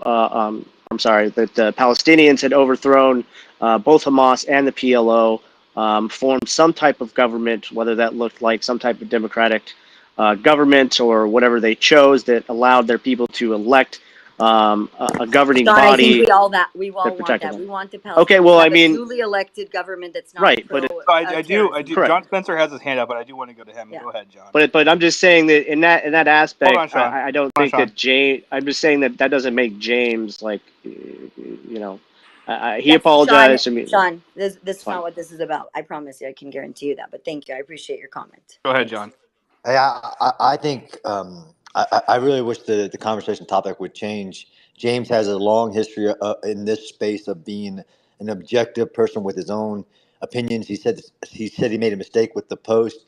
He is not the types that we were talking about before. On this day of the hostage release, I just personally would like the topic to change. James has an established record in here, and I don't know anybody in these spaces personally, but I think we should just change the topic. Yeah, I agree. Go ahead, Professor. Well, I think we moved away from what we were having a non-serious conversation onto a serious one. But Sean, I wanted to say over the next 12 months, you may want to look at having like an election integrity space for Oh God. cybersecurity. Well, I'm telling you, man, like the primary is a couple months away, and you want to talk about the hot topic that is going to be on for the next 12 months because any election that doesn't go in one person's favor is going to be stolen, whether it's a caucus or not. They're gonna rig the Iowa caucus. Here's what I'm going to say about that. I covered the Stop the Steal rallies in 2020. I can post those videos if anybody's interested in seeing my work on that. You know that includes before J6. So I did cover those. As far as you look, if there's protests and obviously with Carrie Lake, she's trying to sue again. She's lost every single lawsuit. As far as that's concerned, I will, being that Jordan Conradson has moved, I will probably cover those in some light. What I would say and what I've said to essentially Republicans is that probably not the best strategy to tell your voters that there's no point in voting and you're never going to win an election and then run for office. It doesn't really make any sense. But that's all I'm really going to say on that, man. I'll happily post my work, and if anybody's interested, you can DM me. My DMs are now open again, and I'll be happy to send you those videos. You can check out my work from 2020. Yeah, well, at least for the next 3 months, there's still one lawsuit that's going through, and they're using it as a hope and a prayer to show that 2020 was stolen. But I'd rather do literally anything in the world than talk about the election. Hey Sean, do we know what the deal was for the Thai people? It was a separate deal that was made with Hamas. Does anybody have those details? That's an Irish question. It was Well, a I couldn't separate hear the deal, though. question. What was She was asking, is there a separate deal that was made for the Irish No, for the Thai there was a hostages? separate deal. I just wanted to know if there was for any the details what? For released the yet. Irish? No, Sorry, No, for the the Thai. I Thai. Thai. misspoke. It's Thai. The No. Irish. I was reading something about Ireland when I said that. For the Yeah, Thai? the, No, the that Yes. the Thai nationals had a separate deal than the regular individuals. I wanted to know if what the breakdown was of that, and who was in charge of negotiating that. Was that also Qatar, or was that directly the Thai government with I Hamas? think it's the Thai government with, but through Qatar, I think, but maybe directly also with Hamas. They released about 12 of them with the Israelis today. Yeah, it was So, just yeah, it was a separate deal. They wanted yeah, yeah, separate yeah, yeah, things. yeah, So I yeah. want to know if Was a they got separate deal. money. I want to know if they got money. I want to know Maybe, yeah, maybe, if yeah, they got the ability to allow any of the leaders to live in Thailand. I mean, these are what I'm looking for. Or if there was yeah. any terrorists that they wanted out of Thailand, because there Are, are It are, was are a. you terrorists there saying It as the was a well. leaders of separate. Hamas want to go to Thailand so they can have some of those Thai? I'm not going to go any It was further. a separate deal brokered through Qatar, is what Yeah, I the heard. Qataris did it. Yeah, With the Thai government with the separately, Thai right? government. Yeah. Yep. So the Thai government brokering through Qatar. I don't think that there was direct involvement with Hamas, though. What about the money? Yeah, I just want to know what kind of money from Thai was sent to Hamas. That's all I was asking to know about. Yeah, from Thailand. So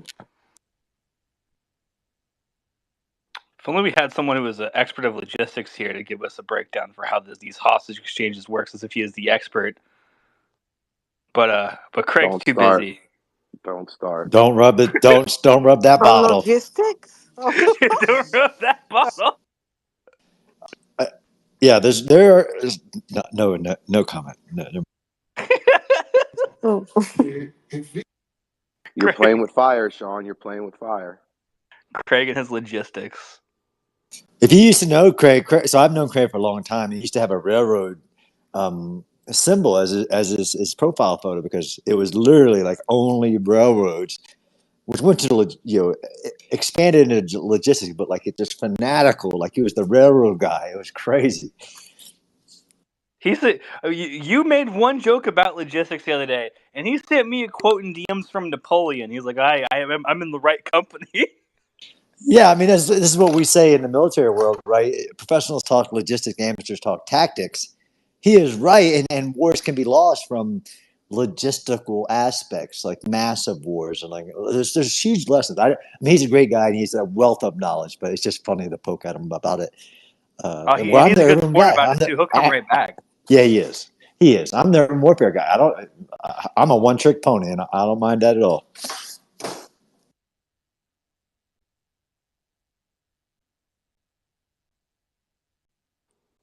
Lev, are you there? has there been any comments out of Yeah, Israel I'm here. regarding the babies and the kids, or any proof of life given? Does anybody know? Iris? I was busy listening to the news for 1 second. What did you ask her? Has there been any updates about the infants and the babies, and any proof of life given at all? Well, at the moment of what we know, the hostages were released today. Now they are in a base in Israel, meeting with the families, meeting some doctors and psychologists. Let's see the list. The next list for tomorrow has not been given yet, but I hope that the baby, the 10 months old baby, is on the list. But as I know, Hamas, they will probably play with that as they play with everything, and we will know more later, maybe tomorrow, because they didn't send the list of the ones that they are releasing tomorrow yet. But But hopefully, Iris, have they given proof of life? Has that conversation been had on TV? Proof of life. proof of life. No, nobody talked about proof of life. Nobody knows who is alive and who is dead. So yeah. What kibbutz is the baby from? I found that very interesting this morning, Irish. Where you said they're all the released today were from the same kibbutz. What kibbutz is the They're baby? from well, the ones that were released today is from Nir Oz, and the baby has his family also in Kfar Aza and also in Be'eri. So Yeah. Yes, but he lost his parents, and his cousin is waiting for him. There are many, many babies that don't have parents, that their parents were murdered and slaughtered. So they're coming back to a family of cousins or stuff like that. Very, very sad stories there. Some of them are coming, some of them only have a father. The father is staying in hostage, and they will go out. But I don't know who Hamas will release, because they decide on the list, and then they, so we only know a day before, and then the families know it in when the list come out. I didn't hear if the list came out already tonight. I don't think so. So yeah. Go ahead, Sabrina. Welcome. Thank you. Yeah, I just had an answer to Stealth's question about the Thai deal that it wasn't mentioned here, so I just wanted to bring it up. I don't know how true it all is, but from Times of Israel, they noted that the Thai government had donated 3 million baht, so $85,000 to the UN's Agency for Palestinian Refugees. And the deal was brokered between Thailand, Iran, and also possibly Qatar. And another rumor I read about on Twitter, I don't know how true this is that part of that deal is that Thailand will not send any more agricultural workers to Israel in the future. So I just wanted to bring up all those points. I mean, there are plenty of places that'll send out, that if they open up will send agricultural workers. Yeah. Exactly. Aren't they working out a major deal with India right now to fill some of the backlog of labor roles that Israel needs to fill? I know they were talking about getting that done. I wasn't sure if there was any progress on that deal. Well, it seems like that deal's not going to matter in about 4 weeks. Hamas won't exist anymore. So kind of pointless. Yeah, hopefully. The idea for the last ISW update I saw, there isn't much left of northern Gaza that they haven't taken. There's still work to do, that's for sure. Oh, of course. It's just Yeah, there's but not much yeah, there they will left. move. Yeah, but they will move to the south, hopefully very, very soon. And the Netanyahu was very clear, and they were very clear. The war is not over. It's continuing, and it's gonna move forward as needed. So yeah. Do we have a military update from Lebanon? It's been pretty quiet. Yeah, pretty quiet. No, not a lot of stuff happening today. There was a video released of a Lebanese woman who was saying now that again they have to relocate because Hezbollah has infiltrated certain towns and everything. It was a very interesting interview. I don't know if you saw it. It was covered by French actually TV. She was speaking in Oh, French. Okay, interesting. I'll go get it. They Yeah. ask people to go a bit further away from the border. It's not infiltration. They clear out civilians so that in case of hits, they minimize civilian casualties. They just keep important personnel. So it might be preparation, it might be other things, but yeah, it did happen. I can confirm what Stultz was saying. Go ahead, Colonel Interesting. Spencer. Yeah, quiet order. And Yes, any Paul. of the rockets, the 48 that they sent over, the lobbying that they sent over, the 48 rockets from Lebanon yesterday morning, maybe it was not, it was day before Israel time. Do we know if those were standard rockets or anything unusual about that? Any increase in terms of kind of weaponry that they use? That's my question. No, it's same type of Mm. rocket they use every single time. The basic artillery that isn't guided and not the big bombs like the normal ones that can be shot from a truck or something. What you got, John? I just wanted to say to Sean's comment is I'm going to post the ISW kind of the tactical situation on the ground. There's still weeks, if not months, of dense urban terrain in northern Gaza that would need to be cleared. Sorry about that laundry. Sound like a UFO or something buzzed in. That was definitely a laundry machine. Yeah, that switch gets turned on. But I'm gonna, if you go to the Institute for the Study of Wars and Interactive Maps, Sean, you'll see like even Jabalia will be a massive fight once the operation continues. Now, I read.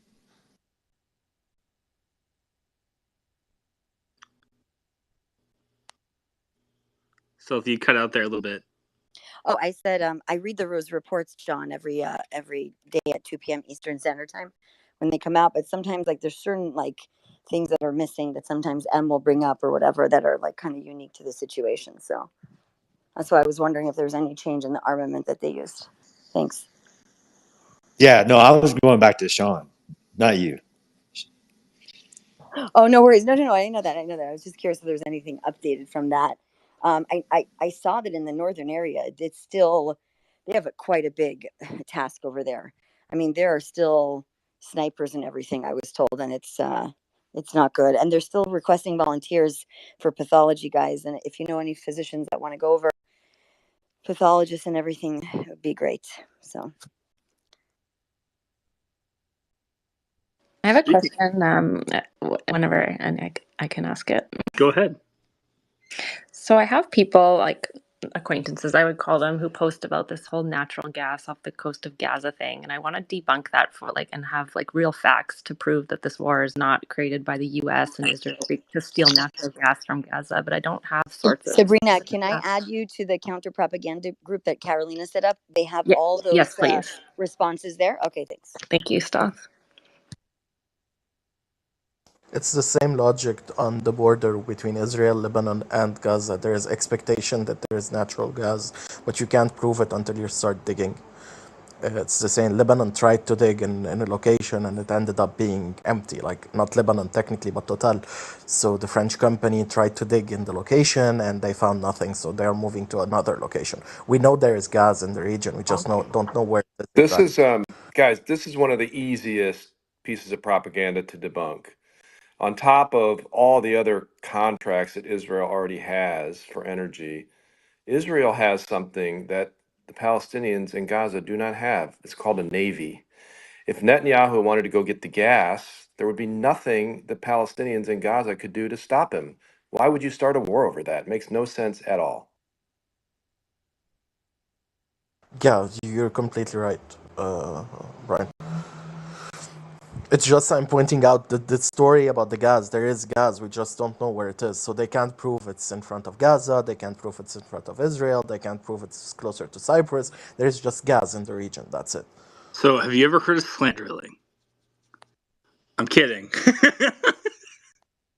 Wasn't that one of Saddam Hussein's major accusations for invading Kuwait, that they were slant Oh, drilling that's true. I forget. You're Iraqi right. oil? You're right, Sean. I forgot about that. That's the way back machine. That's the school they tore down to build the old school. You're right, though. Yeah, that just popped in my head. I was like, it's the same argument, literally.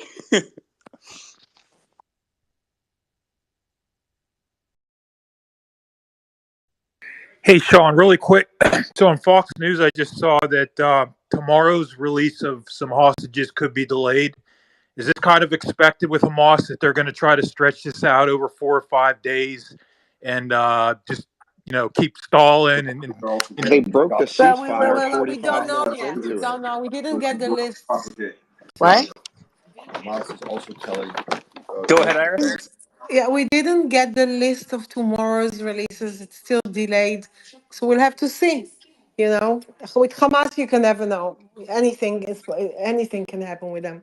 They're like, you can't trust them. So that's 45 minutes into the ceasefire, there were rockets from Gaza into Israel. I mean, no, it was 15 minutes from the 15 ceasefire. minutes. Sorry, Yeah. 15 minutes. I'm surprised it You took just that can't long. Usually trust what that, Just so happens, you right? guys I know, mean, that's ridiculous. Hamas is telling the Gazans to go back to the north, to go back home, and they Israel do. is saying don't. And also, a lot of military-aged young men are going back north because of the ceasefire. So there's a concern, not just for houses, not for just looting or anything like that, but that they're trying to refortify places. It's very dangerous on everyone's side to do that, obviously. Don't they have that area pretty locked down that they can just like stop people from walking that direction?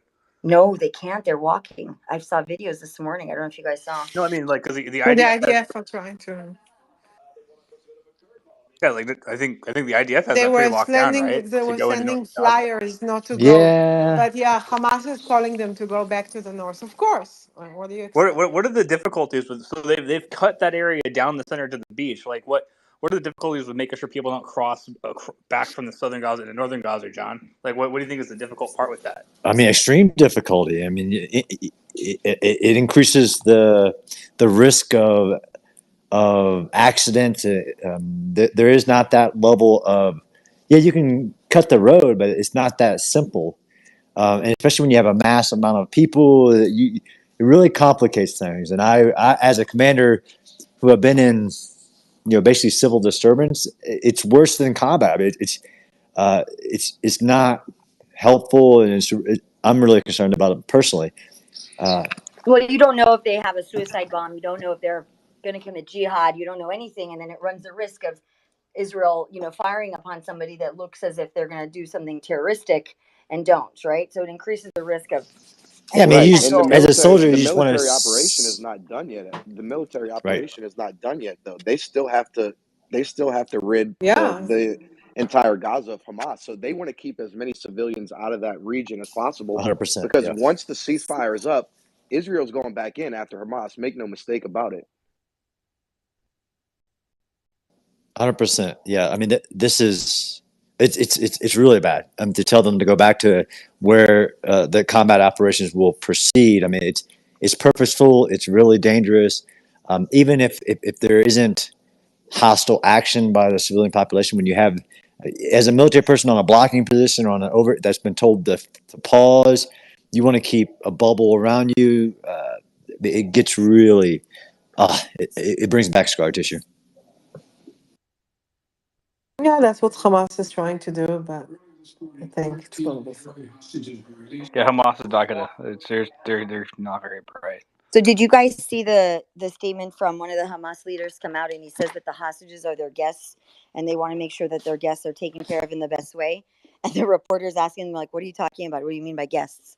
They're your hostages." Did you guys see that? It came out this morning. No. Okay, Oh I I'll my didn't send. see I'll God. it. send. I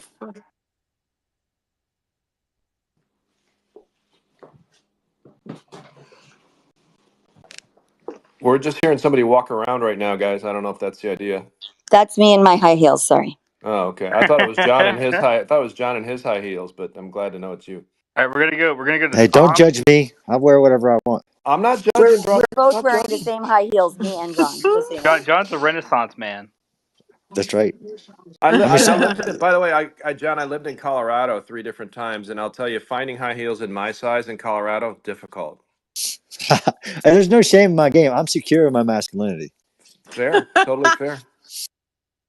This is the man who's perfected the art of leading men into battle in an urban environment, one of the most difficult With terrains high ever. No heels. one, With no high one's heels. gonna question your masculinity. Hey, man, I lost my ear. That's right.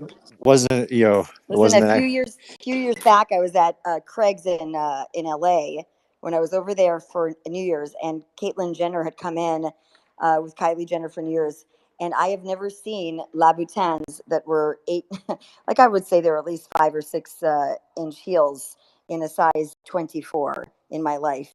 Wow, she is a very tall former.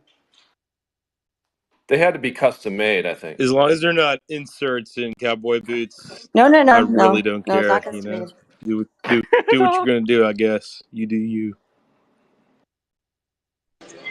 John, I DM'd you an inappropriate comment.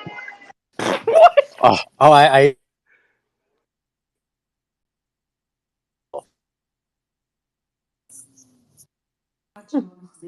Fucking Charles, like I DM'd you an inappropriate comment. I know, right? The anticipation is thick. He said that. I bet it's a normal comment, but he said that just so he knew you would check it quicker, because that's the game he plays. Tom and Anastasia are holding their hands up for I life called him here. Hey, out on the video. He should be I was talking. gonna tell you the deal with the drilling nonsense. Okay, here's the thing. I don't think that there's any kind of seismic technology that the Palestinians own, or that anyone's going to go over there and do them any favors and figure out exactly what they have underneath there.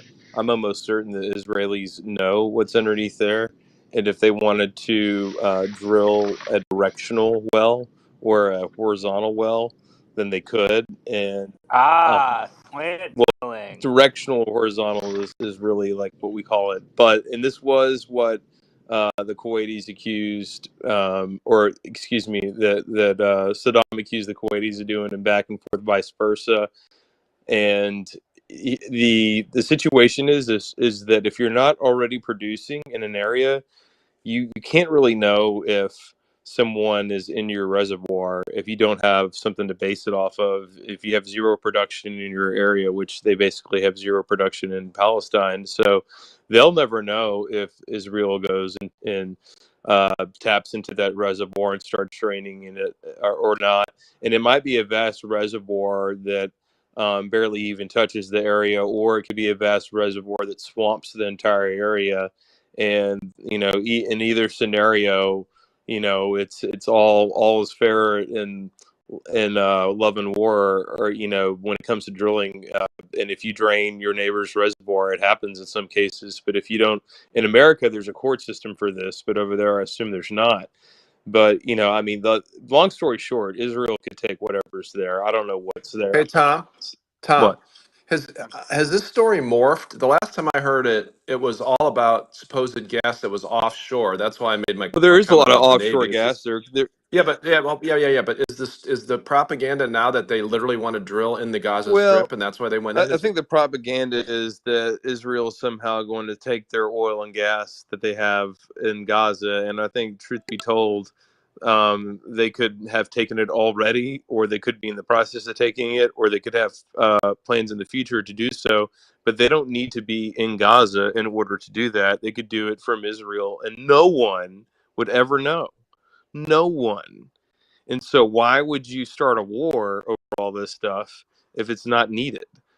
And so I would never drill a well in Gaza or in Palestinian area, territory, whatever, because you just don't have to. It's just our technology, and they know this.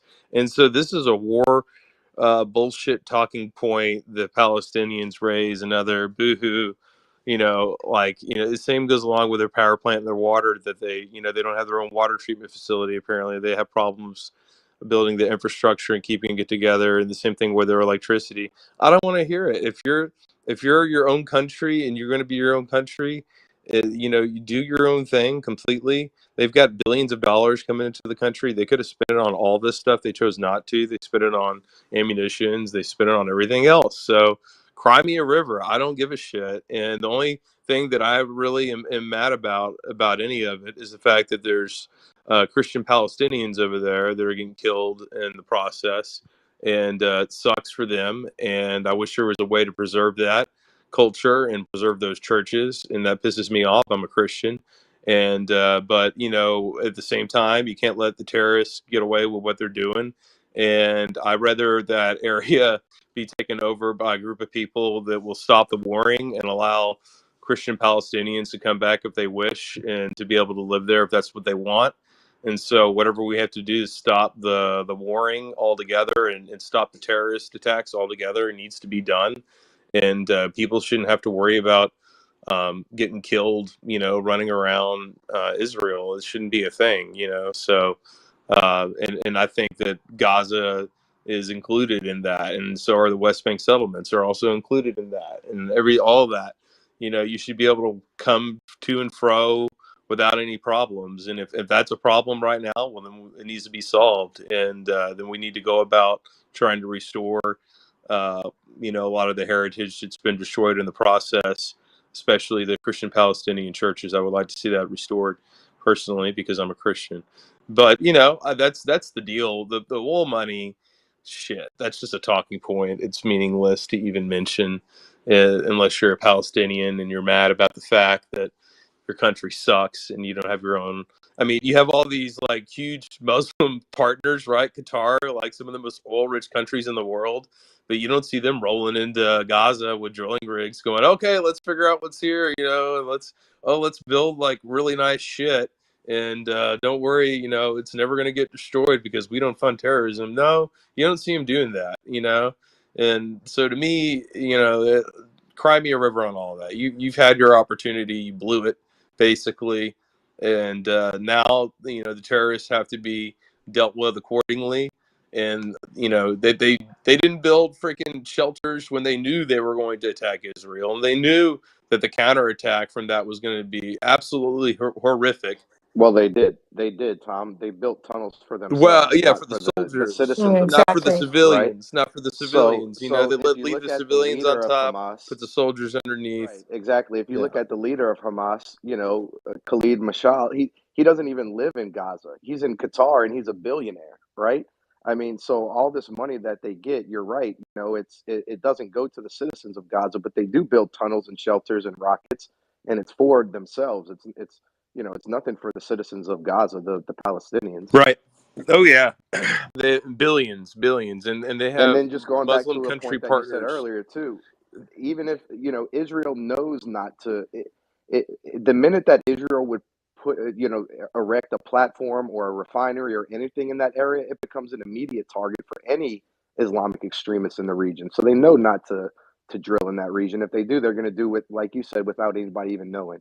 Yeah, the Israelis probably have like come to the conclusion that it's probably not even worth their time to mess with it because there's so much more economical gas around them. To be honest, it's probably what the true story is. They probably have not drilled underneath Gaza. That's probably the true story. But you know what? If they did, you never fucking know it. There'd be no way for you to know it. So it's not that big of a deal. God, the ground area underneath Gaza, the minerals underneath that area is such a small area. It could be loaded with gas and it still wouldn't be worth that much money because it's such a small area. Whereas the offshore area and the rest of the country is, much larger and et cetera. I don't And know. Look at Kuwait. yeah, and really the offshore reserves are the largest reserves, gas reserves that I know of that Israel has access to. As far as I know, it's those offshore, right off the coast, that are the real money makers, and that's where you invest your money. So likely that's where all their investment is. But just side note, it's kind of a bullshit argument, and the reason it's ultimate bullshit is because their Muslim partner countries are so oil rich, and they have all the connections to all the people and all the equipment and everything they could possibly need to go in there and explore and develop and produce minerals, and they don't. So, boohoo. Actually, if there was really things there, they would like Lebanese government. So technically, part of it is Hezbollah. They made them sign in a state in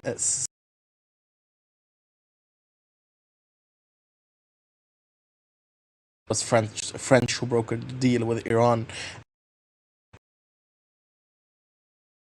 The deal about it, and it would have put peace in Gaza for a while. We Yeah. wouldn't have seen the war. I There's just no know way. if they're able to drill in like northern Iraq and Syria and in the middle of war zones, or they're literally got And operations. your mic cut I out there, can't Tom. hear him.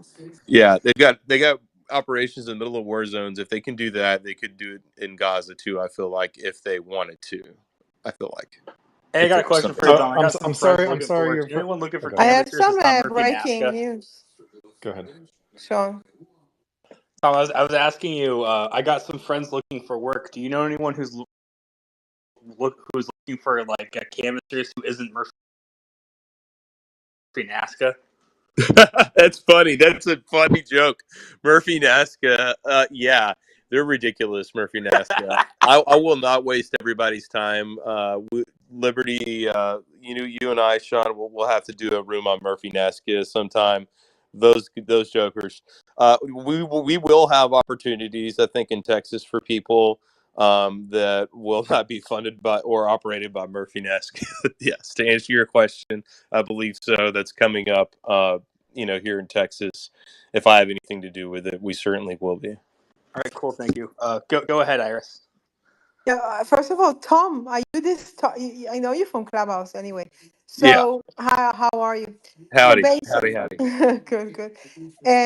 Basically, Biden was just speaking now, and it's quite amazing what he said. He said that they found out that the intentions of Hamas with this attack was very connected to the normalization with Saudi.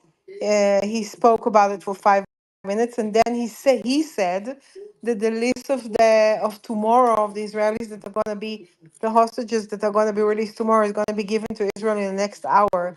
So it looks like Blinken and Biden are very very on it. Like they know when we're going to get the stuff, and he was just saying now that I'm just listening to it and I'm getting seeing all the I journalists are Iris, getting a speech. did he say that there is a possibility to prolong the peace and have an actual ceasefire?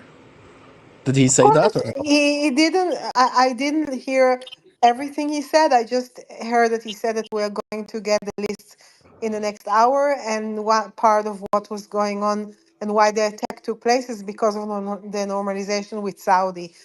He spoke about the ceasefire. I'm gonna see and read the Said part. Biden. he said he won't stop until all the hostages are back. That's also what he said. Exactly. Because Yeah. Lebanese media is sharing a story that Biden said that they want a non-determined long-term ceasefire in the area. That's what they are sharing. So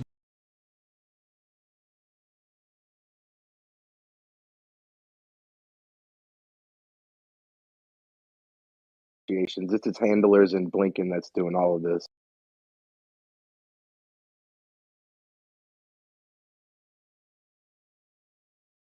There are gonna be much more than 50 hostages. going to come back to the region. Sorry, this is Giacomo. To Is pressure coming Israel. back.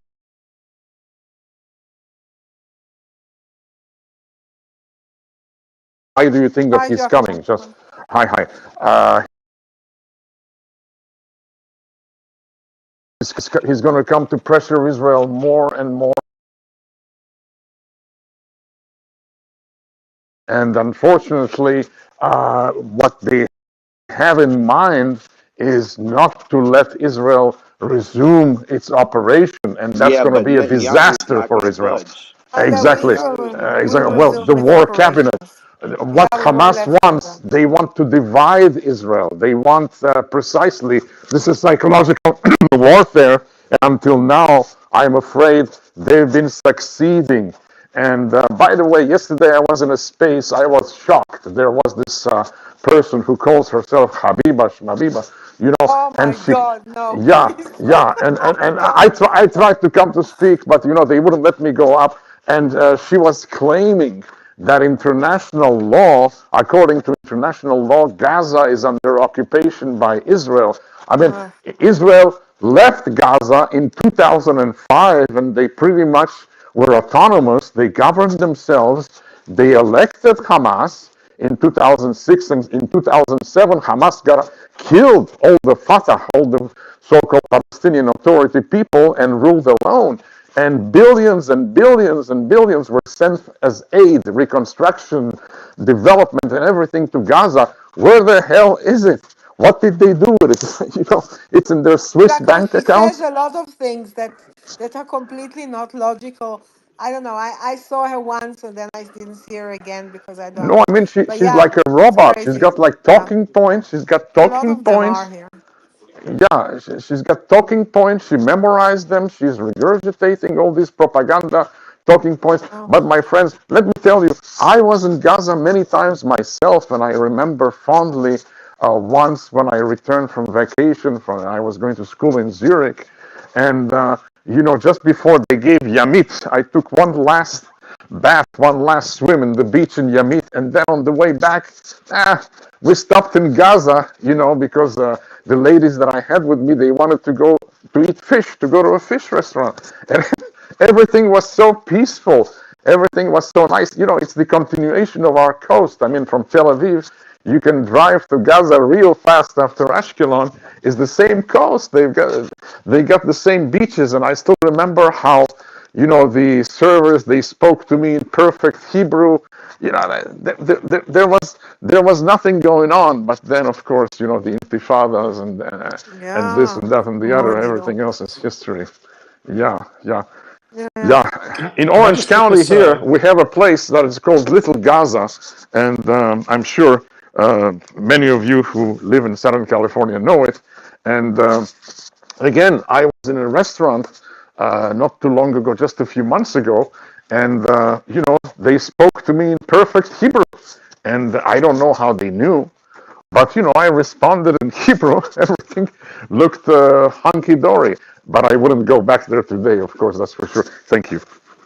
Yeah, don't Can I go just back. can I just Don't put go this back. gas argument to bed? So if you look through history, no country has sustainably grown their economy by digging stuff up out of the ground, with the exception of Norway. This isn't the 20th century.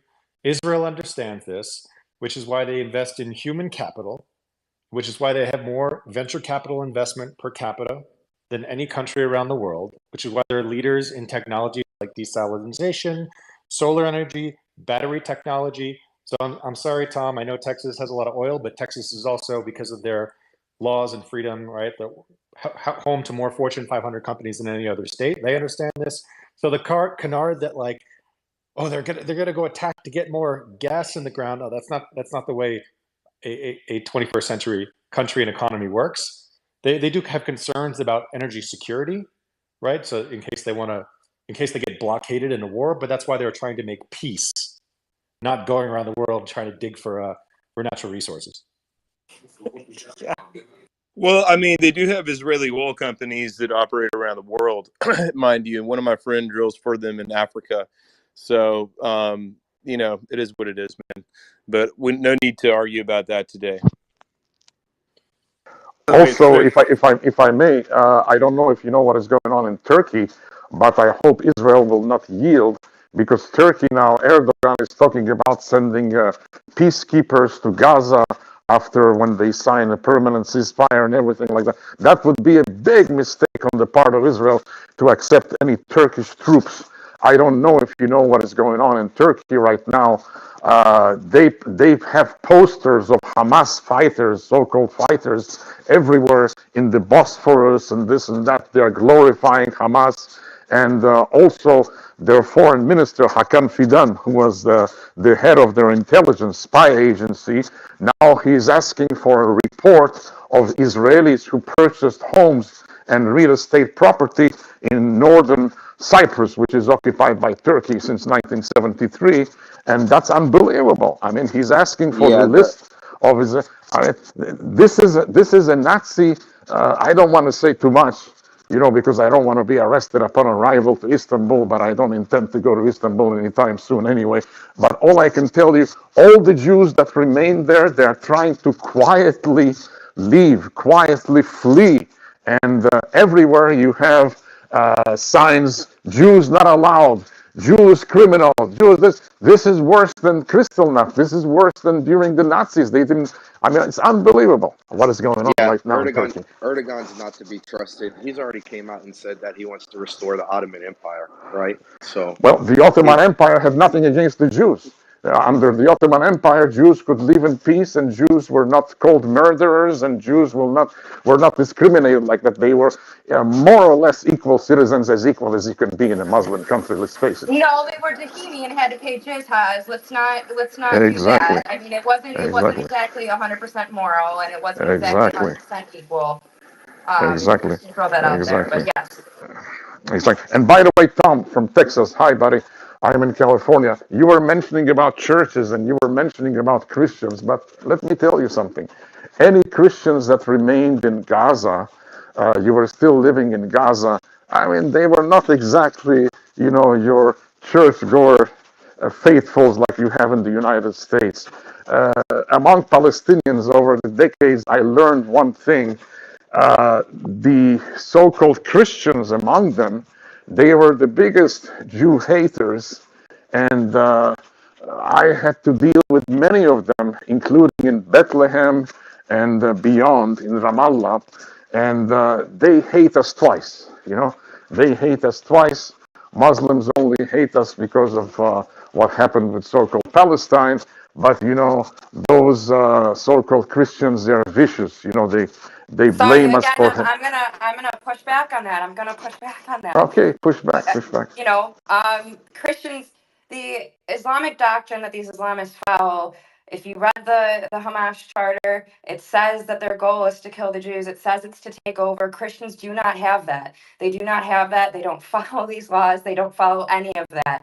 So I'm sorry to my Christian friends. I love you, but you guys don't have those doctrines that they follow. So I have to push back on that. Of course not. And Yes. Christians, but the founder of the so-called Popular Front for the Liberation of Palestine was Christian, a Christian Arab, and Hanan Ashrawi. She's Of Christian, for course, but those of you who know I her. would put that in quotes, as in Of course, Christian. of I'd put course, of Christian course, quotes if I were of to course. say that. You know what I Let's mean? please not call Yeah. anyone so-called Christians or so-called Palestinians. People have Yeah. multiple identities, Right. right? That's why I said quotes, because you never really like those people that follow those ideologies. I don't really consider um your average everyday Christian. Like when we talk about the Westboro Baptist Church, right? That's not your average Christian. So I don't want to like have the comparison between the two. Sure, and listen, there were Yeah, but plenty you of can have. Christians in the Middle Sorry. East, plenty of Christians in the Middle East during the Ottoman Empire. 25% of the Middle East population was Christian. It makes a lot of sense. Their religion was founded there. And in the past 100 years, we've seen that number go from 25% of the population to less than 1% of the population Yeah, because how of did that happen? Exactly. They Exactly. all fled. They all fled. They cannot remain anymore. Well, the Armenian genocide wasn't real either, huh? Talking from a Christian in the Middle East. Yeah. Sorry, guys. But to be honest, from a Christian in the Middle East, I don't like what you guys are saying. Angela, it's borderline okay. You're right. There is some parts of the people that don't follow the same rules. But yeah, Wait, but James, Giacomo. wouldn't you call Lebanon unique, and every other country has been much less friendly to their Christian populations, just like their Jewish population in the Yeah, past but the 50, 100 Christian the years? Christians decided to leave. It wasn't. It Why wasn't. did they They decide to leave? decided to leave, or they They were going decided to to They leave, because but were they that was weren't going to happen to they genocided and begin weren't. with. forced out. Yeah, they Were Again. they didn't driven decide Again. out, to or leave, did they James. leave because they thought, Yo, one mic. Can I? Can I? Thank you. So they decided to leave because when I say decided, because it's a decision. You can decide to live under a certain regime. They just didn't want to live under that regime. Do I agree that there was some push? There was some push to push a certain regime that don't function for Christians. Yes, but it has been this way for the last 600 years. So since the Ottoman Empire, it's been like that. Don't laugh. You guys don't know about the region. No, but you're saying it's a decision. Yeah, it's a decision to stay and get your head chopped off or leave No, it's and not head live. chopped off. It's deciding are to you live under a certain regime really? that doesn't fit your identity. Wait, Yes, but it's James, let's not say it's been 600 years. According to Ottoman census, right, 25% of the populations in this region was religious minorities, including Christians, and it's only with Arab nationalism and then Islam, modern political Islam, that the environment has become so intolerant to minority religions that they've left. Right, it went also from high mobility. 25%. Also high What? mobility. You need to I consider mean, look at Lebanon. In Lebanon, the Christians were a majority. That's why Lebanon was founded. Lebanon was a province of Syria. The French decided to make it a country where the Christians were a majority on the coast, so that the Christians would have a country. Look at it now.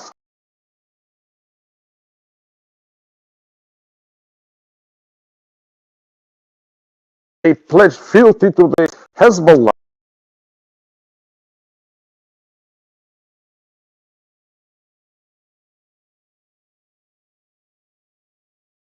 They had to do that. What's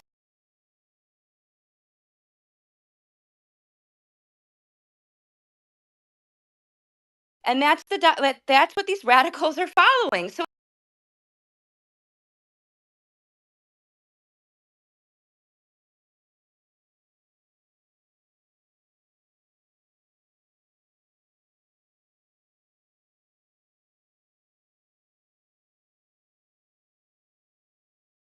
Who said they it were was a forced. choice? Who They were said it was a forced. choice?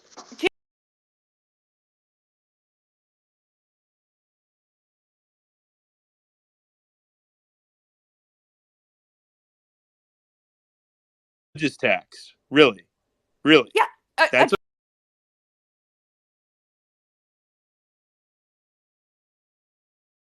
It is okay. how A religious tax.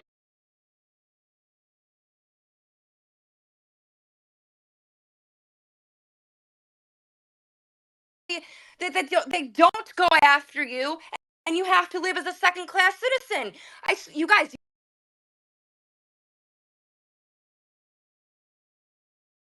It was called Can I life say tax. something? It was called Can I life say tax. something? Ruined, and when they couldn't pay this punitive, like prisons for years, then they were Germans would win in Second World War, to throw all of them in ovens. They were huge ovens being prepared in Turkey. And after, when the Allies won, they said, oh, it was only bread, to distribute bread to the. These are not strong states. There's no social support. Muslims paid what was equivalent of a tithe, right, to social institutions. So people who weren't Muslims, who weren't part of the mosque system, contributing to their communities, also had to pay in to the communities. So it wasn't. And yes, some countries it was higher than others after the Ottoman Empire fell. But the Ottoman Empire, it wasn't some onerous thing specifically targeted towards Jews that were encouraging them to leave. And actually, James makes a good point about the increased mobility this century. So, it wasn't great. There was massacres, but it wasn't based in this. The Jews killed Jesus, and there were like it was in Europe. But I think people make a bit too much of this jizya thing in the Ottoman Empire. I think we use Can I say policies in something for a America. second? We use policies Sorry in for America. interrupting. Just to add something. Look, for sure, I totally agree with James, because people left there by decision from the Middle East, like from Iraq. They left by choice to keep their heads on their shoulders, like in Syria at the time of ISIS, to keep their head on their shoulders. Same in Lebanon, even though that it was an exceptional country. I'm coming from Lebanon, and yeah, a lot of us left Lebanon because of this kind of stuff. So yeah, I totally agree with you, Would James. you consider that a Lebanese choice? Christian? I mean, would you Are you a consider that a choice Lebanese when you think Christian? about in Syria and Iran and all these different I countries? think, Like, is that a choice to Angela, leave, Hold on, or are you Angela. Hold on, fleeing? Angela.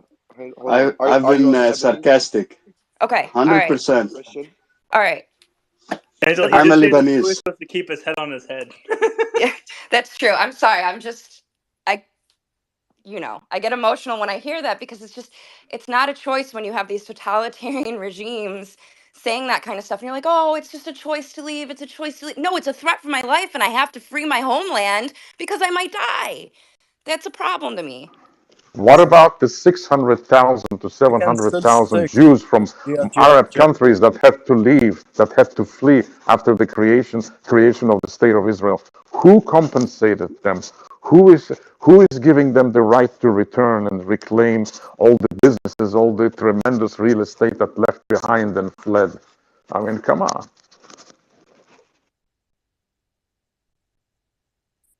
So we use policy in America to drive who we want in the country and who we don't want, straight up. And it doesn't take that much of a policy change in order to have a major effect.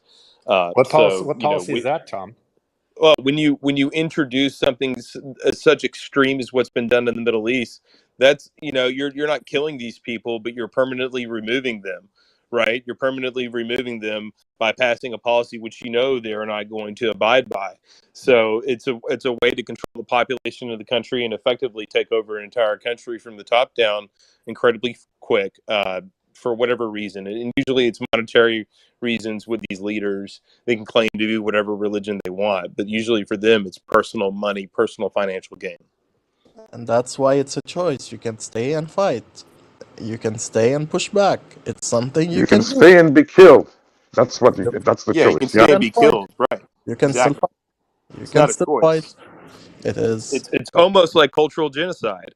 You're just not killing. If you do stay, you will be killed, essentially, if you don't abide. I lived 25 years in Lebanon. I still go back and forth, and I'm not dead yet. So I mean, Lebanon is such an impoverished country now because of Hezbollah. Hezbollah rules Lebanon. Lebanon became Iran. I mean, it's if a you wanna proxy of come, the Islamic Republic. I mean, Giacomo, I invite you to Lebanon. I've been to See you Lebanon. I've been to Christian. Lebanon a couple I of take times, you to but not as a Christian. tourist. I don't want to I say see more. you are in Can I go paradise. Yeah, to You are yeah. Lebanon with Christian. my Star of David on and be safe? Oh Yes, my God. yes, in Yeah, Can I Beirut. go sure, with my Star sure. of David on and in, Yes. in As my soon as you Orthodox land dress? at the airport in Beirut, your passport is screened and it's sent to the Hezbollah, to their intelligence service, who screens it, who, sees if you are somebody that is worthwhile detaining. following, kidnapping, or whatever. But What are what you would they do with guys Tom talking about? Slocum if I Sorry, touched down in sorry for Lebanon? What do you interrupting, think they'd guys. do with my Again, ass? sorry for interrupting, guys. So again, I would agree with James. You can go to Lebanon and wear Magan David on your chest, but it's a matter of choice. Either you keep your head or you lose it. Yeah. I So mean, James, when you're Yeah, and you better be when in East Beirut in the Christian quarters. Even there, you're not safe. Yeah, So you can be I in see what you're Ashrafiyya. You saying. can be in Ashrafiyya. Yeah. I see what you're saying, but I want to go to Lebanon wearing my Star of David without, the possibility of my head being chopped off. That's what I'm but saying. James, when you're 51% of the Sorry, you population, don't have Yeah, but this see, one I option. don't second. like that Sorry, comment. sorry. Hang Just on, one let me say second. something. Sorry, you don't have this option. James, when you're 51% of the population, as the Maronite Christians were in Lebanon before the PLO invaded, when they were thrown out of Jordan, you have a choice. When you're 2% or 1% of the population, we're you don't have 30. a choice. You can't stay and fight the rest of the 99%. We're in the 30s, so we're not 1%. No. But when the PLO invaded, right, Lebanon, or fled to Lebanon after they failed to take over Jordan, and you had 1 million Palestinians go into Jordan, that changed the population dynamics. And before that happened, the Maronite Christians were 51% of the country. And then they put us into a fight against each other, and those idiots fought each other. Very smart. Yep. I don't think this is a fair argument against a lot of people because evil exists all over the world, not just in the sake of religion. Like I can't walk through the south side of Chicago or the east side of LA with But this is $20,000 in my hand. one Someone's going to very murder me. particular type of evil Yeah, that you don't but know, yes, but there that is you evil cannot all over compare the to the world. United States. But it's a different But kind of evil. but Okay, as a Okay? the point is, Chicagoan, I can the walk through the point south. is, admit that It's Just evil be Evil exists that careful is in taking everywhere. Minnesota. over the entire yes, world right I now. understand It's where you're taking coming over from. Europe world I right now. It's understand where you're taking coming over from. Europe, and it's to take over the rest of the world Yeah, right but But now. we have So no Charles, let's you're open go your eyes. zones. overlooking the fact that Christians, Yes, trust evil me. is everywhere, but I'm speaking specifically on an ideology.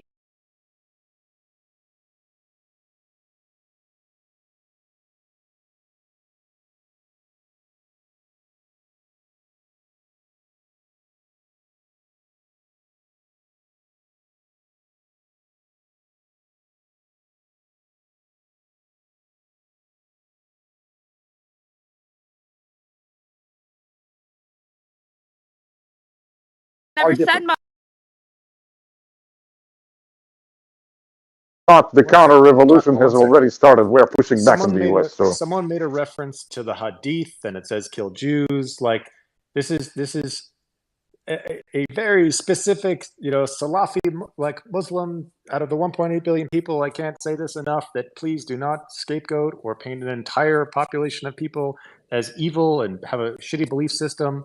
When remember the Crusades, remember like all kinds of great crazy Jews, crazy Christians, crazy whoever who do crazy things. It doesn't come from the religion. when were you Religion. last time in London? I'm just coming back from there 2.5 weeks ago. Were you in London lately, in England, in the UK? Yeah, 7 months ago.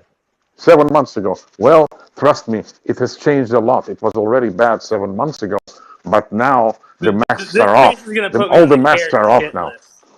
Yeah, we should move on because Kara is definitely watching everyone right now.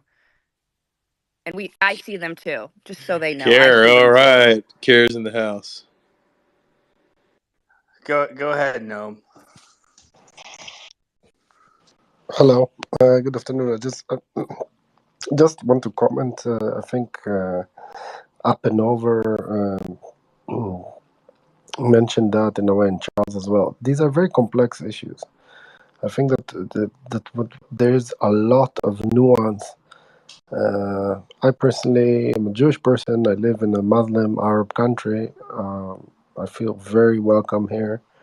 I have a lot of friends, Muslims, Arabs that I grew up with, even in Israel. This is a misconception. Many people think in Israel, Jews and Arabs don't share their life. That's a complete lie. We share our lives. We have friendships. I've been in a mosque more times than I've been in a church by chance, and I think that it is important to note that because we touched on the let's say the Christians in the Middle East, etc. That's also it's a very complex and diverse thing. Even the Christians in Lebanon, the Lebanese here know much better than me, but they're divided within that section of Christians to quite a lot of different religion groups. So they have differences in religion. They have differences in their political stance. I personally met and had very good relationships with extremely brave Lebanese Christians that fought shoulder to shoulder with the IDF for the independence of their country from all these horrible, I would say, terrorist organizations. And on the other hand, there are Christians in Lebanon that collaborate with Assad and Hezbollah for many years and that promoted the control of Syria.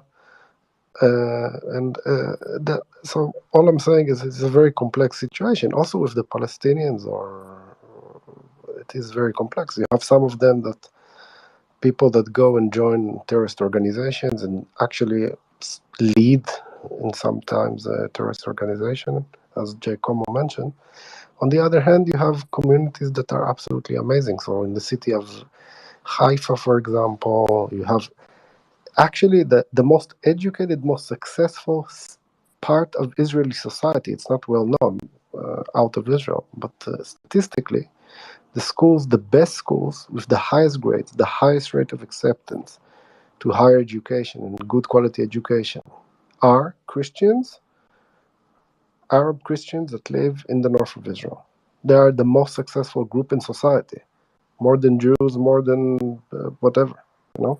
If you Okay, we mustn't forget the this is school that I went to. I went in Jaffa to the Catholic school, and I went to school. Many of my comrades, I was the only Jew there. They were Arabs, and many of them were Arab Christians, and I kept in Why touch did with you go Muslims to and a Christians Catholic alike school? until this very day in Jaffa, and they also live in Nazareth, and they live in different parts. And this was very high yeah. education, my friends. So Yeah. it's a So very Noam, let it's me a very ask you a question. complex. Yeah, Noam, let sorry. me ask you a question. How do you explain 20% of the population were Christians and now down to less than 4%, and that was a century ago, right? 20 to 25%, and now it's less than 4% of the population in the Middle East are Christians. It's very How do you simple. explain that? If I can answer that, I mean, Islamic militarism has gone up exponentially ever since the Iranian Revolution, 1979. They started spreading Islamic militarism all over the world, and you also see that, for example, in Jaffa with my friends. I mean, their wives before they would dress modern like all Israeli women. Then suddenly their daughters started covering themselves. And I said, what is going on? They said, brother, they are pressuring us. They're pressuring us from the West Bank because they have all these organizations. If we don't comply, if we don't do as if we are suddenly traditional and wear the hijab, they will come after us. They will kill us. They started terrorizing the Arab population in Israel, who are Israeli citizens and Yeah, who are very happy to live in Israel. That's I what is agree going with on. you. The I rise agree of with you, but Islamic militarism ever since the Iranian Revolution, it started 1979, my before. friends. But the decline started before. I think that first of all, 100% Islamic radicalism was not good for the Christian community. That's 100% true. But I would say that also there is some truth in what James said.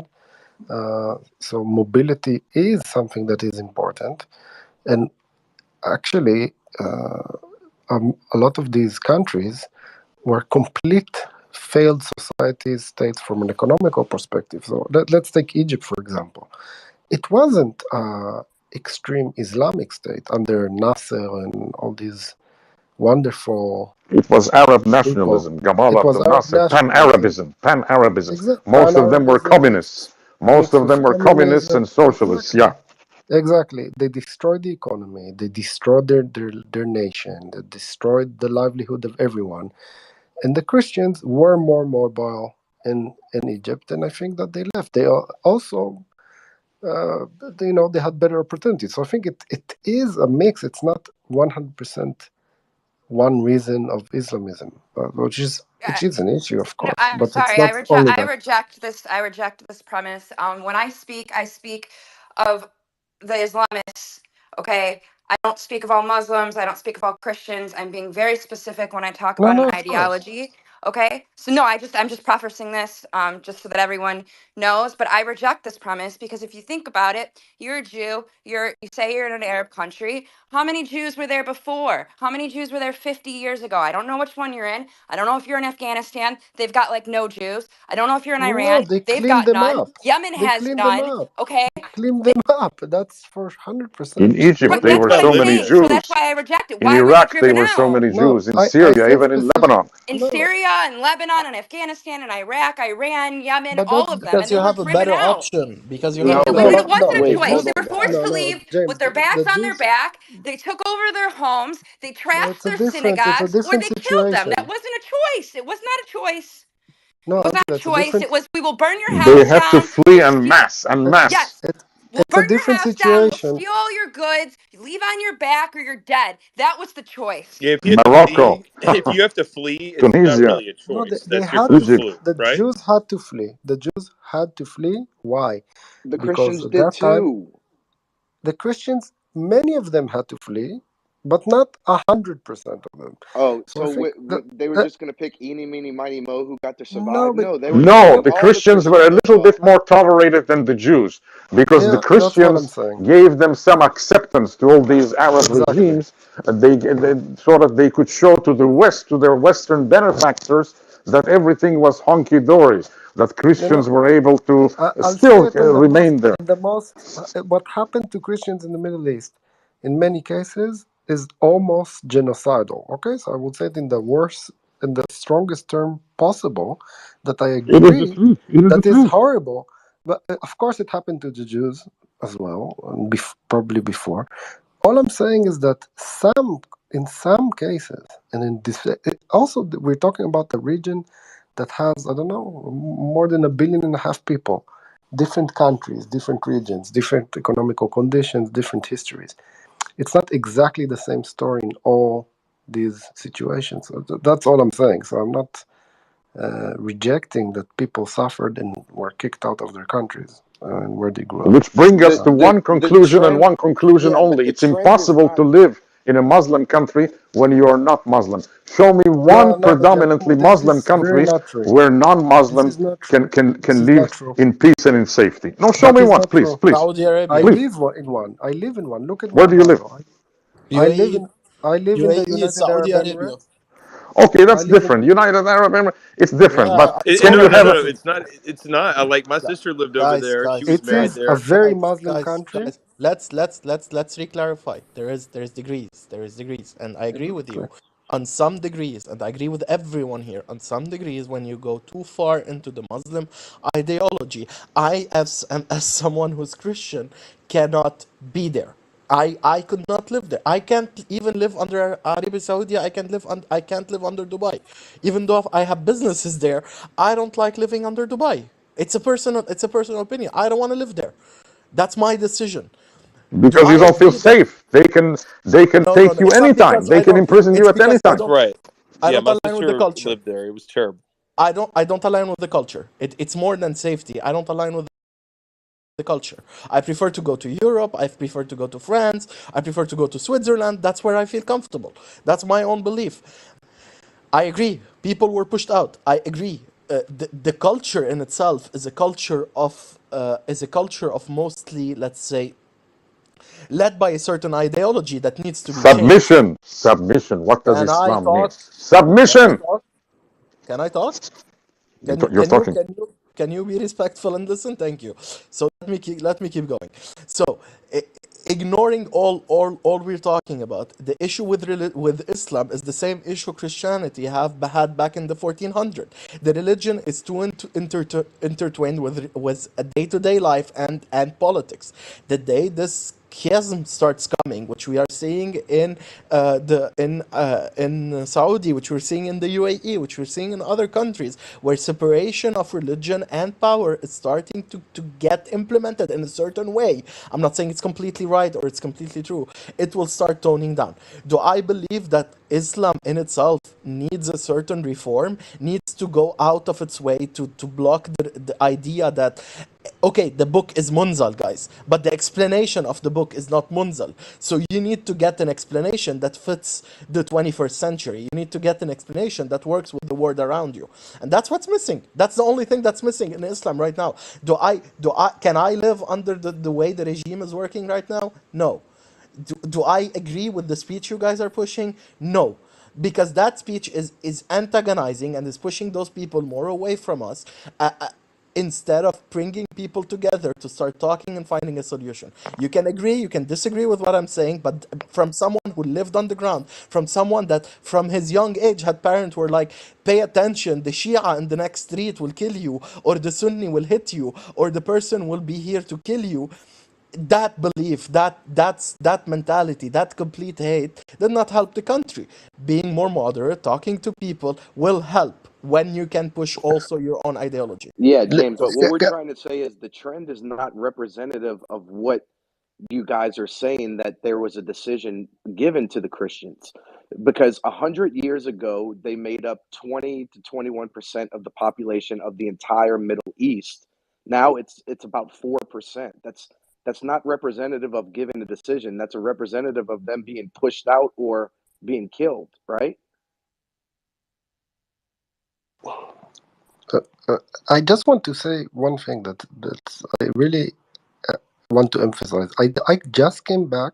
I just came back 2 hours ago from the synagogue here in Abu Dhabi, in the Abrahamic. We had held the Friday service in the Abrahamic Family House, which has a church, a mosque, and a synagogue. We passed through people coming out of the mosque, greeting us, went, prayed, went out. Everyone is friendly. Everything is absolutely fine. This is a Muslim country. It is a religious country, okay? But the version of Islam that the leaders of this country promote is positive, is tolerant of all religions, all beliefs, and people can live together. And I think really, I really recommend all of you to read a book called Letters to a Young Muslim, written by a Emirati author. By the way, his father was murdered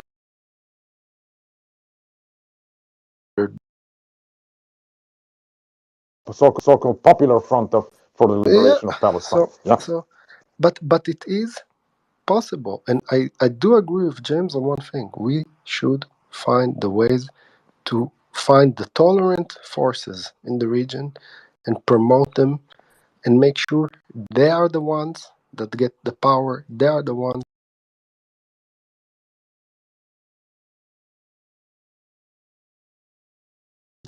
that we support. So when the US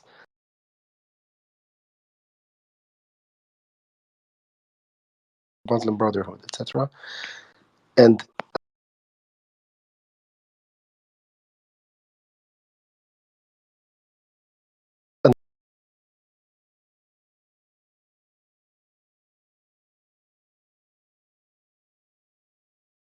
understand that not everything is one color, and we need to try to promote relationship with the moderate people. Even in the IDF, we have Muslims. I served with Muslims, with Bedouins that served with me, that were amazing people, that were respectful people, that loved their country, and were devout Muslims. And that can work. We just need to find these people and promote these people and destroy the ones that are carrying the Right. terrorist acts and These other people serve ideologies. in the IDF because they are defending their homes. They are defending their families. They are very much part of Israel. They are very much part of the fabric of Israel. There are 2 million Muslim and Christian Arab inhabitants of Israel, and they all love Israel. Let me tell you, I went to school with many of them. I was in May in Israel, and the first thing that I do, I go visit my friends in Jaffa, my classmates in Nazareth. I mean, my God. But they are now, they live under a regime of fear. They cannot pronounce themselves too openly already for the last 20 years because of the rise of Muslim fundamentalism that is coming from the West Bank, from the cells that they planted on the West Bank, and they're really wreaking terror and the blackmail and everything. I mean, I don't want to talk too much right now, but with the communities of Jaffa and Nazareth and even Haifa, I mean, it's I don't envy those 2 million Arab citizens of Israel because they're under a lot of pressure. The Arabs think that outside of Israel, they think that they're too Israeli. And in Israel also, let me tell you, life is not very easy for them. Yes, they are loyal. Yes, they are everything, but you know, it's not easy. That's all I can tell you. 2 million right now. And this denies the claim that they were driven out, that they were chased. No, these are the people who chose to remain. They remained in their homes. They didn't take weapons against the embryonic state of Israel, and they did not. They are not sorry. Trust me, they are not sorry. That's the only country where they have opportunities to become whoever they want, to go to school. If you go to any pharmacy in Israel at night in Tel Aviv, who do you think that the pharmacists are? The pharmacist, the doctor will be from Tulkarm, you know, will be an Arab Israeli, and so on and so forth. Israel is the country where they were able to flourish the most and not fear any dictator and not fear being in prison and so on and so forth. Thank you. I'm off. Let's go to Monitor, my friend from Iran. Let's go. Hi, guys. Thank you for allowing me to speak. I 100% agree with James and Noam. I believe that there needs to be a reform within the religion of Islam because at this point, just like James mentioned, Christianity went through the same thing. So Islam needs to go through the same thing.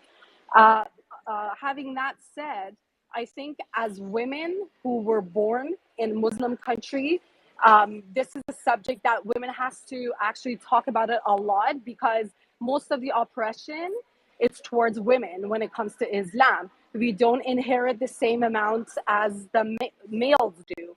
We don't get the same job opportunities. We have to wear hijab in certain countries. It's mandatory for us to do that.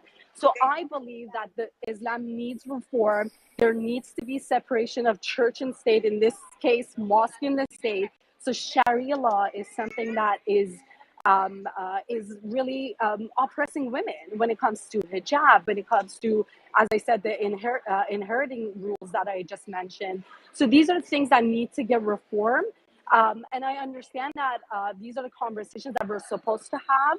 But one thing that we also have to consider is that right now the problem is within the Islamic religion and the ideology of it. So we can't expect other countries to bend backwards for the Muslims. This reform has to come from the Muslims, like as we can see in UAE. You can see it in Dubai.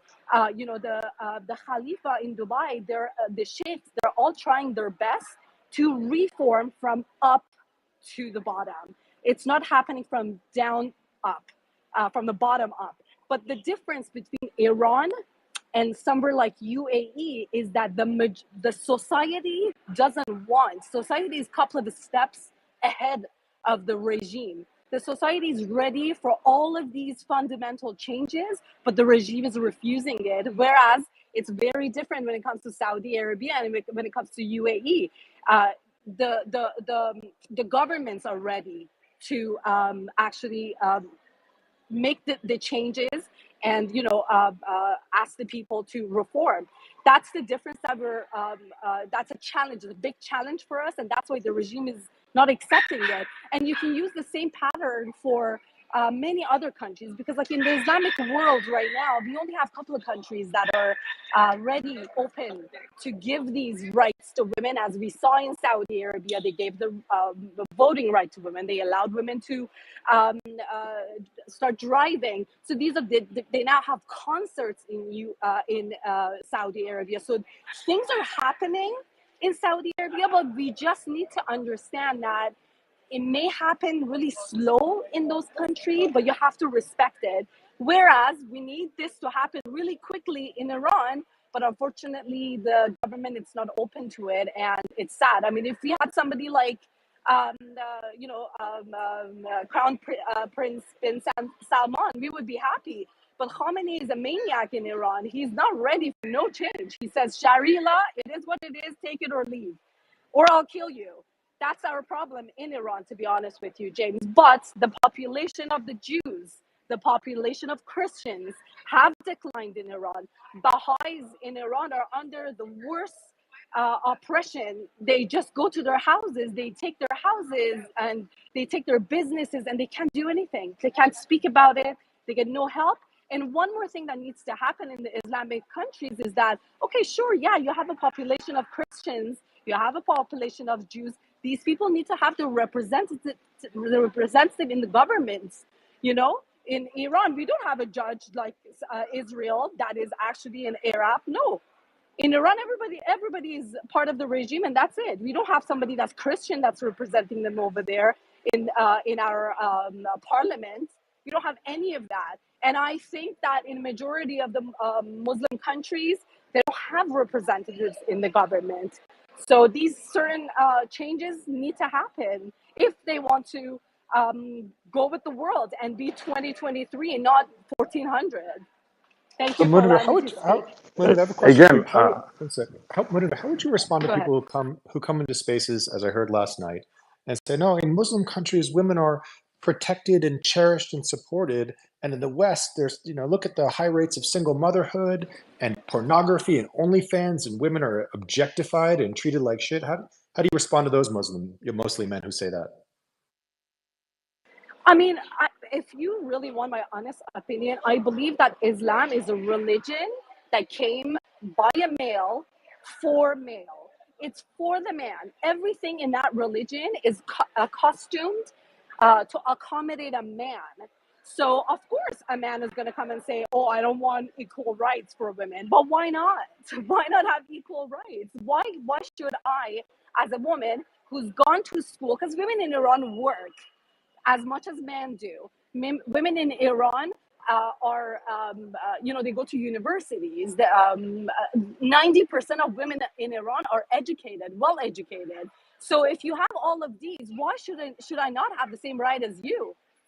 So that's just really wrong. And when it comes to like saying that pornography and stuff like that, that to me is somebody that is just has a backward thinking. Like, what do you mean pornography? We're happy and comfortable in the West. Every time I walk outside in Canada at 4 o'clock in the morning, I feel safe. I feel protected. I feel safe. I never get stopped by any man. Nobody dares to do that with us in the West. So I don't know where these people are coming from, but no, you don't feel as comfortable in an Islamic country. If you're at 4 o'clock in the morning, you walk down the street, people are gonna come up to you, and you don't feel safe. we have Thank to you. To be clear, salute here the heroic resistance of the people of Iran. Half of the population of Iran is under 30 right now, and they are so much pro-Western, and they want to do away with their shackles with this backward Islamic Republic, and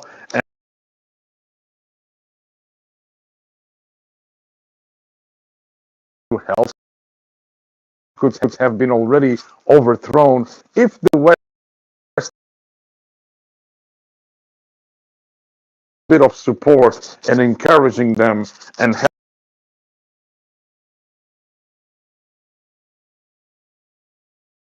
helping them form a government in exile. I mean, it's unbelievable what they're going through, how many of them are getting killed, hanged from cranes, and so on. But it will come, and it will come sooner than we think, my friends. But we need to do more to help them. And so-called Islamic Republic. And the biggest winner here with what happened in Gaza, with the hostages and everything, is Iran. Because we were about to have peace in the Middle East. We were about to have a region of commerce, a region of understanding between the people, a region of cultural exchanges and everything with the Abraham Accords. And Saudi Arabia was going to sign a peace accord and cooperation with Israel, which was going to be impossible to cancel after that because the Saudi young prince, who is so modern, so progressive, he really wanted it. And this was done on purpose by Iran upon the orders of Iran to stall this development for the better in the Middle East and for world peace. So this regime in Iran must be overthrown at any cost. And we better wake up in the West and, help the resistance and train the But resistance and help them have representatives, a government in exile. Thank you. but the opposite is happening. You see Biden releasing $10 billion to Iran. Precisely You know, because they don't during the understand. They during the don't Let's fight go with understand again. Iran. Hamas, Let's with go again about Hezbollah. the 10 billion. We did push back on it again. Who talked about the 10 billion? Just point it out. Yes, Um, yes, they removed, But it's not just the 10 the million. Okay, restriction. I can explain. No, I can explain on the 10 million. The 10 Okay. million, the 10 billion is supposed to be used for only humanitarian aid. So, meaning that, for example, if Iran wants to buy food or medicine for Iran, if the regime wants to do that, they're not going to hand in the money to Iran to give it to whoever. They're going to straight get it from either Qatari bank or Korea, I believe, and give it straight to the vendor, which makes sense. Yeah, sure, that's great. So you're not putting money in the hands of ayatollahs, but that frees up another $10 billion that this regime should have spent on the well-being of its people, and that money is Precisely. now going to, that money is going to get freed up, and it's going to go to fund all these militias in the region, as we're seeing. So the same as you guys, I believe once this regime is gone, maybe 90% of the problems in the Middle East, it will be gone. It will be vanished because they are the cause of at least all of the issues that are happening in the Middle East, because they are the only country right now in the Middle East, besides, obviously Afghanistan, that are not pro-West. We can see bin Salman. He's moving towards making the relationships better with the West. We know UAE is trying its best to do that, and I believe when it comes to Islamic world, Saudi Arabia is actually the leading country, and once they have that rolling, I think it's going to be like a domino effect. Everybody's going to go after them. Yep, you said it exactly. I mean, Saudi Arabia, that's the biggest enemy of Iran, right? And that's why Saudi Arabia was heavily involved in the Syrian civil war against Bashar al-Assad, because anything to weaken the IRGC's grip in that region is definitely in the best interest of Saudi Arabia. And not just that, Muslims from other countries, even the other Muslim countries, don't like Islamic regime. Muslims are mad because they believe that Islamic regime is representing a version of Islam that it's not the true version that they want to be presented to the world. So even the Muslim countries are unhappy. So not that only West is unhappy with them, even within the region, people are not happy because people of Syria didn't want it. Because I have many Syrian friends, they didn't want IRGC to go there and kill many people. People of Lebanon, I have many Christian friends from Lebanon. They don't want to see IRGC backing up Hezbollah and doing all the crazy stuff over there. So yeah, they don't want it, and as you all saw, that they wanted to normalize the relationship with Israel, but again, Islamic regime jumped in, and stuff like that happened in Israel and Hamas. So these people they're just the problem. They are the problem. Again, it's all the fault of the woke Obama regime. Obama misunderstood Iran completely, and now they unshackled the Islamic regime, and now the Biden regime. I mean, the Biden, he's a puppet, really. We don't know who whispers to his ear. We strongly suspect that this is Obama's third stay. Obama and his Marxist people are running everything behind the scenes. And until this very day, they don't understand the danger that Iran, that Islamic Republic, places to the world. And they are continuing to support them. And they are continuing, they gave so many waivers to the sanctions that were in place during the President Trump's term that Iran, ever since Biden came to power, Iran, made 60, 70 billion dollars in oil sales and in other lifting of sanctions. That's why they have so much money now to spend on their proxies to wreak havoc across the Middle East, on Hezbollah, on Hamas, on the Houthis in Yemen. I mean, it's unbelievable. A lot of what this young lady was mentioning has to do with the misunderstanding or maybe deliberate sabotaging by the Obama administration to make Iran the power in the Middle East at the expense of Saudi Arabia, at the expense of United Arab Emirates, which was a big mistake. And they They are wanted to repeating it again stabilize today. forces. Obama's strategy was trying to create a stabilizing force in front of Saudi because Saudi was getting out of hand. That's what you need to consider. Like, if you go back to how they built the entire infrastructure, they had a very good understanding about the fact that Saudi, if they take control of the area, the Saudis, the Saud family would be very, very, very strong and would have a say in world politics, and they don't want that. Obama doesn't want that. It's not something he's looking for, so he tried to Yeah, manage Obama, that. Obama actually got on, I believe it was BBC. He got on a program just maybe a couple months ago, and he did say that he went on the record to say, I can even pin it up for you guys to see that what I made a mistake when it comes to Iran. My admin was not briefed properly. And when the Green Revolution happened in 2009, we should have empowered the people of Iran to not to see the atrocities that are happening currently in the Middle East. So he did mention that, and I also want to remind you guys that U.S. envoy of Iran, Robert Malley, is actually on leave right now. He can't work. He's suspended to work. So that means that he was doing something illegal. That's why they actually suspended his job. He can't work right now. So these are to tell you that there are things happening behind the curtains. Yeah, I don't want to go into that many detail, but what we can say is that, and that's something all the Arab world can agree on, whenever there is a Democrat in the office, we're more scared than when there is a Republican. Because when there is a Democrat, we don't know what's happening. When there is a Republican, we can know exactly what's happening. They're And you know Well, what very that the comes blunt down and world is a to, very much right? clear. more dangerous place now, thanks to these Democrat woke regimes, I could tell you and what it comes down to. It comes down to the price of oil. Every time a Democrat's in office, they want to cut oil prices, driving it up for those Middle East countries and Russia, right? So that's why you see every time a Democrat's in office, Barack Obama, Biden, Russia starts acting up and there's activity in the Middle East because they slash the United States' oil production, and that just enriches the pockets of the people in the Middle East and in Russia, right? Good. Navy no, man. now they want to change the fabric Yes. of society in the United States. They want us to Professor, give up our cars wait, altogether Giacomo, and to go I electric saw and green Professor energy and all laughing. that. I want to know what Professor is thinking about. Let's go, Professor. Let's go to you. Before going to Don, who wanted to talk to. Professor, you want to chime in? Well, interestingly enough, from 2000 till George Bush left office, U.S. crude production fell year over year.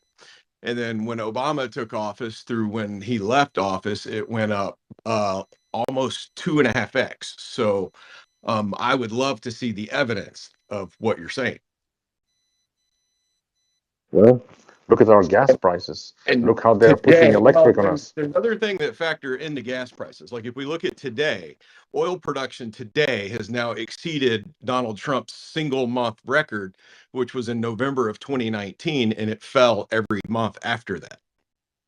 I'm gonna let Tom, the oil expert, reply to that. I mean, I could talk I We, didn't about know this you at were a length about comedian. where we're. That's what happened. I could talk We about it at get the length. argument pushing it out. Push it to the next person. No, I can talk. He's the Yeah, oil that's a expert. good one. So I'm joking. It's a joke. Capitalist. I love you. Let's go. Yeah, I mean, I could talk about this at length, but we have a different amount of oil in the SPR currently than we did before then. We've also had a shock wave sent through our refinery system since then. We've also had, obviously, geopolitical things changed since then that have increased a black market because of the sanctions, actually. And when that black market took off, you've got China soaking up everything, buying the SPR. You have so many things that have gone wrong during the Joe Biden administration. It concerns our oil prices and where we're at, from the lack of wanting to help get more refineries permitted for diesel production, which we really need. Stuff like that would actually help reduce inflation if we had a lot more diesel on the market. It's really hard to unwind what's already been done and take prices back down once they've gone back up. We've seen places, studies that supposedly the egg prices were manipulated, the egg market was manipulated. We've had a lot of bad stuff that's gone on underneath the Biden administration that's hurt Americans, millions of Americans, and the production of energy is definitely one of them in a big way, in a very big way.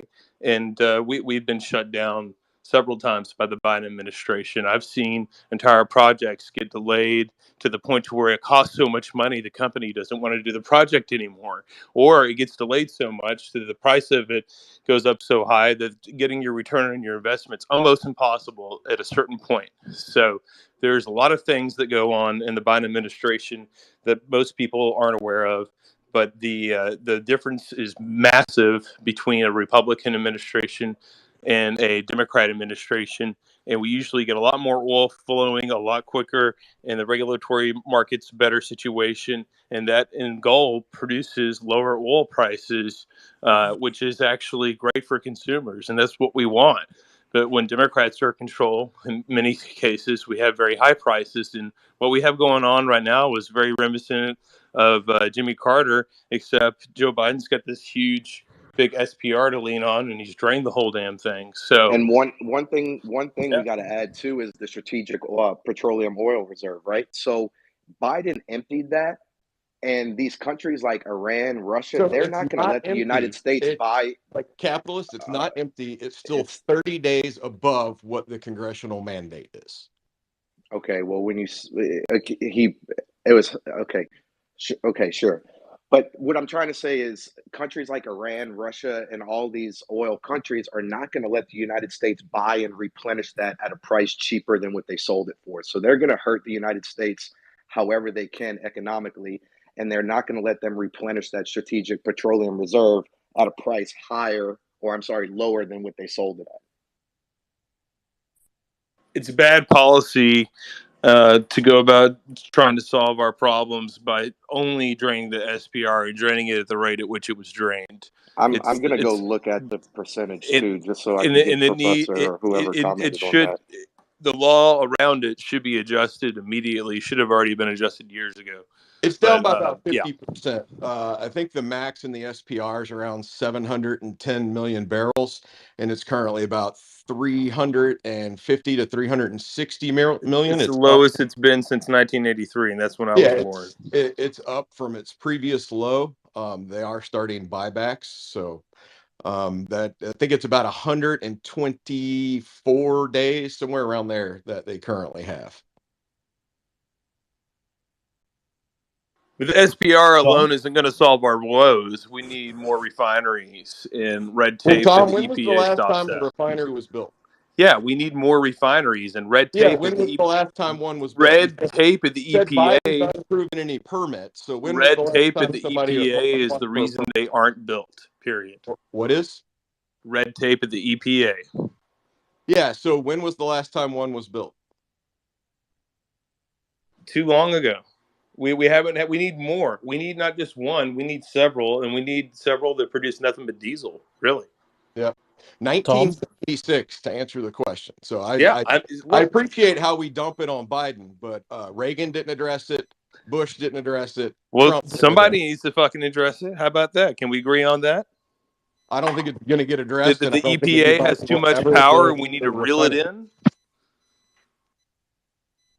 How about let's agree on that right here? Let's get too into the weeds. Go ahead, Munir.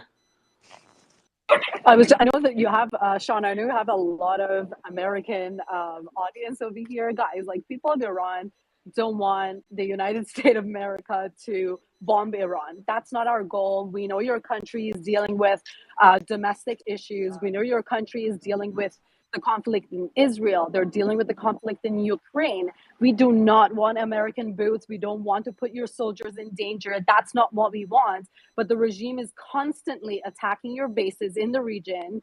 The regime is constantly violating human rights. This regime is not a regime that you need to appease with. This regime is not a regime that you can sit on a table and negotiate with. You need to look at them just like ISIS, just like Taliban. These people are warmongers. They are a big threat for the society. Iran has money, assets that are frozen in the United States. You can even go ahead and use those assets. And let me tell you, people in the streets of Iran, they scream, our enemy is not America. Our enemy is here in Tehran when they go out to protest. They know. And they are okay with you guys using those resources to empower the opposition that we have, to empower the people who are against the regime, and have a new system installed. To be honest with you, they're aiming for regime change, and that's what they want from not only America, because America went ahead, you guys went ahead and enlisted the IRGC in the terrorist list, which controls 70% of the economy in Iran. The problem right now, to be honest with you, it's your allies. It's the EU that's not going ahead, and it's the UK that's not going ahead and to enlist the IRGC. That's the problem. It's Canada and all of these countries that currently, right now, are refusing to enlist the IRGC. As James mentioned, it's the left. Unfortunately, Democrats in the States and in many other countries in Europe, it's the left that's empowering and appeasing these warmongers in the Middle East. And hopefully we're going to start to see a shift away from that, especially with the well, Charles, that was such a polite legislative conversation we had in the background. If I did that with a Democrat, that would have been fucking screaming.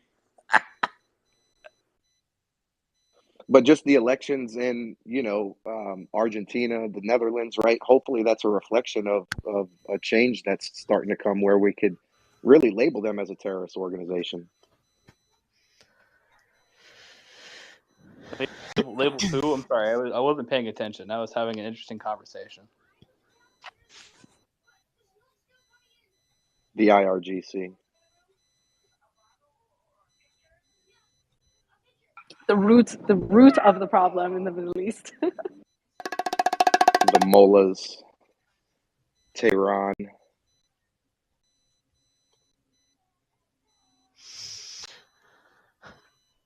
I wonder if I could interject. I have a question. I thank you for the opportunity to contribute.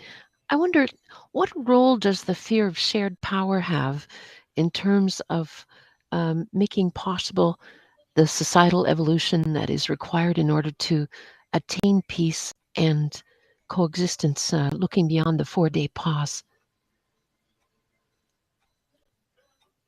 I welcome your opinions and your suggestions.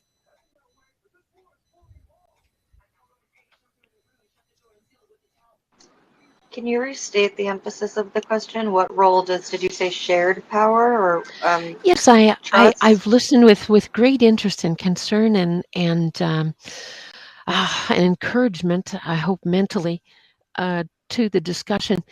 But I have to wonder to myself, what role does the fear of shared power in many senses, I think, in terms of looking beyond the 4-day pause, which we're currently hopefully viewing with hope. What does that fear of shared power have in terms of preventing the kind of societal evolution that you have discussed most particularly, and which is ultimately required in order to attain the peace and coexistence that is still seen in some quarters as an ideal in society? John, you were specifically talking about Israel and Gaza, right? That is in my mind, of course, as we all are referring to that. And I have great hopes still that we can move beyond the 4-day pause with renewed sensibility, beyond the naysayers. But I have to, again, I reiterate with a sense of hopeful encouragement and earnest enthusiasm.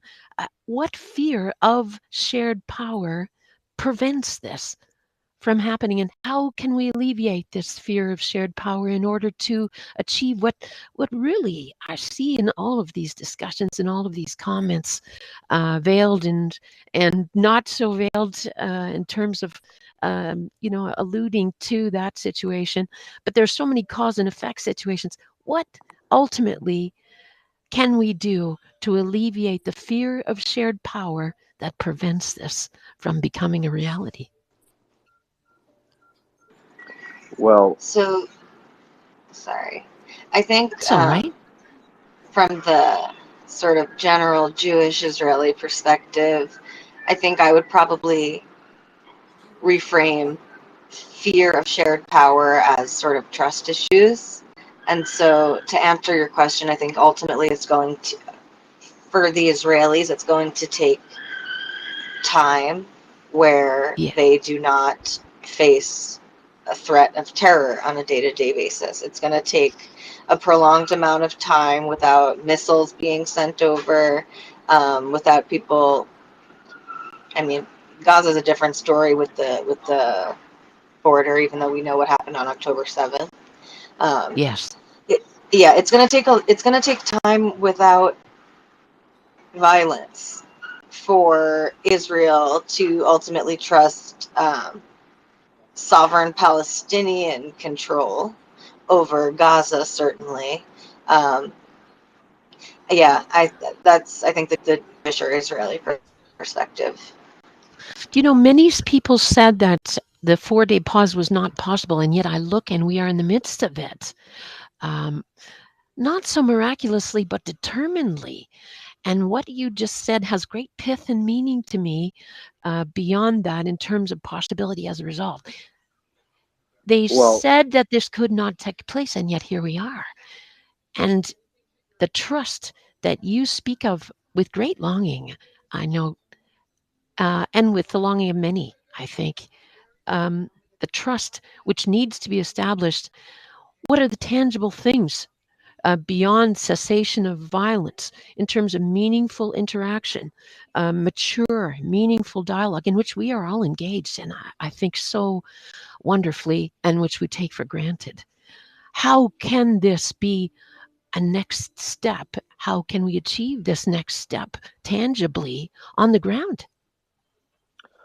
Well, I wish Brian was here to comment on the legalities of shared power, but I could comment as far as the hopes for peace, as you asked, after the 4-day ceasefire, and that's not going to happen until Hamas is eradicated, right?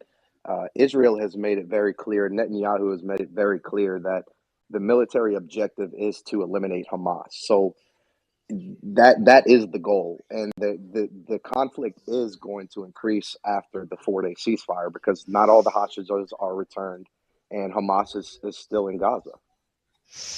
The So I guess to answer legitimization. your question, Thank you. I'm sorry. how do you Yes. establish peace? First, you have to eliminate Hamas. It's like, if your bathroom is flooding, you don't start mopping the floor before you turn off the water, right? You turn off the water, you eliminate Hamas, and then you start cleaning up after.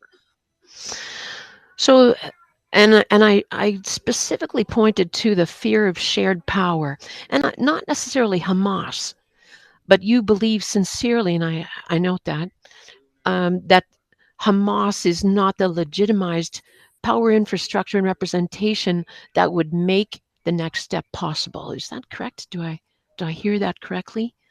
In terms of eradication as goal, any legitimization of Hamas as being representative, governmentally or culturally, within an infrastructure of shared power, therefore, from that perspective, is not a possibility in terms of making the next step.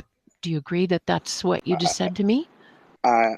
I would What is happening? Yeah, I would I somewhat agree, and that's why I said I wish Brian was here to comment on the legalities uh of that. But I would say that my position on this is the same as probably most Israelis, and I'm a United States citizen, but yes. I would not feel comfortable, just trying to put this in context.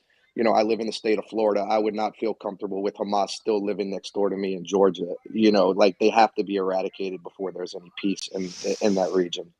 Well, what steps can take place in terms of flee and because there's a definite and obvious desire for representation that leads to shared power on the part of the Palestinian population.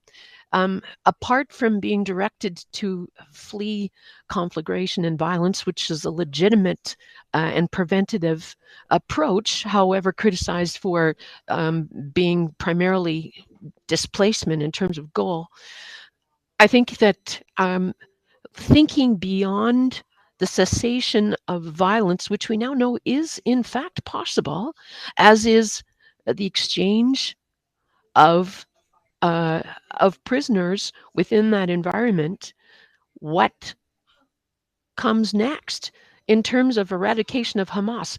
When does that? Um, when is that indicative? Who indicates when that has taken place? Um, what needs to occur in order for that cessation to continue as having been achieved? So, I mean, ultimately, the IDF and the War Cabinet and the current Israeli government, they're going to determine when they've achieved their military aims. Um, it's going. I mean, the Let me ask you. violence. Let me Hold ask on, you. let me I just understand. answer a little bit more. Sure, Sorry. that's all The right. violence is gonna pick back up, whether that's in 4 days or sooner, whether it's in 10 days if they continue releasing hostages. Um, I we shouldn't. There should be no exchange. It's ridiculous that Israel, in order to get back the innocent civilians who were kidnapped and taken hostage, has to release convicted terrorists, basically murderers, and people who were being held, in administrative detention for similar violent charges. And so, um, there's a lot of people in Israel and outside of Israel who are upset with this process, not because they don't want the innocent civilian hostages, but because they don't appreciate the precedent that this sets to um, Hamas and other inspired terrorist organizations or tyrants around the world who say you will be able to negotiate. If you steal people, you'll be able to get criminals back. And so some people are not happy with the precedent that this sets. I think ultimately, Don, there is no. You're right. Palestinians yearn to have a representative government. That doesn't exist anywhere right now. Certainly not with Hamas in Gaza, and it doesn't exist with Abbas in the West Bank. He was elected, 16, 17, 18 years ago. And so, yes, they're going to need new elections. That's going to take time. There's going to need to be some type of interim government. And while I appreciate your sentiment, really what we can ask for is the cessation of violence after Hamas has been eliminated. There's not going to be sort of happy togetherness peace. Certainly, we're not going to have tens of thousands of Gazans coming into Israel to work every day because the trust has been completely broken, not only because of the Hamas attack, but because of all of the civilians and people who worked in Israel every day, who did recon and brought back information to the terrorists of where to direct their their massacre. And so it is going to, Israelis are not, there's going to still be the Israelis who are going to want to, bring children over in their cars to the hospitals in Israel. But there's going to be a lot of Israelis who want nothing to do with it, frankly, and just want the violence to stop. And once a long enough time that has gone by that there is no violence, yeah, hopefully they can have a democratic or something approaching democratic election and govern themselves. Hopefully they can have a state too. I mean, this is what gets tiresome in these conversations, is like the only reason that any occupation exists is because of the rejectionism of the Palestinian ship since the establishment of the state of Israel. Israel doesn't want to be occupying any of these areas or any of these peoples. And so,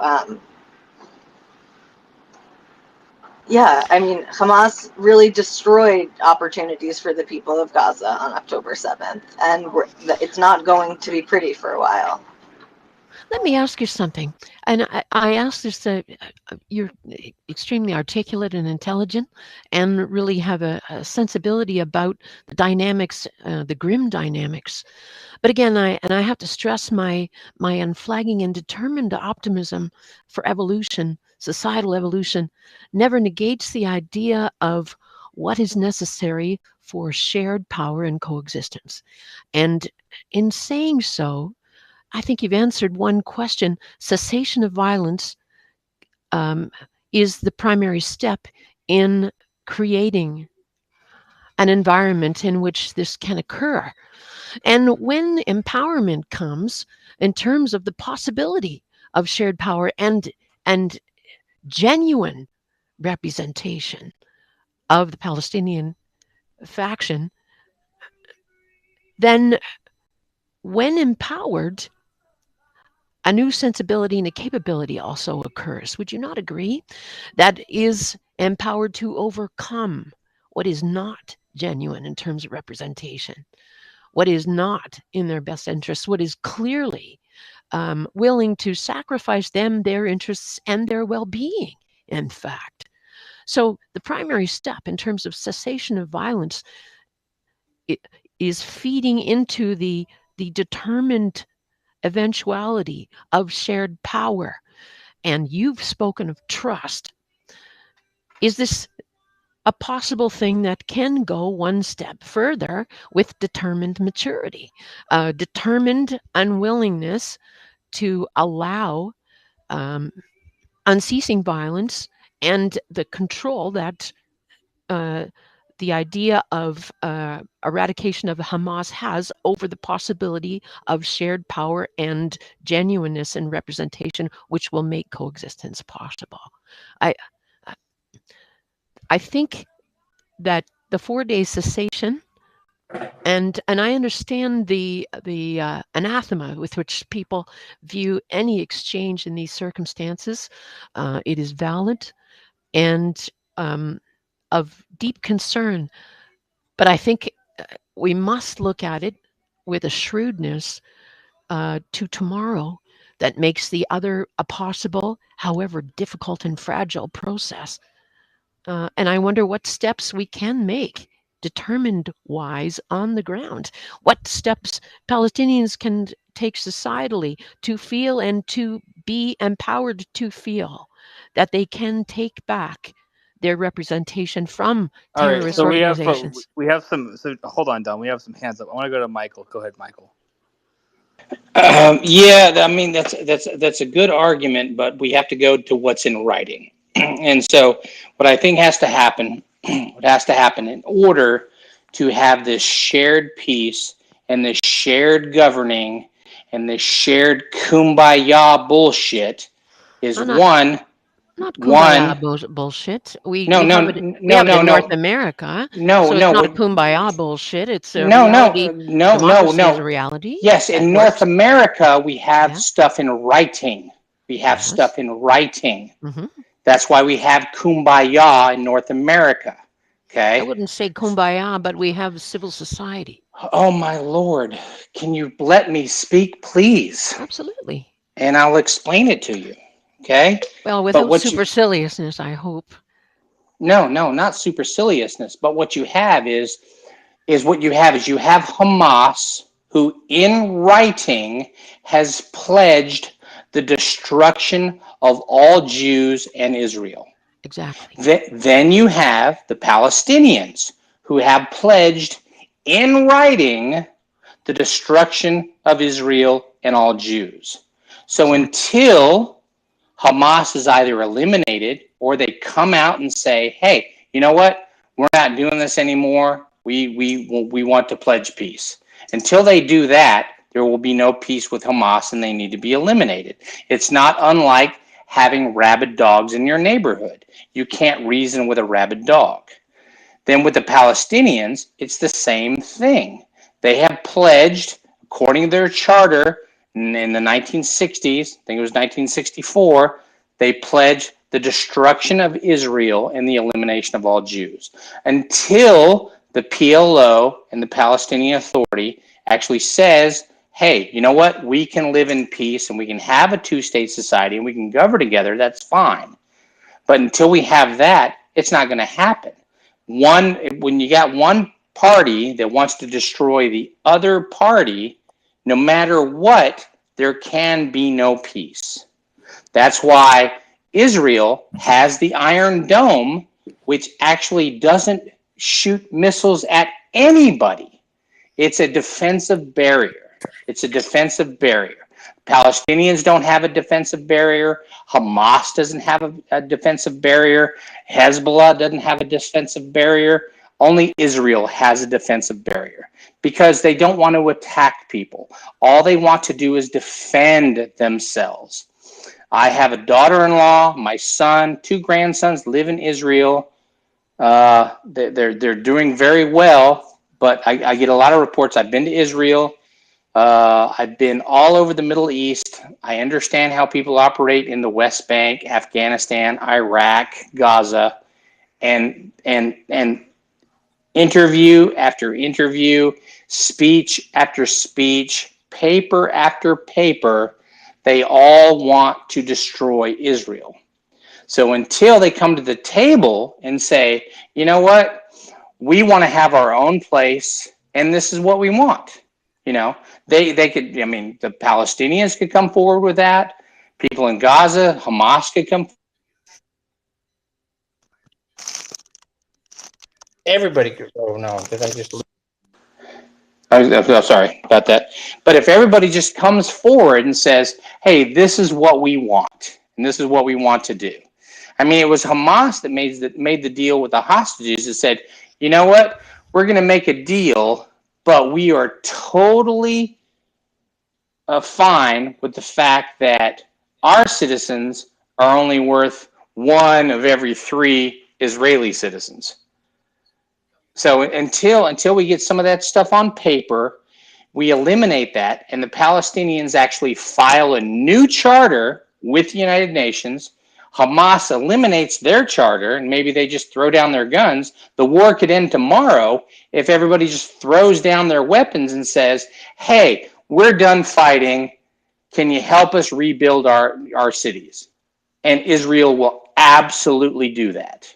And that's happened in every war in the history of the world, with every what do I want to say, reputable society, good society. Look what we did to Japan. We bombed the shit out of Japan. We helped rebuild Japan. We destroyed Germany. We rebuilt Germany. 2 of the greatest countries in the world, 2 of the richest countries in the world. Same thing could happen in the Middle East. All they got to do is stop trying to kill people. And I'll leave it right there. Just Guys, I a just quick want to say correction. thank you. Sorry, Callie, I'm just a going to quick say bye. correction. I'm just going to say bye. Thank you, guys. Thank you for allowing me to speak. I'm going to go to listeners. Okay. Yeah, Hamas didn't make any concession with the exchange for prisoners of hostages. It's actually the opposite, right? They got 3 of their murderers back in exchange for every 1 innocent hostage. So it was just the reverse. I'm sure it was just Oh, no. That's misspoke. actually, I don't know if I stated it wrong. That's actually what I meant.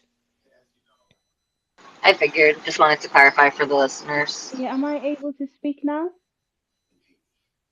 Go ahead.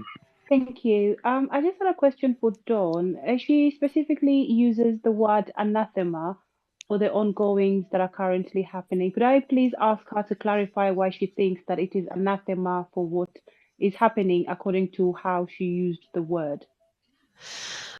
My use of the word anathema is a personal one. I find it objectionable and odious to see the eradication of societies just by nature and habit and intent and purpose. My personal life, I find it anathema to view without impunity and with justification an eradication of a society. Ukraine. Perfect. No, we're talking about a Thank you. specific here, which is Gaza. So, whose intent, purpose are you talking about? I'm talking about the intent of violent response By as who? an just in general. Just in No, general, I general. make no specific.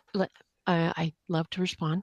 Just in Okay. general, and I'm talking about specifically the 4-day cessation and a different tactic in terms of the resolution of Hamas as controlling and preventing faction here, according to Israel. So, Israel's you, this gentleman. sorry, comment. That's okay. My use of the word anathema is my immediate response to what I see in coming out in reports in terms of the number of human beings dying. Okay, Period. perfect. Sorry, that's just one for you that there were 4,000. I mean, about a 9-month-old baby. Is a 9-month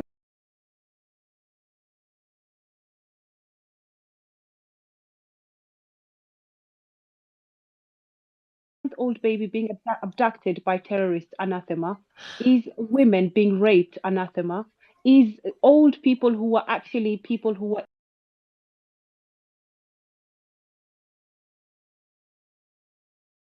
And obscene. So I'm not going to equivocate about that at all. okay? My specific interest and goal Hmm. is the step beyond the situation in which we find ourselves currently, and part of the absolute obscenity of what occurred. I note too, and I have to tell you this, that the music festival and what happened at the music festival was particularly abhorrent to me, simply because it was an expression of artistic joy, and the use of that and the eradication of that type of expression to Hmm. me was indicative of the kind of repression that that specific regime um, uh, uh, undertook and really just used to solidify in the minds of, I think, not only the people directly involved, but to the world that that had no place in a society, and would not be I'm sorry, something you that should be normal. You keep know. losing me. All Who right, are we? guys, I want to take in some of these hands in the audience to jump Yeah, in on this. thank you, thank you. I mean, I had been waiting as well. So, Well, you've like, been the talking only for a bit reason, now, though. yeah, but the only reason I'm asking all these questions is because I find that we're using very flowery language just to obfuscate the fact that there was one person who woke up, That's decided to fine, go but we on a still have murderous other people who I want rampage. to talk. That might be why you keep asking the questions, but I want to let other people ask questions. Go ahead. Okay. Yeah. Go ahead, Based. Hey, what's up, Sean? I heard that someone was saying the word anathema a lot. So, yeah, that's why I showed up. Don, what were you saying was anathema, Don? I just think the continuing destruction of human beings and societal infrastructure and the death of hope. I find that anathema in a civil, progressive society. I hope that that's still a goal that is shared in the midst of carnage, however justified politically, geopolitically, militarily. I find this anathema in a society in which I hope to see people achieve their best selves. I hope that's still a goal that is shared and not Pollyannish, but genuine in both goal and possibility. Interesting. I find it fascinating that you're using anathema outside of its original context, which was a religious curse. Exactly, and I tend to take specific and narrow examples, anathema being one of them. Tremulous cadence, for example. we were looking recently at an explosion that occurred as a result of a car in the Canadian border recently. I'm sure all of you have had an opportunity to see that. And I used tremulous cadence somewhat artistically to describe the solidification and the structure that had to exist within the gas tank capability in order not to explode. And of course, it was not the original intent, but it had a sort of applicable uh, uh, particular use within the context of that discussion, which was accurate, however unexpected. So anathema was used purposefully, although not necessarily in a religious context, but I see anathema in the lives and value of human beings eradicated, ended, and along with it, a sense of hopefulness about a different kind of human coexistence.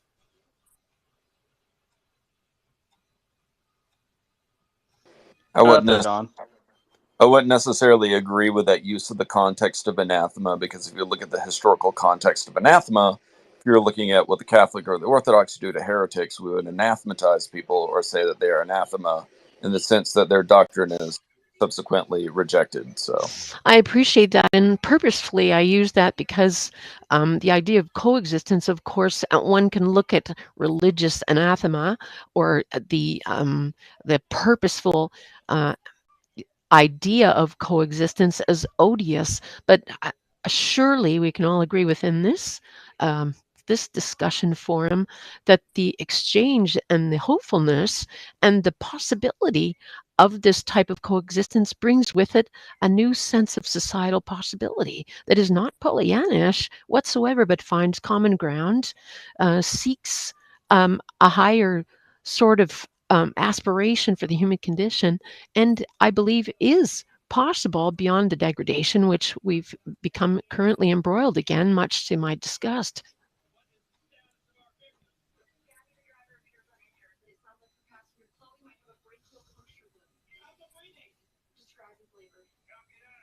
Based? Hey, can you hear me?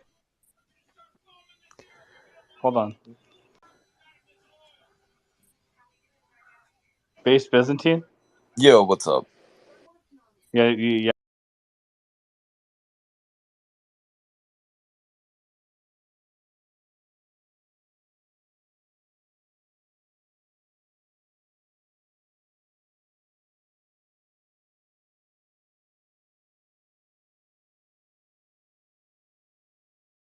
I reply to that. Not Also, really. is it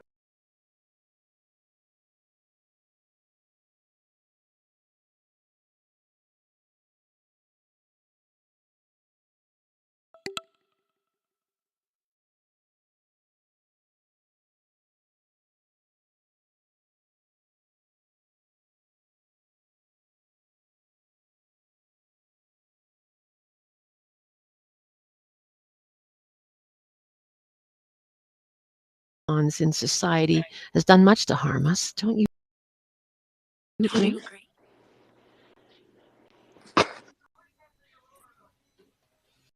What do you think, Sean? What do you think, what's Sean? going on anymore? Doge, what do you think? I'll pass that to you, brother.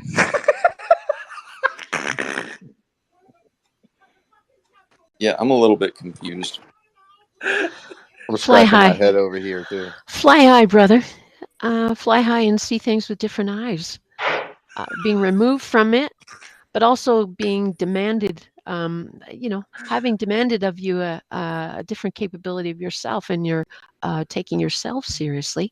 I wait for your opinion, not your disdain for yourself, with genuineness. I wish BZ was here. Yeah, Benjamin was here. Oh, where is Ben? Is he off smoking cigarettes? Yeah, I just DM'd him. Hopefully he'll come here and give a rebuttal to Dawn, because I'm still scratching my head, The honestly. calm smoke, the calm smoke. Surely, gentlemen, ladies, what we're John, do you ever talking do about. do you know anyone who smokes like a pipe to ruminate, just to think and get the intellectual juices going? uh, That's a loaded question, my friend. I have been in the presence of some very respected elders who did indeed do just that in a very traditional way.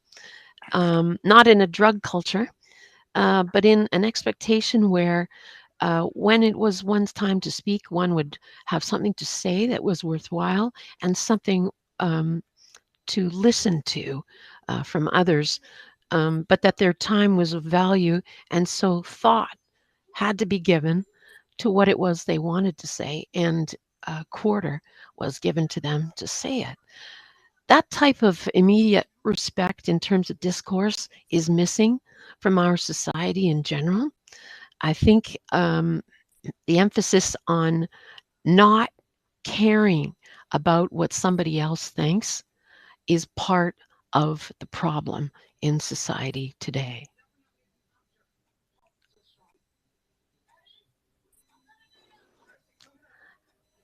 And I do Do, care what you do, think.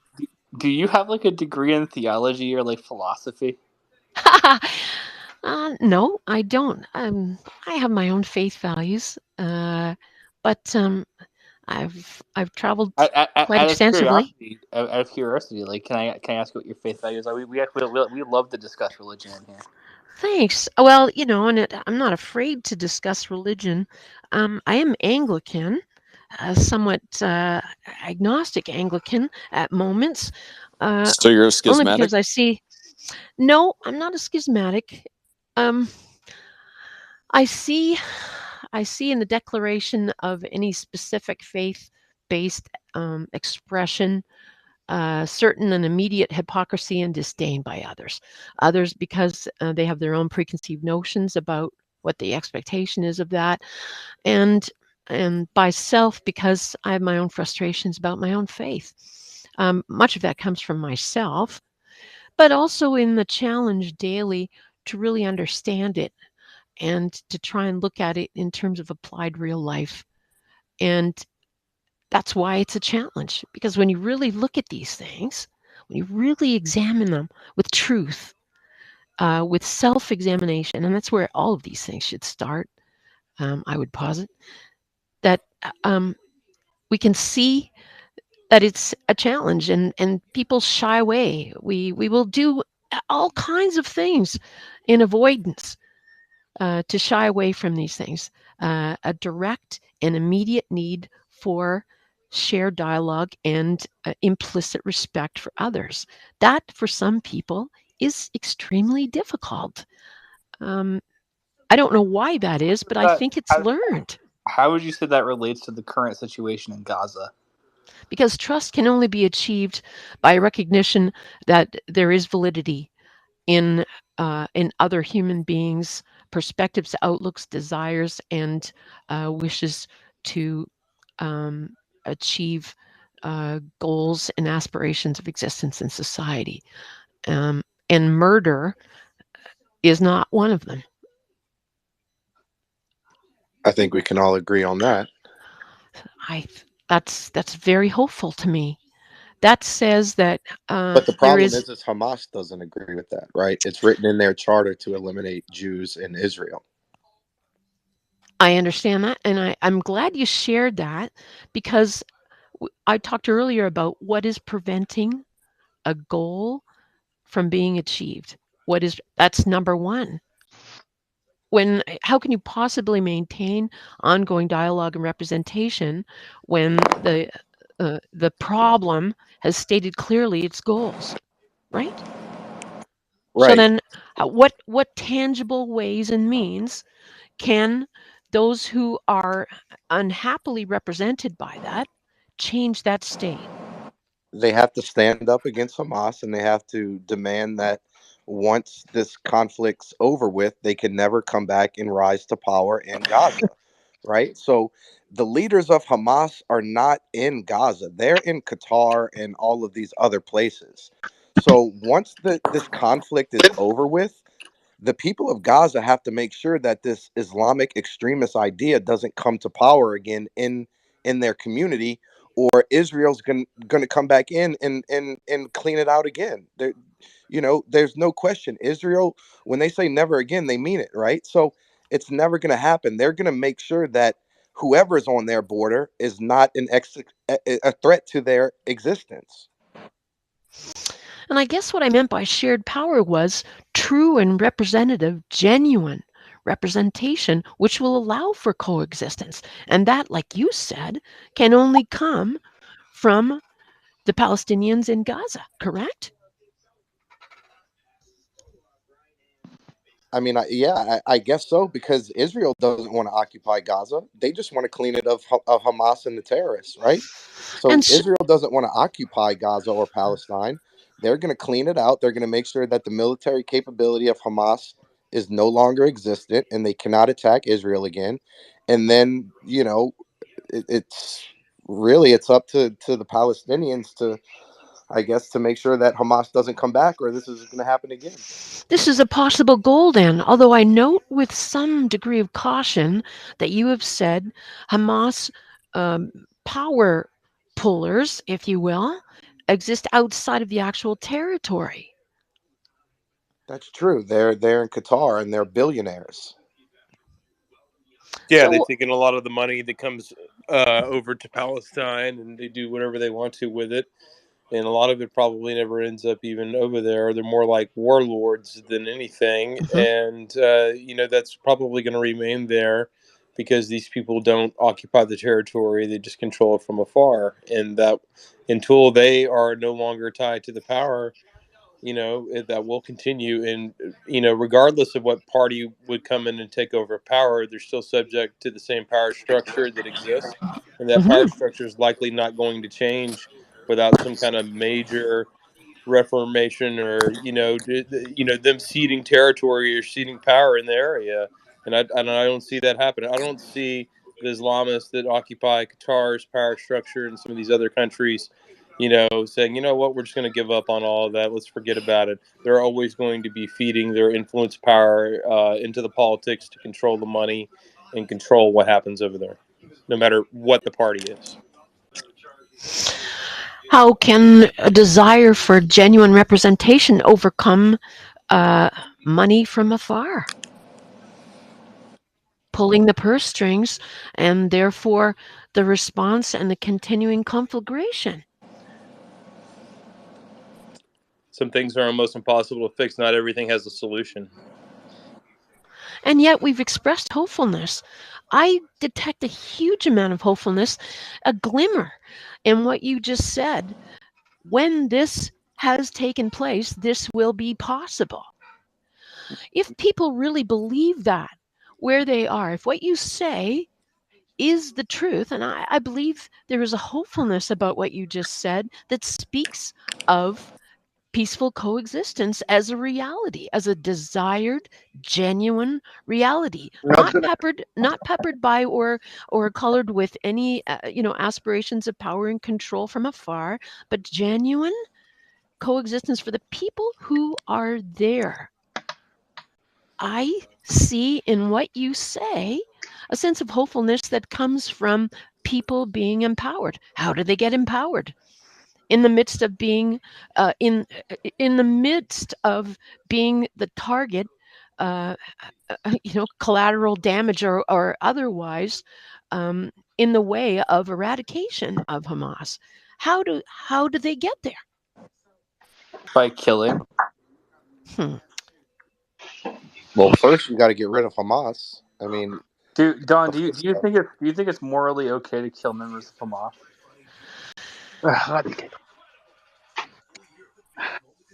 Do I think it's morally okay to kill members of Hamas? Yeah. I mean, they are terrorists after all. Is that okay But with you but if we on, but kill on one hand, terrorists? is it ever moral to take a life? And here we're talking about the moral conundrums again that we talked about earlier, right?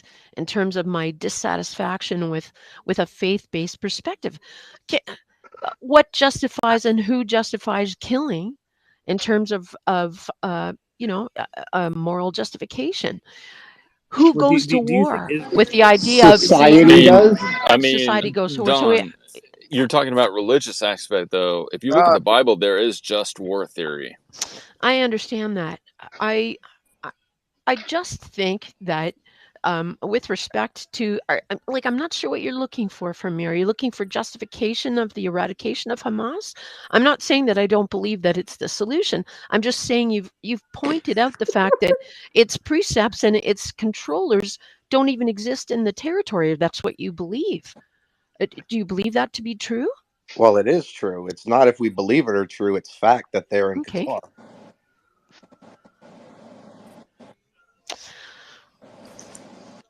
Can So I? then what? Can I share for a Go ahead. moment, I'm sorry. Go ahead. And then I'm going Sean? to invite someone up who is your ideological equal.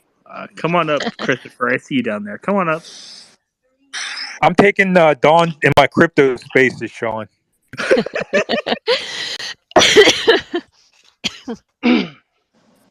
The dangers of AI algorithms. We could have a huge discussion When are we about going to the get me dangers some of crypto AI. sponsors stuff, dude? Working on it. Dawn's gonna help us. Oh my goodness. You know what? I still believe so much in the human condition, the human capability for seeing ways through things beyond the eradication of each other. Don, did your parents pay for tap lessons when you were a child? Tap lessons. Why? Because you Why would you? because you dan- you could because you danced around the question I asked you. I asked if there was moral justification for the killing of Hamas. From whose perspective? From any perspective, do you think Israel is morally justified in engaging in a war against Hamas?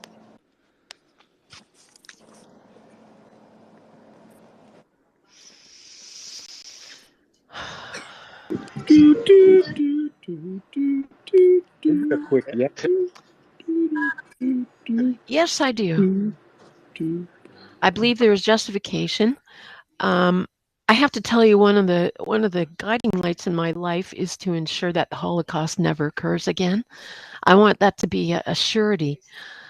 But I believe what you just talked about in terms of a war against Hamas, where exactly would you have that war take place? Because you've talked to me about where you think the puppet string pullers are. So is that war limited to a specific area as a result of incident and interaction with Israel, or is it a desire for eradication as a group, no matter where they exist? And I ask that with seriousness because you So could it's like use that you could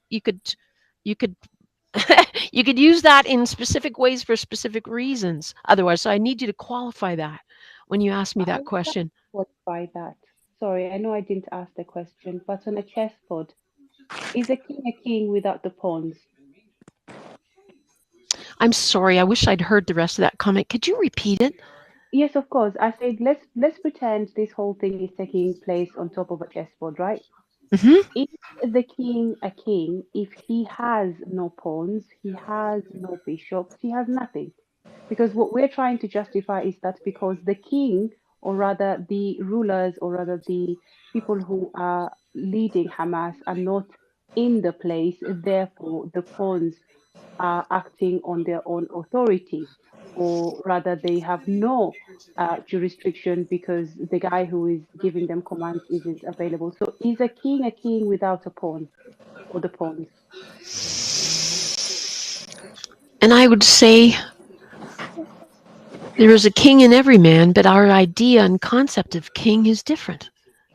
No. We're not talking about the idea of a king within every man. We're talking about it in this specific situation. We're talking about the fact that Hamas is the pawn inside Israel. Their leadership in whatever place they are, I think it's Qatar, they are there. So are we saying that because of that, therefore we should just let Hamas do what they want? Because clearly, if we can't cut off the head of the snake, we must just let the body roam around. Absolutely. And what I'm saying to you is this particular discussion about Hamas, when we first started to have it, my interest was the 4-day cessation in Gaza and Hamas's role in um, both creating the current situation and being involved in in its end as being Um, rational and possible. And what you've just discussed, and reasonably so, Hamas is a terrorist organization. Is that ever going to happen? Now what you're referring to is killing the idea of Hamas, right? Because you can't kill the idea of Hamas. Even if you kill the leaders in Qatar, the idea of Hamas is still around the world. They're still gonna chant from the river to the sea. But you could destroy and eliminate military capability in Gaza to where they can't attack Israel, right? Right. exactly. Right. And I guess that was tied up in my my earnest desire for a sensibility about the Palestinian people and their wish for genuineness and representation. Never mind the whole extremist perspective and ingrained and engendered hatred culturally that is part and parcel of a Hamas agenda. What if, and I ask this hopefully, what if, as an earlier young lady discussed too, apart from the whole separation of religion and state, what if representation, by its very nature, demanded genuineness uh, of the people who lived there, May and I by default, if it did not, it was rejected summarily by those who did live there. may I ask a question? Sure. Do you believe that it would be plausible for people to genuinely represent and or elect a representative because of ideological motives? Well, of course, that's what democracy is premised upon, isn't it?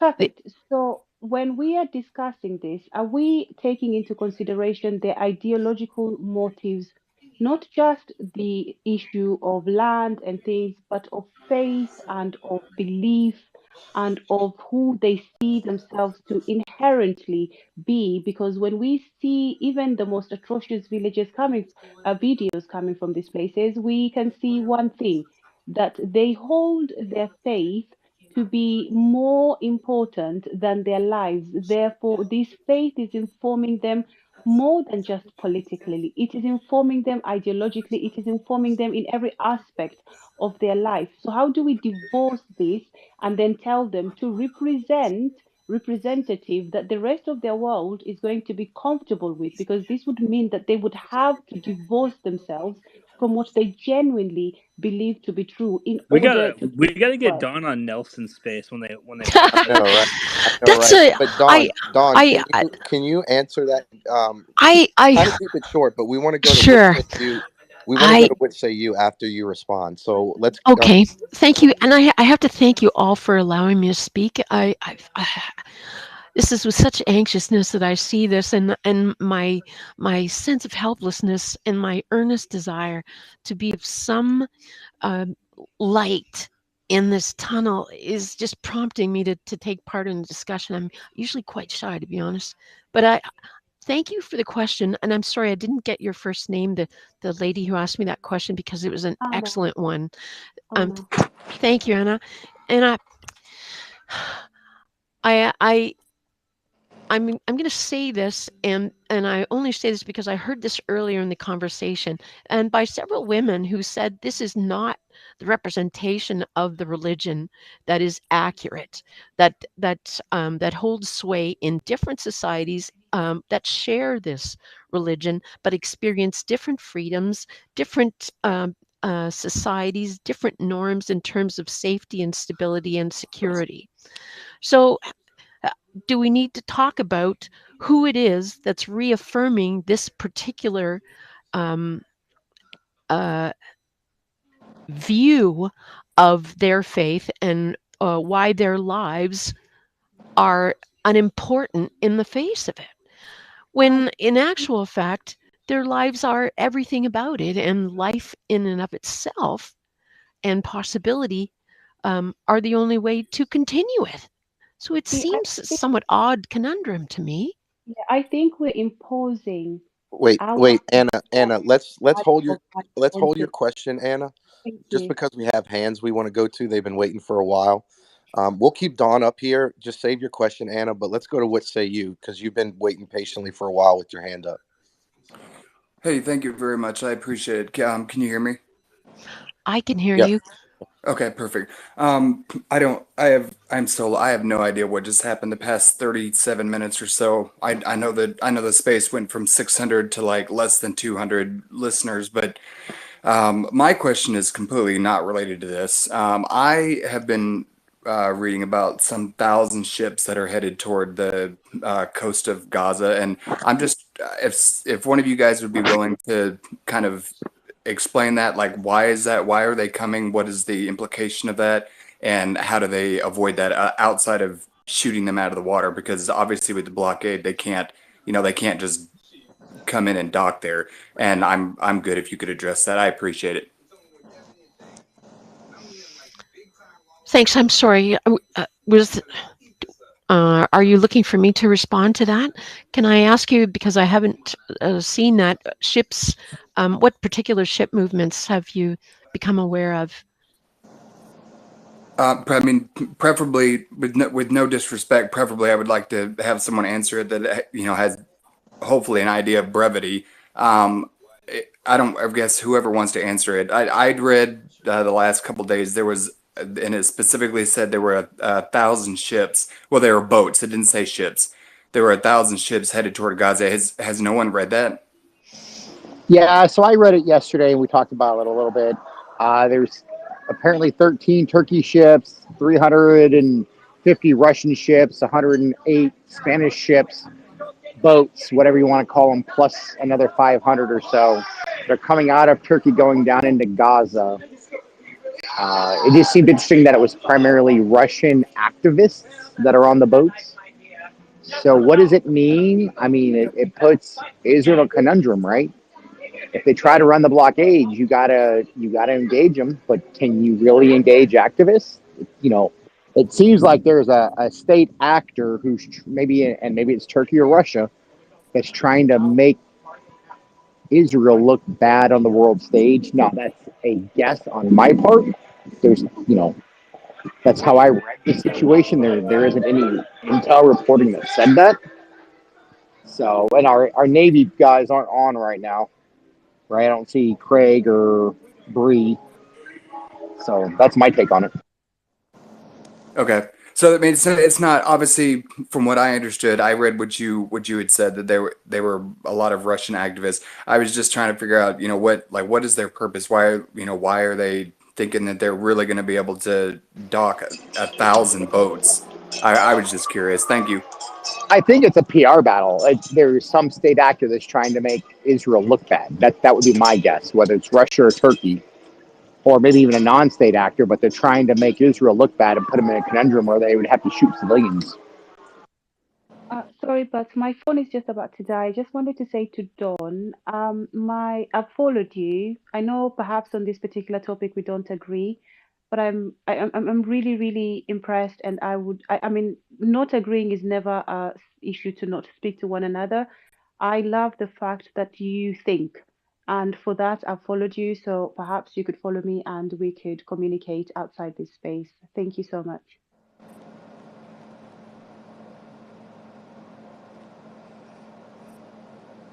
Dawn, would you like to reply?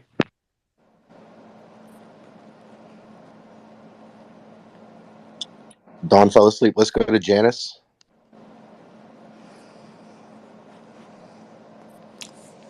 Yeah, hi everybody. Thank you, Sean. Shabbat shalom to everybody. Um, I was thinking about Dawn, and you know, I can just sense, a gentle spirit about her.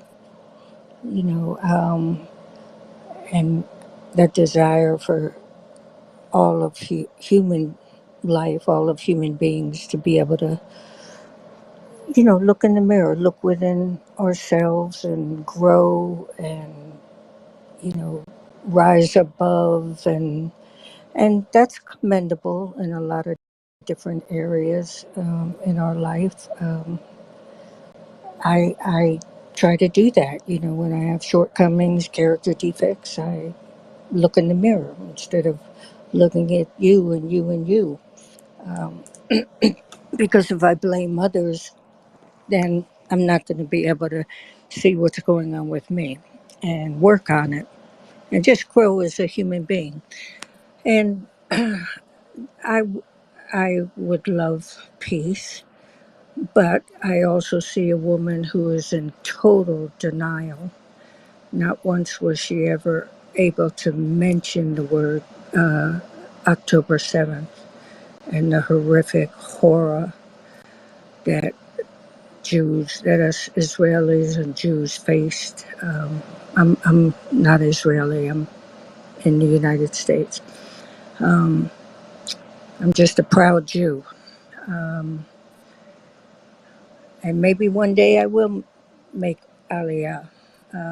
But anyway, so, and, you know, when Sean was trying to, you know, dig and pull teeth to get an answer out of her about justified murder and so forth, I mean, every statement always had a but.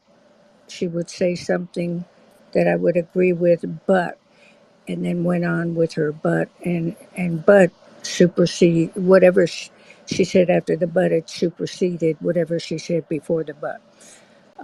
That's what a but means to me. So always look at the second half of the but, because that's what they really mean. And for whatever reason, people might be trying to be liked or satisfy your desire for an answer or whatever.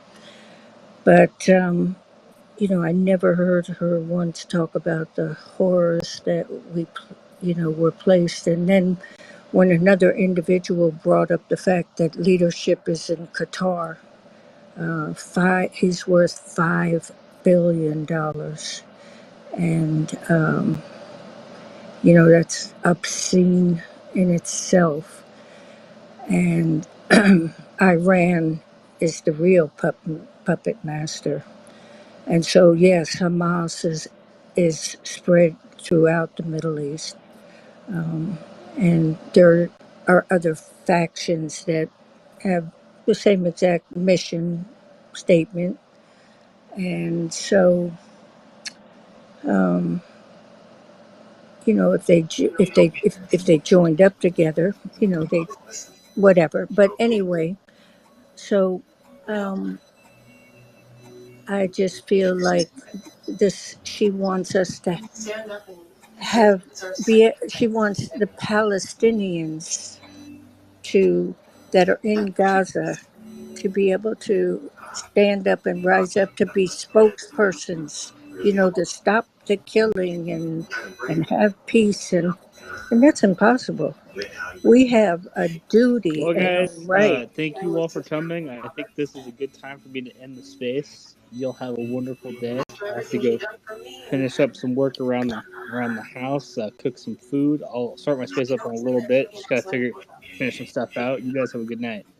Thank you so much for allowing me to speak with everyone and listen to all of you. Absolutely, I followed you back, Don. You're always welcome. Thank you so much. I wish wellness and possibility for all of you.